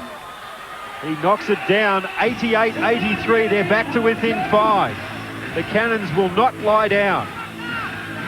The Suns are going to have to earn this. Curl goes baseline. Almost a turnover. It's come off the hands of Simon Dwight. This is where the players will really earn their money. They've really got to execute well now. Both teams, the scoreline is so close that anyone can get it from here. Tyson backs in. Tries to shoot over Dwight. Cameron does well to pick it up. Curl is left alone. Plenty of time on that shot.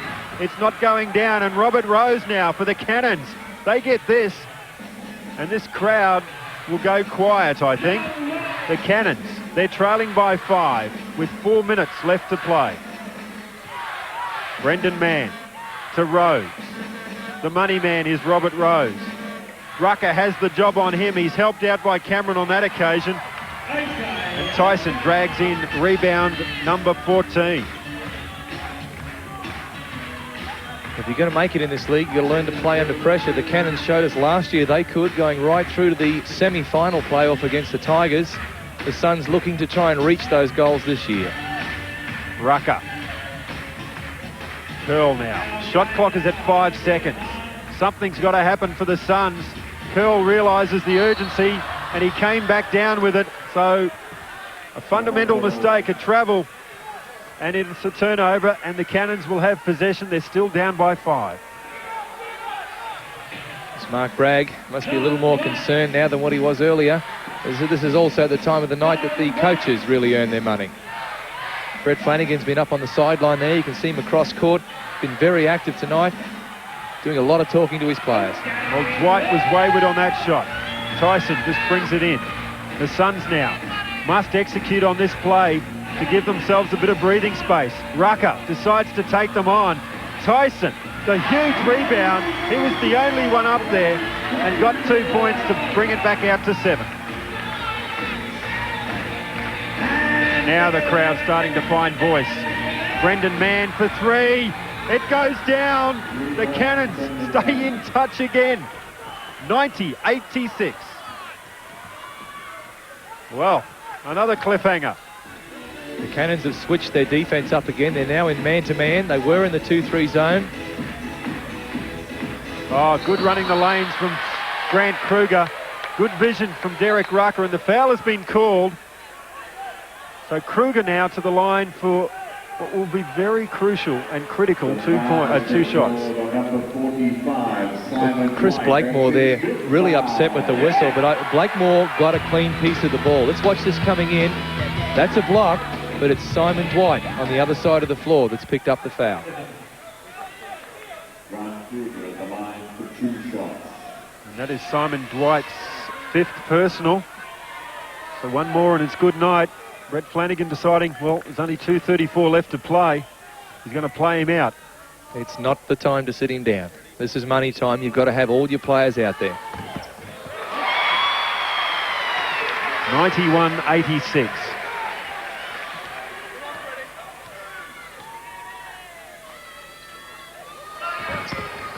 Well, Kruger delivers, gets them both, and it's back out to 6 points.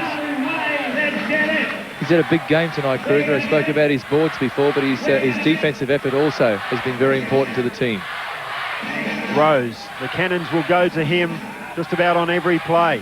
Cameron has the job on him. Rose draws a few players, gets it back. The little arc hook shot for 2, and it's back to 4 points. 2 minutes to play. Well, we've still got a few possessions for both teams. The Cannons are chasing everything in a gold singlet. Tyson has been called for the charge. He was going straight to the hoop, and the Cannons just stood their ground. Well, a very brave play here from Simon Dwight on fouls. Set nicely, and Clarence trying to get himself back out from behind the board to get the shot away. On that occasion, I think a very fair call. Well, exactly 2 minutes to play. We've got a 4-point ball game, a 3-pointer here. And overtime's looking good, isn't it? Well, we've been there once in 2 weeks. We almost had it last week. Well, midway through the fourth quarter, this quarter, Blakemore for 3. It was out to 14 points to the Suns. The Cannons have just come back again and come back at them. 92-88. Well, I would think that was a poor option from Blakemore. It's not his shot from out there, even though he was open. They had plenty of shot clock left. He should have looked for something else at that time. So the Suns will make the Cannons work on defense. Shot clock stands at 8 seconds. Donaldson on Rucker. Still with Rucker. 2 players come to Rucker, so he dishes out to Cameron. It's nothing but air. So 116, 92, 88. Both teams having trouble executing.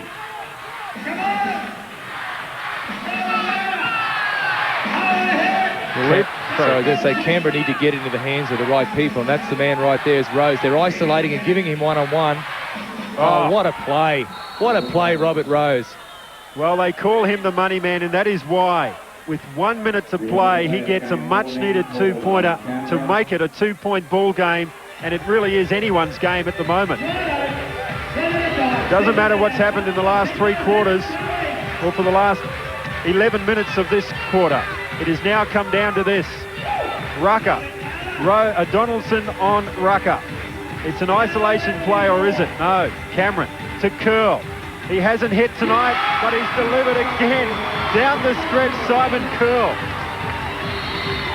Brendan Mann has called the timeout. I was going to say Curl made 3 shots last week, and they're all in the last minute. So he's just found the right time to hit one. Well, it doesn't matter when you hit them, does it? As long as you deliver. 94-90. We'll stay with the action. David Blades has gone into the timeouts to see what can happen from here. The Cannons will need to run a play fairly quickly with 36.2 seconds on the clock. Well, the important thing for Brett Flanagan right now is he gets it to the right person to score. You won't hear too much of that in the noise in this building, but it's really important for him. What he's doing right now is mapping out a play to make sure that his players will deliver the ball to the right person to shoot. As I said before, Chris Blakemore, he took the odds. If he hits the 3, he's a hero. If he misses, that's another chance gone by. But on this play, I'm sure you'll see them look to get it to either probably Dwight or Rose. Well, it really is the Suns have got it won. The Cannons really have to snatch it from here. I think there was also a lot of talk there from Brett Flanagan about what he wanted the players to do immediately that they turn over possession as well. It's important that they know what the coach wants. It's one thing to score. If they score this time down, they can still not close the gap to a tie. 2 points or 3 won't tie it. So they need another possession. So a lot of what he was talking about was getting control of it. Well, let's go to David Blades. What's the word, Bladesy, with only 36 seconds left in this game? Canberra have got a set play here. They'll probably look for Robert Rose, but the Suns need to be wary not to just play on him, but to play good defence on everything, and then look for him to foul the Suns real early and send the Suns up to the foul line and try and steal it by making the Suns miss the foul shots. Well, it's in the hands of Rose. A lot of time has gone off the clock. Brendan Mann for a big 3-pointer. It doesn't go, so the Suns should get home from here. Tyson has been fouled, as was the instructions from Brett Flanagan. Mario Donaldson, that's his 5th. So Tyson now to the line with 15.6 seconds left. The Suns lead by 4. Well, whatever that set play was, it certainly didn't come off. There seemed to be an awful lot of traffic on Robert Rose's side of the floor. I would have thought they would have isolated to give him a little more space. But Brendan Mann, in the end, took the option that he had to. Clarence Tyson, as always, coming up with the goods off the rebounds. 17 rebounds for Clarence Tyson tonight, as well as 21 points and even 4 assists. Well, that says it all.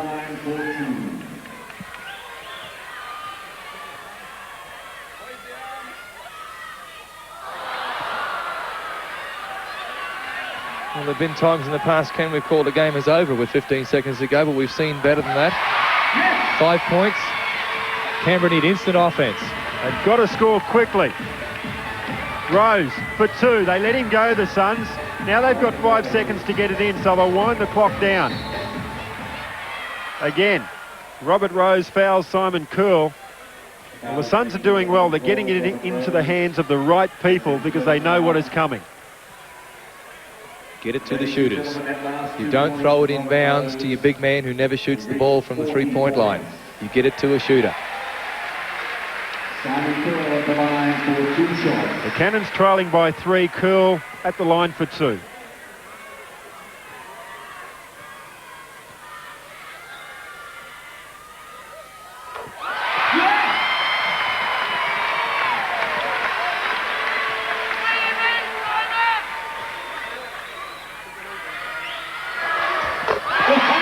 He delivers 2 from 2, 97-92. The Cannons again, instant offense. Rose Fakes, goes up, gets 3, but it's all too late, or is it? 97-95. Again, the Cannons will foul, but there is no call. It's all over. 97-95. The Suns have got home, but the Cannons, they certainly gave them a fight and gave them a scare, I think. Well, we have got a foul called, I think, but it's all over, says referee Eddie Crouch. It's all academic. 97-95. We'll go down to David Blades to see if he can grab one of the players. A big win for the Suns. They needed that after losing to the Magic last weekend. The Cannons' horror road record continues. David Blades is down there. Has he got someone for us? We'll quickly go through the scores. Clarence Tyson, 22. Derek Rucker, 29. Jason Cameron, 11. He's now got Derek Rucker. David Blades with the skipper.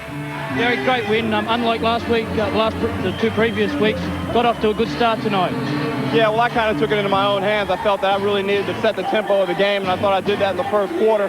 Canberra are a good team, and of course in this league every team's going to come at you with a run, and they made the run at us late, but we held them off just enough to win the game. Very important win. We've got 7 out of 8 games on the road sort of coming up the end of this month, August, so it's important to get a few wins at home and push us up the ladder. No doubt. I mean, I think this will put us back into the top 6 now. Now I think next week we got to come back and play strong against the Wildcats. They're playing very well, and we'll need to pick it up even more than we did tonight to beat them. It was great effort from the bench. Simon sort of struggled a bit, but you had players come off the bench to fill in and cover for him and sort of help sort of cover for his loss. Yeah, I thought Kieran and Grant did an excellent job off the bench. Kieran's really progressed in the past few weeks. Simon struggled a bit early on, but I mean, I think if you can't just focus on his shooting. He does a lot of other things on the court that are beneficial to the team, and he did a good job down the stretch. He hit a big bucket and gave us a couple free throws, which clinched the game for us. Great, thanks very much, Derek. Go and enjoy the win. Thanks, Blasey. Kev, we'll be back right after this break to wrap up the game with Trevor and Ken.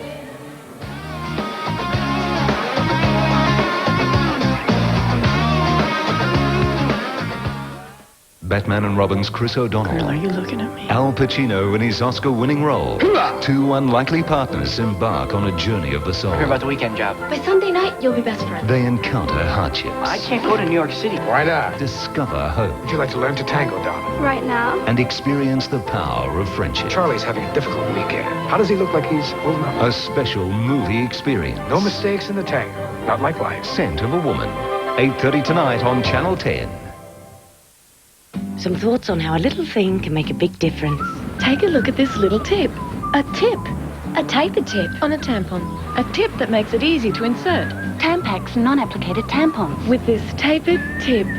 My previous tampon didn't have that. With a smooth, silky overwrap. So it's incredibly comfortable to use.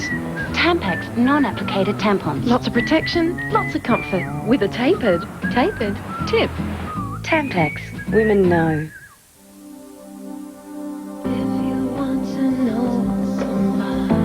Remember the days when you had the wind in your hair and it didn't cost you a cent?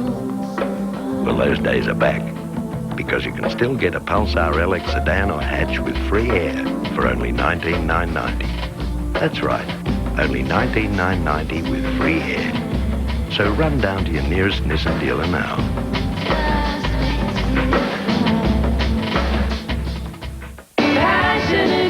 Here's some of the best country rock music around. Max, the greatest #1 country rock album with Troy Cassadaly.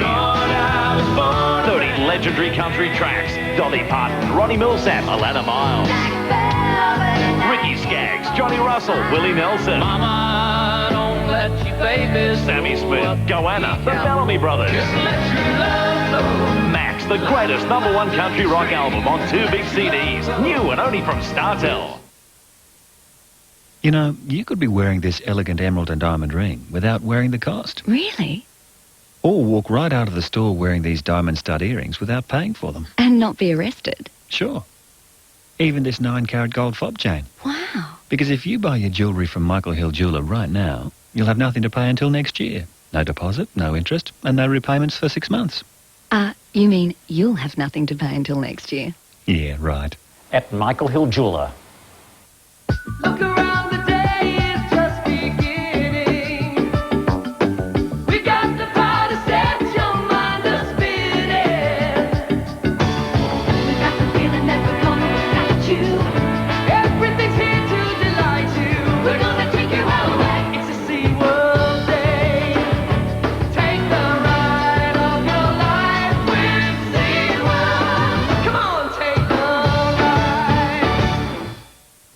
Everyone knows interest rates can go up or down. But who knows which way they'll go next? Even Metway couldn't predict that. But they did tell us about their controlled rate home loan. It has a ceiling rate and a floor rate. So if interest rates drop, so does ours, all the way down to a preset limit. And if they go up, we have the security of knowing that our interest rate stops at a preset limit. So, in a world of ups and downs, we have some give and take.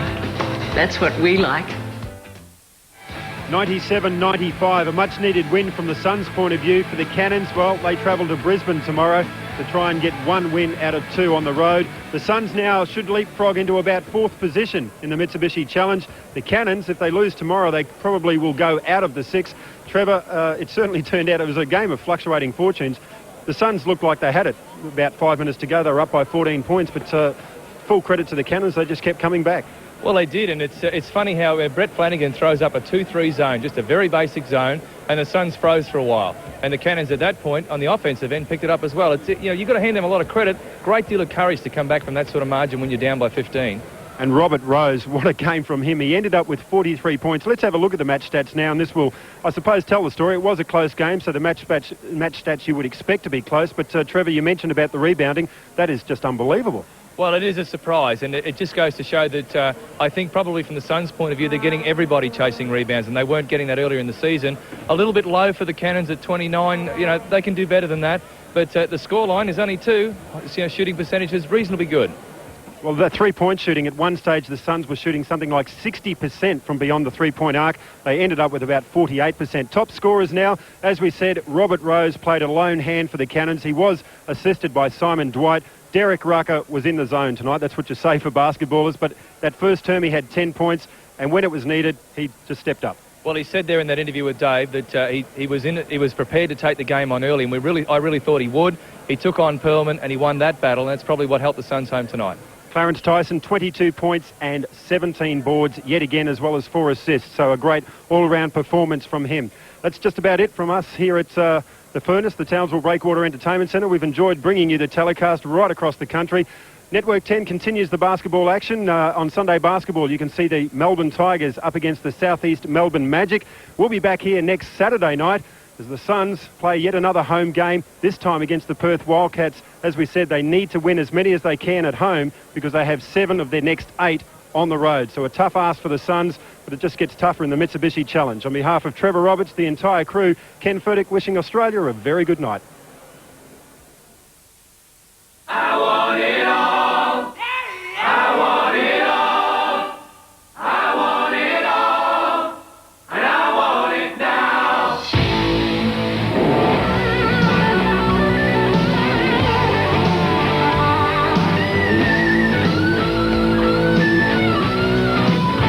Heaven's a seeker on an empty street. Just an alley creeper.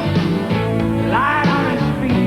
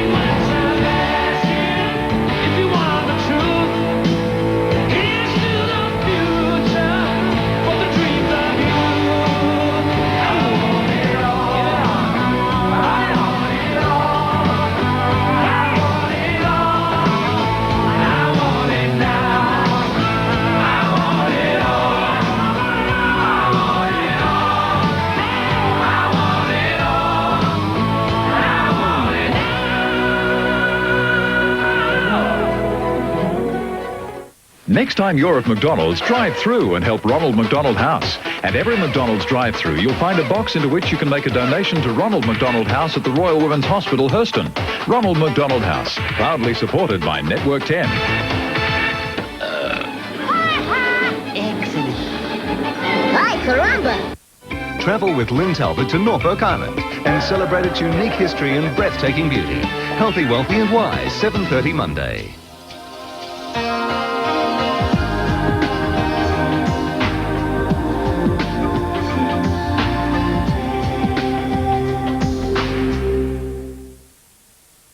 No! Is your belly getting bigger every day? What would you give for the perfect shape? I'd give anything. I can't lose this belly of mine. Just about anything right now. $1 million. $1 million. If you'd like to have the perfect shape, then stay tuned to discover the Ab Shaper. Open your eyes to a brand new you with the Ab Shaper. An incredible new toning machine that's designed to trim, tone, and shape your abdominals to be flat and sexy in as little as 5 minutes a day. The secret is the lower abdominal extender, designed by a personal trainer to target your lower abdominals right where you need it most. The amazing traveling total body back support system supports your entire spine, so you can tone and tighten all 3 abdominal muscles with astonishing results. We guarantee you'll lose 4 inches and 10 pounds with the Ab Shaper system or your money back. See for yourself. Mirrors don't lie. In less than 4 weeks, I lost 3 inches on my waist. On the Ab Shaper system, I lost 3.5 inches, and I'm so excited. I just want to keep on going.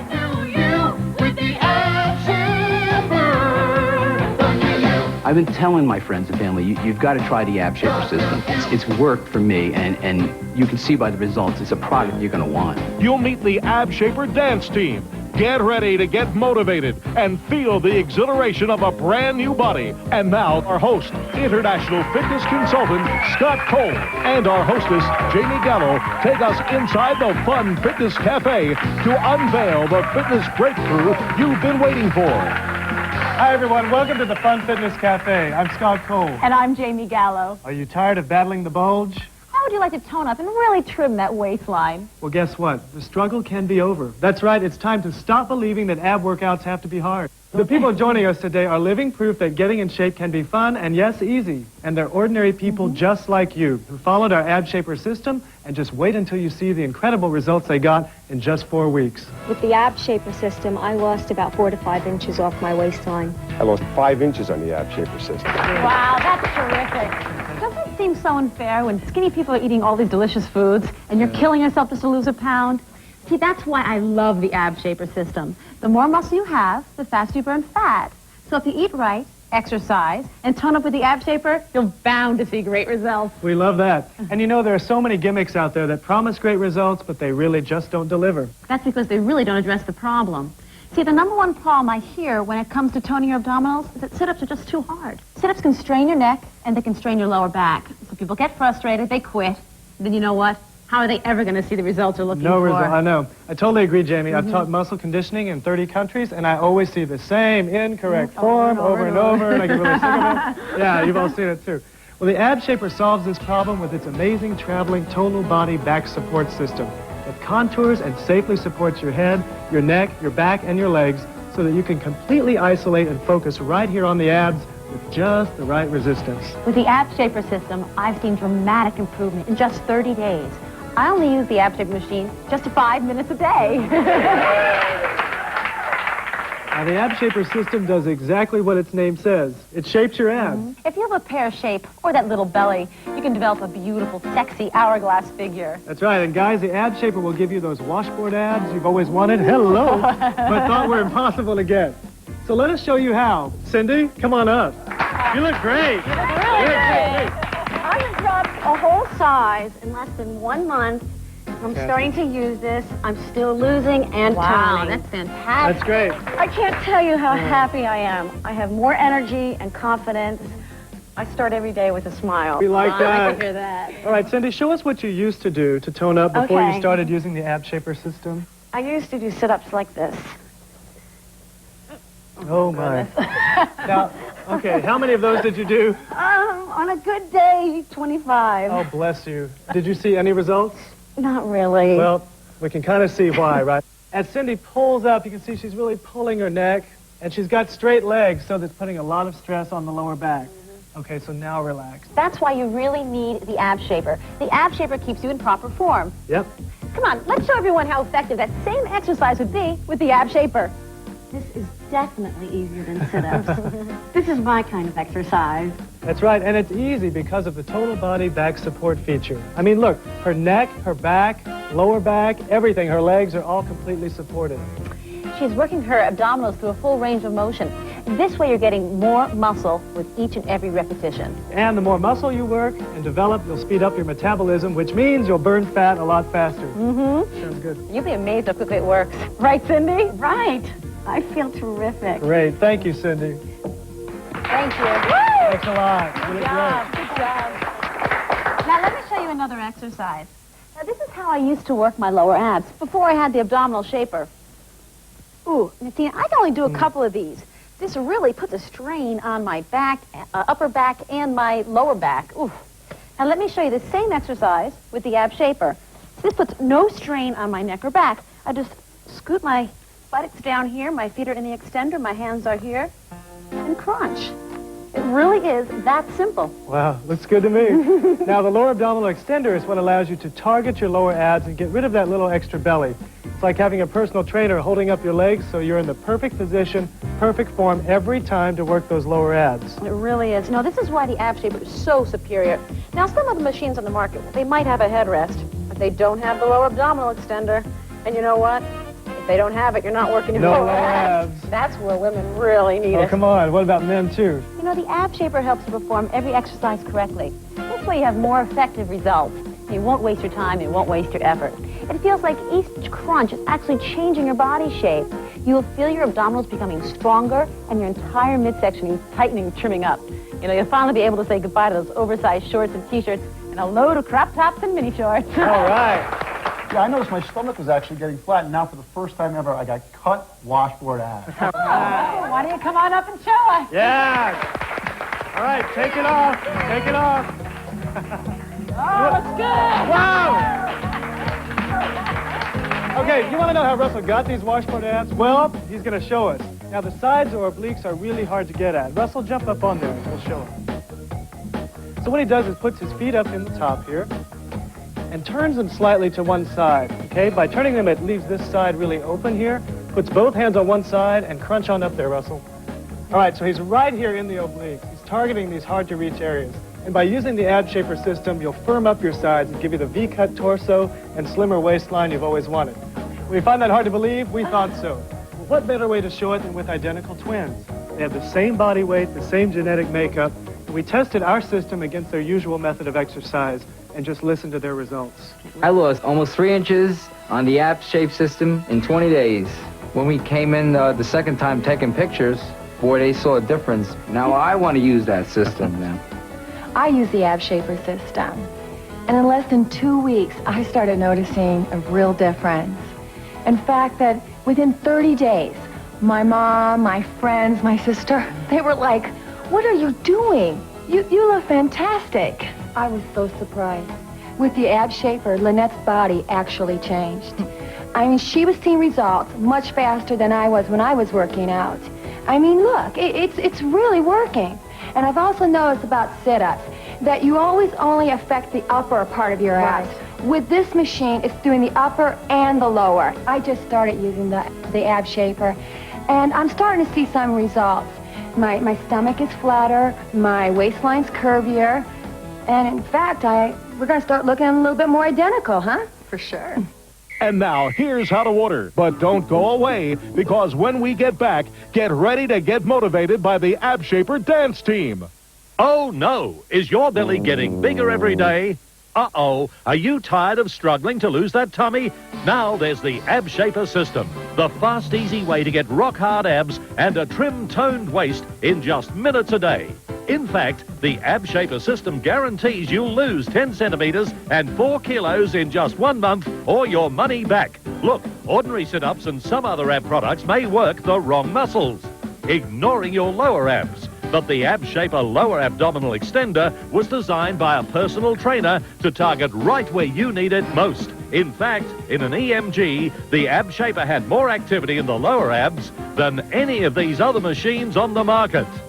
The amazing travelling total body back support system supports your entire spine, so you can tone and tighten all 3 abdominal muscles in as little as 5 minutes a day.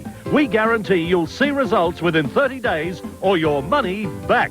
With the Ab Shaper system, I've been able to take inches off my waist and really get cut. For a more intense workout, slide your hands down the bar, get the maximum workout in minimum time. Reduce your waist, eliminate love handles and sculpt a toner tummy, all with one incredible exercise system. Lightweight and compact, it folds for easy storage in your closet and can be yours for only 4 easy payments of $49.95.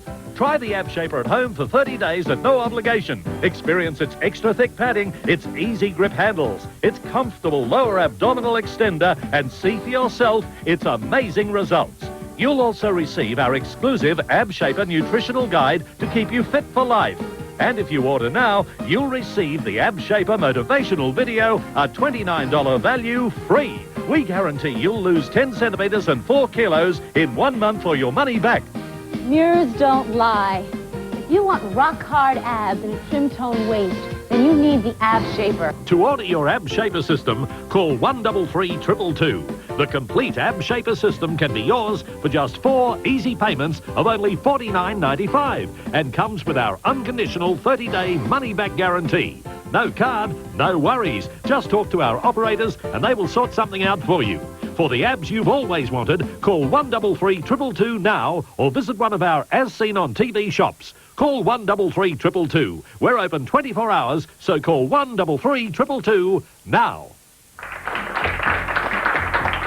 Another 2 reasons I love this machine is because the Ab Shaper allows you to work in a full range of motion, and you're completely supported. A lot of the products you see on TV just work a short range of motion, so it's different. And as you progress, you can adjust to your fitness level for just the perfect resistance. All you have to do is slide your hands down the bar for more resistance. The more resistance you have, the faster you get to those results. I can feel it right there. You can also change the pin level on the lower abdominal extender for the perfect comfort level. This is a lot harder. I can really feel it working. Talk about motivation. Even the most developed athlete can see results. My clients are coming back to me telling me that they're ecstatic with the results that they're achieving with this machine with just 5 minutes a day and in 1 month. In less than 4 weeks, I lost 3 inches on my waist with the Ab Shaper system. I feel 10 years younger, and I think I even look younger. On the Ab Shaper system, I lost 2.5 inches. When she started losing the weight, she looked fabulous. I couldn't believe the difference in her. My friends noticed and said I look great. After 3 weeks, I lost 3 inches, and I felt really great. And I just put on a pair of jeans that I had just taken out of the dryer, and they just fit really great. I've tried like the ab rollers, I've tried crunches, I've tried different products just to get rid of my stomach. About 4 years ago, I quit smoking, and the weight just comes on. You can't metabolize it. On the Ab Shaper system, I lost 4 inches in 4 weeks. The reason these people are seeing results so fast is because of the amazing total body traveling back support system. Your entire spine is completely supported on the way up and the way down. Now all the concentration is on the abdominals, where it's supposed to be. Take a look at this